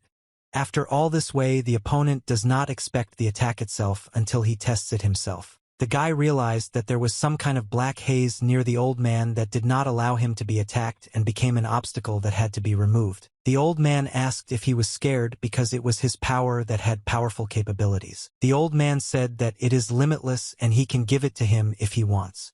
Mose asked him to repeat the words he had just spoken. The old man said that this is the last chance that he gives him and gives him the opportunity to join him or die. He told him to immediately choose because otherwise he would end him, and it was he who gave him the chance to start in this game so he can finish it. Mose said that he did not choose anything because he felt that this choice would be the end of the whole game. The old man felt disappointed and could not believe that he really refused because it was the stupidest idea he had heard in his life. He knew that everyone would bow their heads to him if the guy accepted the offer, and it would be quite stupid to refuse.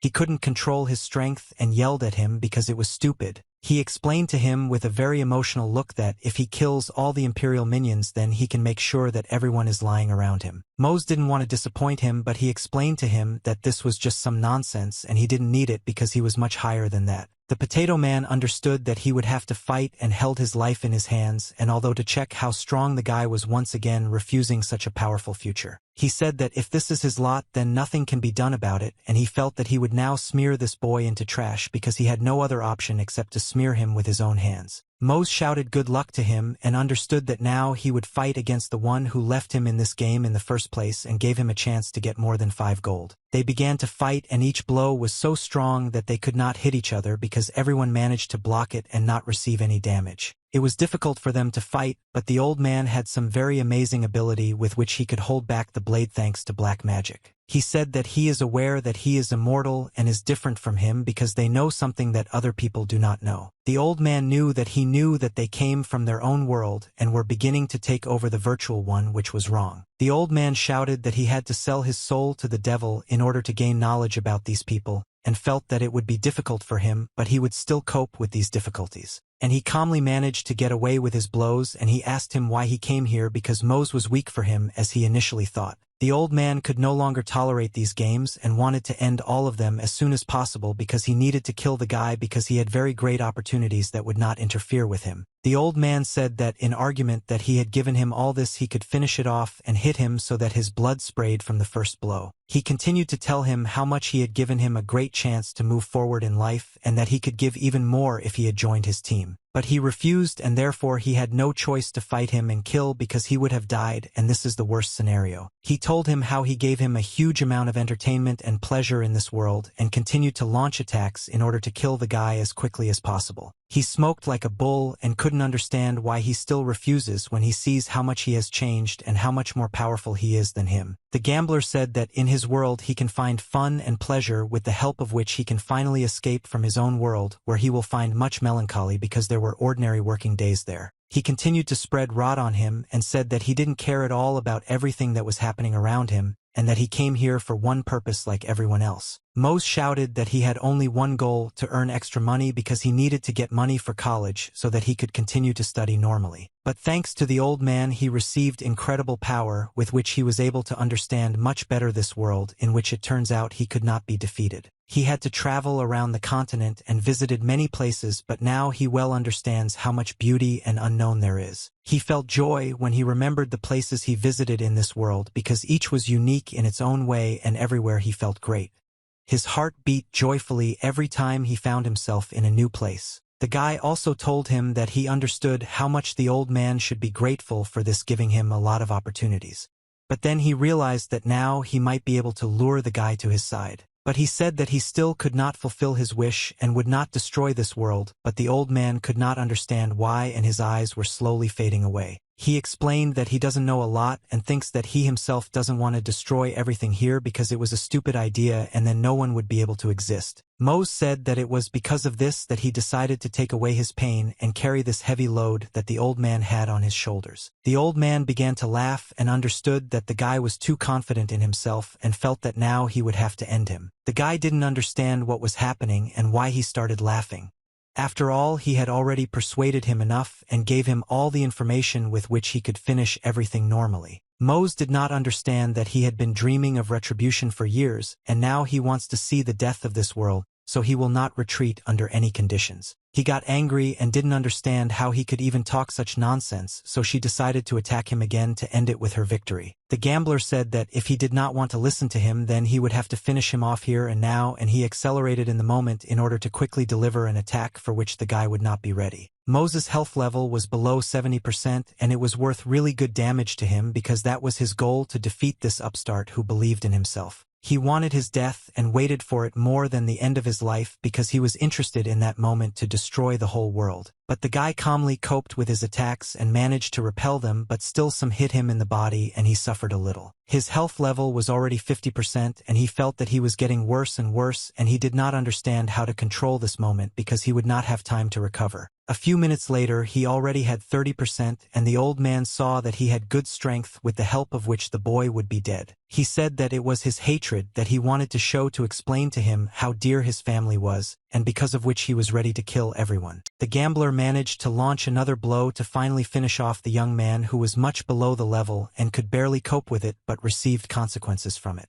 Mose tried to block this blow, but his health level would already be 10% and he felt that he was about to die because he would not have had time to gain health. He couldn't understand what was happening because he couldn't even strike, and the old man chained him more and more tightly until he had no options left. The guy understood that if he didn't stop him now, then there would be a huge disaster because of which a huge number of people could suffer. He felt that the old man would plunge into an endless cycle and destroy all his desires, and this could not be allowed because the world would be the end. He had to come up with something. Despite the fact that he had very little health, this was the only chance to get at least some prospect of saving this world. Suddenly he was able to activate some strong energy and an orange streak was able to appear almost out of nowhere. He sparkled and his sword, which had legendary properties, means that he can now get at least some bonus in this game. He was able to activate new skills that were in this blade because thanks to them he became stronger and stronger, and he was able to activate the destructive flame of a solar storm. Mose could not understand what he was able to learn. After all, before that he only knew ordinary techniques that were activated by a code word. He became much stronger and his eyes stopped reacting somehow, which meant that he was immersed in completely new powers and emotions that he could only show. Mose became much stronger and held his blade as if he was ready to calmly say goodbye to it all, because for him it was easier than ever. His strength was as if that of a dragon and his blade completely shone like he himself, and this activated a new skill thanks to which he became almost elusive. His flames began to emanate from him at lightning speed, which could destroy absolutely everything that stood in his way, because this was the last battle he had to win. The gambler was in shock and did not understand what was happening. After all, before that he had never been able to fight with any fighter who had such great power. He continued to scream because he didn't understand how this was possible, and he felt a little worse because the fan of the flames rose up and he couldn't control the whole situation. What if he began to remember those moments when his wife and children were hung up and strangled because the very creatures who considered themselves normal were able to finish them off? The soldiers of the Empire killed his family, for which he will never forgive them because it was irreparable. His heart was breaking, but he didn't know how to feel because otherwise he would have saved them earlier. He had to continue to hunt and steal treasures in order to get the very opportunities with which he could take revenge on them. Over time he was able to run to these creatures and kill them with his bare hands right in front of the children of the same people who hung up his family. The children of these soldiers cried a lot and saw how their father was killed, for which it was very painful and disgusting for them because this is the most precious thing a person could have. The child looked and was afraid of this monster who was born because his family was killed, and now he is ready to kill absolutely everyone to take revenge. He understood that everything was completely different here and he had to calm down, otherwise he would simply go crazy. Although perhaps he had already done this. He began to console himself that this was not his fault and that these were all imperial rats and that he had done nothing wrong and was simply taking revenge. Even then it was already clear to him that he had done wrong. But it was already impossible to correct anything, and even a lot of time had passed since those events, but he still thanked the guy for stopping him. Mose was in shock. The old man still understood that perhaps deep down in his soul, he had that pity that could stop him now, but he was afraid most of all that you could do it. And he disappeared into the moment. So he began to apologize to him and fell into pieces, telling him that he had acted wrongly and should have acted differently, but nothing could be changed. He flew to heaven where absolutely all the people who committed suicide needed to be because they simply had no other way. He was a great person even though he killed people. The guy understood that the gambler had not intentionally managed to atone for his guilt and felt much calmer but upset and lost another fighter. Then some kind of strong explosion occurred which began to act directly on the entire sky, which began to glow with a purple-pink glow. Kia turned around and didn't understand what was happening because she was hoping to see a guy who had disappeared somewhere. She looked back and noticed how he was kneeling and regretting that the old man had died, but he told himself that he would always remember him. Thanks to this, he was able to obtain the hidden trait Lucky Destroyer, which now accompanied him until the end of his life. In the meantime, everything stopped and he flew on an airship to go to the very place where he trained all day long to spend this day in peace. He arrived home and read the sign that had been knocked out to him that one of the characters was a robber who had already managed to do a lot. This was exactly the information about him, and he was a swordsman class who had the hidden trait of Lucky Destroyer, which he received after a duel with a gambler. It was after this fight that he managed to discover two skills with which he became much stronger and more active. He managed to get a Lucky Destruction that was level 1, and that was activated by using one luck parameter, valid every 72 hours. He also couldn't get the Destroyer's combination, which was at the maximum level and rebooted every 48 hours, and thanks to this ability he can store and combine the received spheres. Perhaps the gambler used this skill when he distributed items to players in order to understand who to give what. He had the feeling that the gambler had left him as an inheritance, and now he intended to act so that people as unhappy as the old man would no longer appear here. Of course, after the conversation, everything was clear to him that in this virtual world, those who are called NPCs feel completely different. These people have human feelings like anger and sympathy, which means they are the same people as the players and they also understand everything. These people exist on a par with those who simply follow the algorithms, but then he began to think strongly that perhaps this game was no longer a game at all. He really realized that it is more like a parallel reality in which everything is the other way around and happens in a completely different way. Kia approached him and asked if everything was okay with him. After all, she was worried about him because she had not seen him for a long time and felt that something had happened. He said that everything was okay.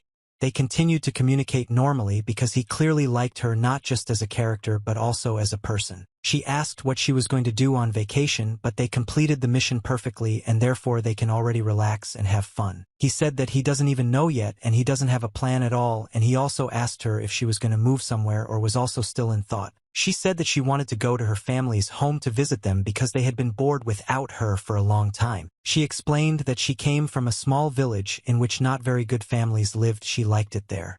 After all, that's where she grew up. She told him to come sometime because they liked spending time with each other and they felt something. She said that she would be looking forward to him because she was always only for spending time with him, but not yet so much that they were in a relationship. Meanwhile, he was in the very capital where there were the most interesting various quests that could be completed for some part-time work in the scheme. He was very sad because he was not in a good mood at all because the girl had left.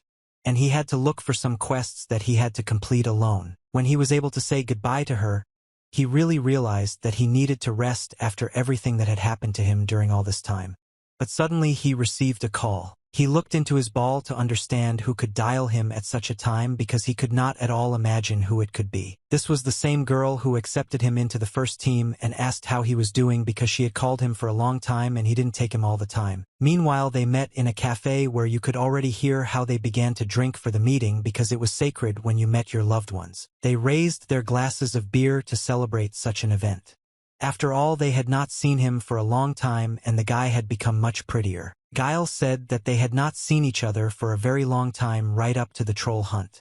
The girl asked him what he did that is now famous throughout the game. He said that he worked part-time here and there a little bit where he got publicity and the schemes were able to start talking all over the world. Guile didn't like it when he became poor and said that then he would tell why he was able to become so popular during all this time. He began to utter some words to tell everyone what he had done during this period of time. He was very interested in telling about it. And suddenly he took out his rings that he received with the girl.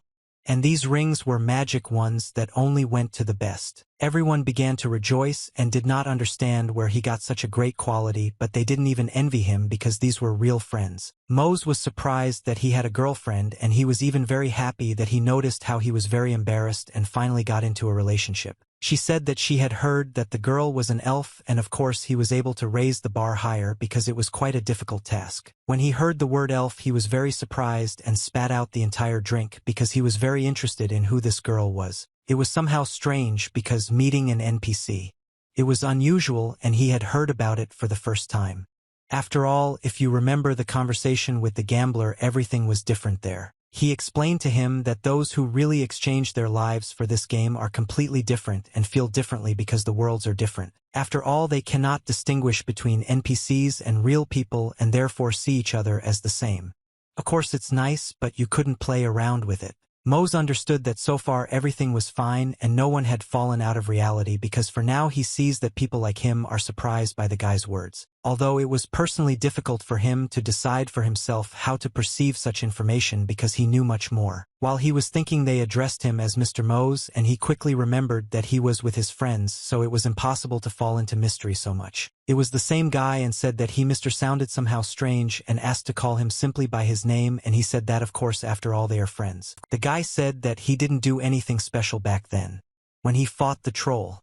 And thanks to Mose he managed to pay for college and feels great. He said that back then he had a bad time with money both in the game and in everyday life, but now things are much better and he is very grateful to him for that. Mose felt that he had real friends with him who appreciated what was being done for them and understood that he would go far with them, and it was not in vain that fate brought them together. He was really very pleased because the gratitude was higher than any amount of money that could be received because the whole thrill was in the people. But Mose had the excellent quality of understanding that everyone in this world is worth something and said that if the boy had not been with them, they would not have been able to save the wounded uncle, and they would not have gotten out of that trap. And he thanked him too, and they understood that they were already more than just a team. They had become a family that was ready to do more than just communication. The girl said that even if it weren't for him, they would have become victims of the intrigues of the worldly strong, and therefore they are very grateful. Uncle came out about what he heard about those who suffered because of such individuals, so they were simply saved out of inevitability. They also recalled that thanks to the guy they were able to defeat the brain of the boss himself. And so this was a wonderful reason to celebrate this. Then the guy realized that the gambler was able to do so, that thanks to him he could touch other people and make them happier. He understood that these people began to rejoice thanks to him, because if he had not been able to help them, then they would have been in that same trap. The girl said that she was quitting, by the way, and everyone was surprised that she said it so abruptly and unexpectedly, especially since work in real life was a very important factor. The uncle said that he knew that it would end, but she said that the work was not very good. So she decided to focus on the scheme because that's where she could earn money. She wanted to joyfully show off to them and show what made her able to really become stronger and have much more resources than in real life. She was able to buy some kind of miracle bow with her own money that really looked cool for those times and really wanted it. Mose looked and was really surprised that she was able to buy herself a rare artifact because she had been looking for it for a very long time, and thanks to it she became much stronger. Then he realized how much pain it was to earn money for such an artifact, so he felt how the girl worked day after day to get pennies and save up for it. He understood that the girl and the guy had a normal job with the help of which they could earn extra money and become stronger. After all, this was precisely the goal of the scheme. But suddenly he thought about himself because he didn't work anywhere, and even though he tried every day, everything was different, and it was hard for him to admit it. After all, since then, when he received the star, he was constantly just lucky and managed to receive high-level artifacts and skills that he obtained more easily than others. Unfortunately, instead of growing above himself, he relied on luck and the help of the old man who had done everything for him before. He thought about it and realized that he had taken everything for granted and thought that he would always be able to receive rewards without making any effort at all. He remembered those he tried and asked to give him a chance with which he could at least for a second believe in himself and become stronger. He also promised himself that he would enjoy the game like Guile and Sharon. But in the end he relied on luck, and now he is doing something strange. He wondered if he should go back to the beginning and give it his all in order to get much more of what he is capable of and not just what he got for nothing. Then he began to contact them and felt that something was wrong here, and therefore it was necessary to change it because he knew that everything was possible. He said that they had not seen each other for a very long time, and therefore they needed to complete some kind of quest together to shake up the old days, because then he still didn't know something. They came to one of the caves to complete this quest, and it was really cold and scary there. After all, they still didn't know what they were signing up for. The guy was in his armor and quite tired because he understood that this quest was not the easiest one they had to choose, but he did it on purpose to show that he was capable. Guile didn't think that everything would turn out the way it happened because this quest turned out to be much more difficult than they could have thought at first. He could barely stand on the stone and was shaking with fear because he understood that one wrong move and you would be a corpse who would not think about anything. The four of them stood and saw in front of them there was a huge number of monitor lizards that had green skin and were not simple but some kind of giants. The quest was already one of the most difficult, and they needed to destroy the colonies of monsters in the mine of Mount Demont, and there were more than 1,500 monitor lizards. The weather was excellent as always, and the cart with yours was taking them to one place where they wanted to go next after that quest. The signs said that for destroying the monsters in these mines they would receive quite good rewards like 5,500 gold and a special reward from the head. They began to think what they should do. After all, since these were monitor lizards, they had to understand how to fight against them because otherwise they would simply die. He asked them if anyone knew anything about these creatures. After all, they were unusual monsters and somehow very strong with powerful muscles. Guile said that he found a special book about them. It was written there that they belong to the family of mountain monsters and they also live in packs of up to 100 individuals. Uncle understood that as many as 100 people in a flock is a huge number because they need to destroy an entire colony which consisted of a larger number. The girl clarified that if this quest class is much higher then there will be as many as 500 more monsters, and the guy was very surprised at how he could barely control himself. Mose said that someone else should stand at the head of the colony because if they got rid of the leader, the remaining individuals would not pose a threat. The uncle said that the guy is even right, and usually the leader is in the rear and watches the progress of the battle so as not to risk his life. He understood that, in order to lure him out, he could take control of the key areas for someone's life and then he could follow the plan. Guile suggested dividing up the roles. The girl had to go to the tops of the mountain and find traces of who they were so that they could reach them. She accepted his order and said that he could rely on her. Guile understood that since he had magic at his disposal, he would help Mose in battle, and then they would be much stronger, and his uncle said that he would cover them with a shield. Mose didn't understand why everyone was so hopeful about him because he was the simplest player and didn't think that such fame would give him such a big boost. The girl said that she was the team again, so he should become the one who can kill these creatures and will be the most important in their battle. He said that he understands that it will not be easy, but with such a plan their chances of victory are the highest and they will have to act in exactly this way to win. The girl said that she really counted on him and looked at him because she understood that he would be the one who could help them in the team. Uncle and Guile also looked at him and showed with their eyes that they needed him more than ever to win this battle. He realized that he had no choice at all and would have to fight because no one else could do it except him because he was the strongest character. But he even liked it because he felt that the team was counting on him. And this was a very good quality, and he understood that the fight depended on him. He agreed with this. After all, he simply had no options. Because if he had refused, the team would have taken him for a coward. A girl to show the way forward because it was so dark that they couldn't see anything and there was no way they could find the very place where they needed to go. Uncle shouted for them to watch their step, but they did not understand how long they still had to go to find those very creatures and finish off their leader in order to stop this war. But then she noticed something very strange and understood that she needed to immediately stop to look at it better and understand what was happening. She shouted to everyone to stop. After all, they had come close enough.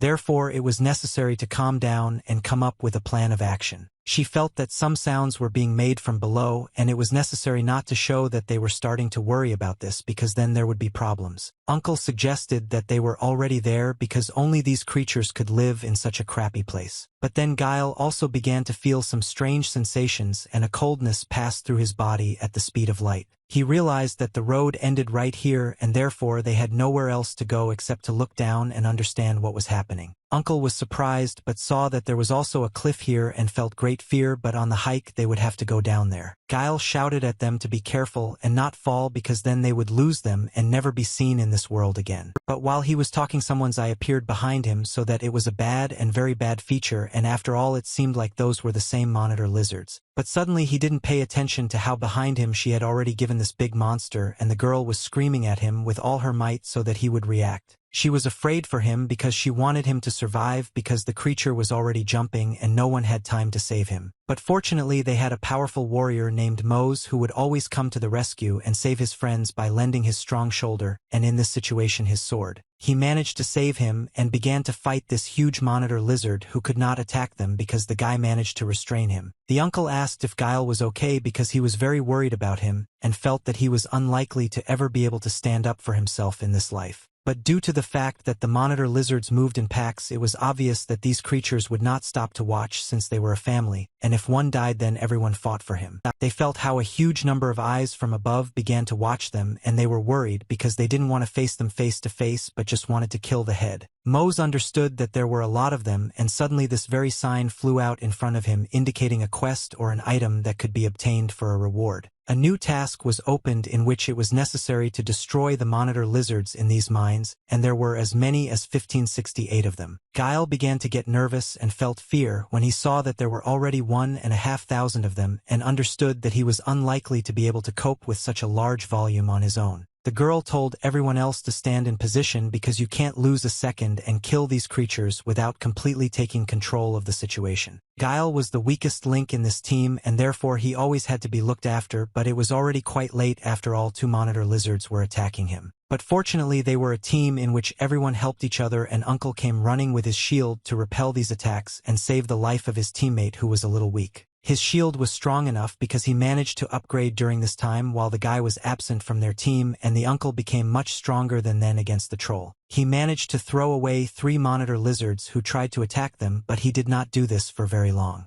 After all, they were strong enough to restrain them. There really were quite a lot of these creatures and they ate as they controlled the situation, although they understood that they were unlikely to be able to do this. Uncle understood that everything was bad for them because there were much fewer of them than the creatures. Moreover, they took a bad position and they would not be able to resist as planned. Guile thought about what to do in this situation and he was enlightened by one brilliant idea with the help of which it was possible to change the entire course of events. But to do this, it was necessary to first save the girl who was completely alone without help and had only her rare bow with which she tried to kill the creatures. They understood that if she was blocked no one would be able to save her and they had to act much faster to get to her. They shouted for her to come to them because then they would have at least some chance to win.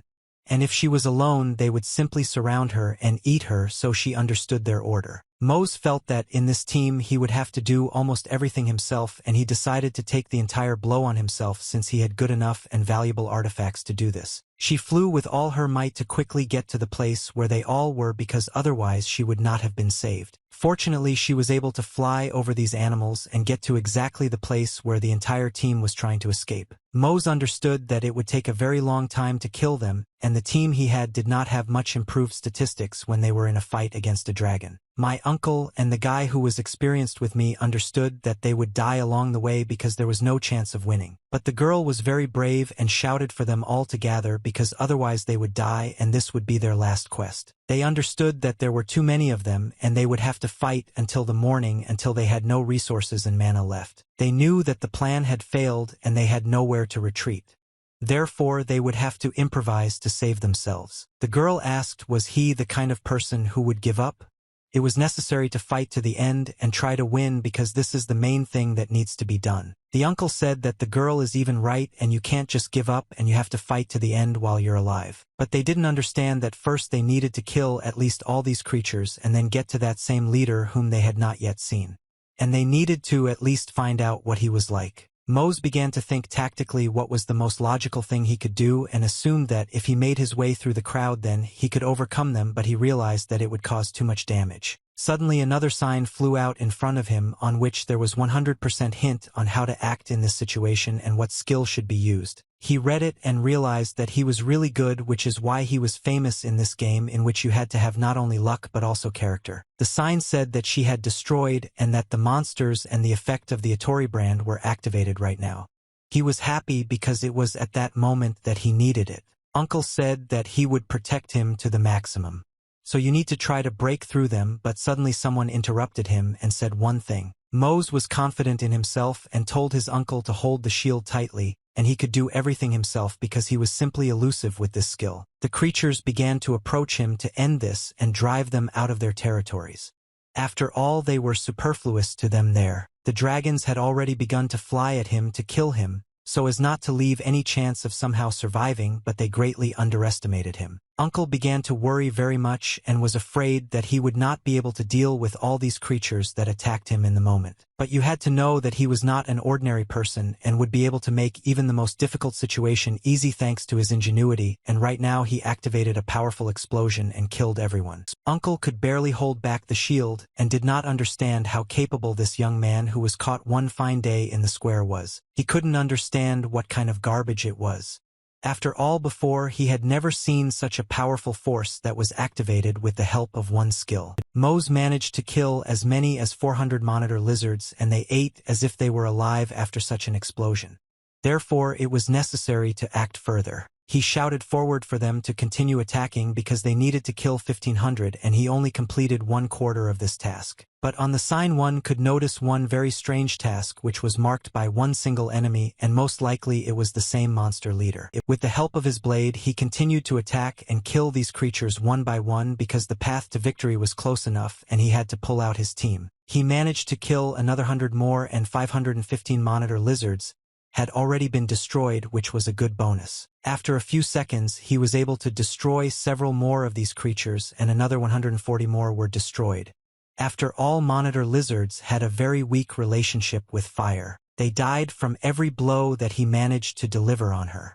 After all, it was very painful for them to keep the fire on their skin because they were used to being in water or where there was moisture. The uncle and the guy watched all this and were proud that once they were able to believe in him, although not from the first minutes, they still became like family to him. The girl didn't even know that he was strong enough to kill as many as 700 monitor lizards. But they couldn't kill even a third of these creatures. Without blinking an eye, he was already able to put down an entire crowd and 840 monitor lizards were killed in a matter of minutes while they watched all this. He was incredible and was able to kill even more than half of these creatures. This meant that success was waiting for them very close if they had joined him even earlier, otherwise they would have been able to finish this already. Fortunately, they were already able to deal with half of these creatures and did not know if everything was okay because Mose had spent a lot of mana. They shouted that they needed to kill them at any cost. And they were ready to continue because the guy couldn't have done it alone. Fortunately, the whole team was confidently moving forward because he encouraged them to grow and kill them more and more thanks to the fact that he showed how to do it. Everyone tried to make their contribution to this victory because they hoped that they would still be able to do it because otherwise the team would have disintegrated. They again managed to stop the attack of the monitor lizards who did not give up easily and continued to compete with them because it was also very important for them to win.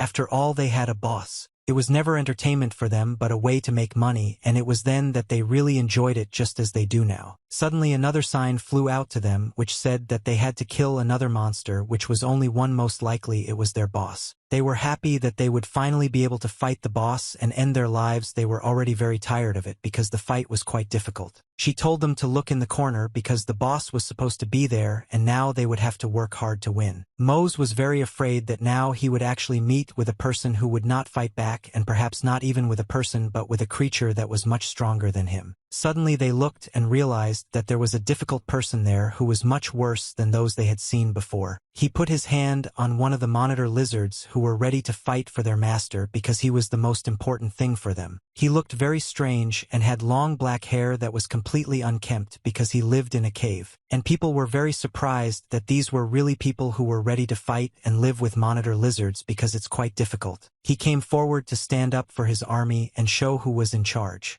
After all, it was he who began to feel just like these creatures. They noticed that his arms and legs were quite normal, but the only thing that really distinguished him was terrifying. He began to say that he was a completely normal person and pointed his finger at them because he knew the language.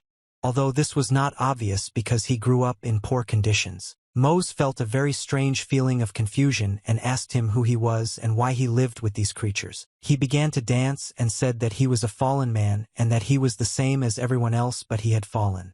He looked somehow very strange and danced with joy that could not be explained. Mose asked him to explain it to him in normal words because he didn't understand what he meant because it was quite strange to react like that. He said that he has a slide and therefore he is a fallen man who fell. It was some kind of joke of his that no one understood. He said that a long time ago his mother threw him off a cliff, and because of this he became so isolated and lives in a pack. The uncle understood that it was simply inhumane to throw his child off a cliff, and Guile could not understand why he began to sympathize with this man so much. Mose asked him if there were people who ended up in this cave just like him, and he explained that there were, but they all turned into bones and he was the only one who could survive. He told them that they looked like his mom and dad and asked who he would leave this time. After all, he already felt that something terrible was about to happen. Guile couldn't stand such a stupid conversation and said that they didn't come here for that, but the hunchback said that he didn't believe it because his mother had said that before too. And he also said that they killed his friends. The hunchback said that the reptiles took care of the abandoned ones, and he taught him to live in a world where no one kills anyone except strangers. And suddenly he thought about what kind of desire they were talking about. After all, before this, the hunchback said that they also fulfill any of his desires. The hunchback looked very suspicious and he wanted to kill them because he didn't like the new people because they started a very strange conversation with him, and because of this he wanted to kill them and feast on them. Suddenly he said that the hole was very unnecessary and therefore it was urgently necessary to destroy it so that no one would fall into it. They stood in shock and did not understand what kind of nonsense he decided to do because otherwise there would be chaos, which would be a very bad reason for the entire future. Guile explained that if she brings down the mountain with stones, she will cover all the nearby villages and they will simply die like all the people. The hunchback said that there are much more Kostya here than there are alive in the area because the king of the village is throwing Zdorov to absolutely everyone who has a hump.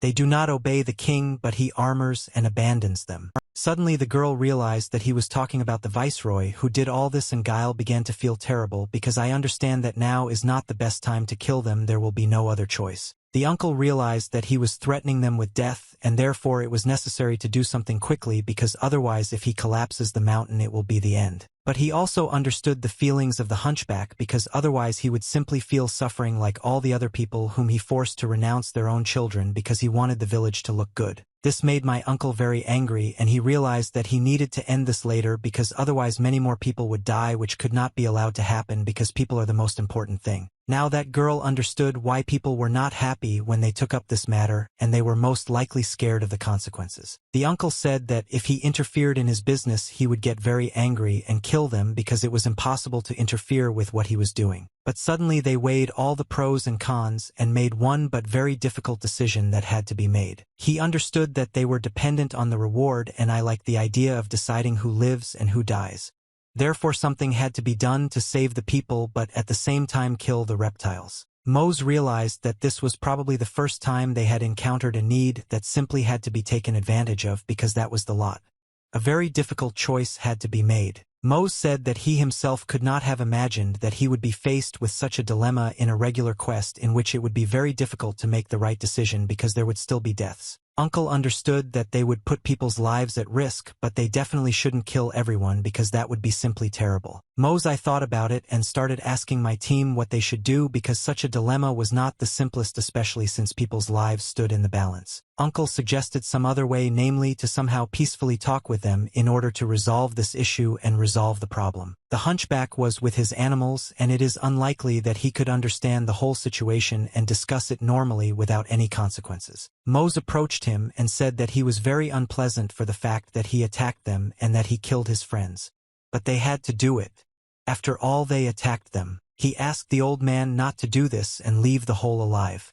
After all, if he fills it up, then absolutely the entire village will die, including his mother.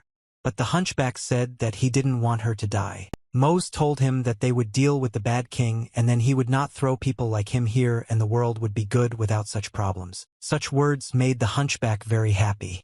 After all, if the bad king really doesn't do this to anyone again, then it will be wonderful because he wouldn't want anyone to turn into bones again and his friends to be sad because of the dead. Mose said that then they are forced to leave the mountain. Because if he can do this, then he can help other sad fallen children. Such words really interested the hunchback. The guy said that he could really help other people if he left this mountain. After all, it would be better for everyone and everyone would make their contribution. Hunchback really hoped that this was true and asked if he promised that it would be so. And if so, he agrees to this deal. He said that he promised and they shook their little fingers as a sign that they trust each other and are ready to believe. He bowed to him and said that now he needs to do a little other things that will help him deal with this problem to the end. He stood up and said that he had some idea that needed to be done immediately. They got out not far from that very mountain to go to the local town and deal with the problem that was really interfering with people's lives. He was sitting in some restaurant and communicating on his sphere and said that he was interested in finding out how she was feeling. He explained that one business had appeared that he would like to entrust to her because it concerned their past, which they had gone through quite well. Namely about the one whose guarantors were called Knight Maxim.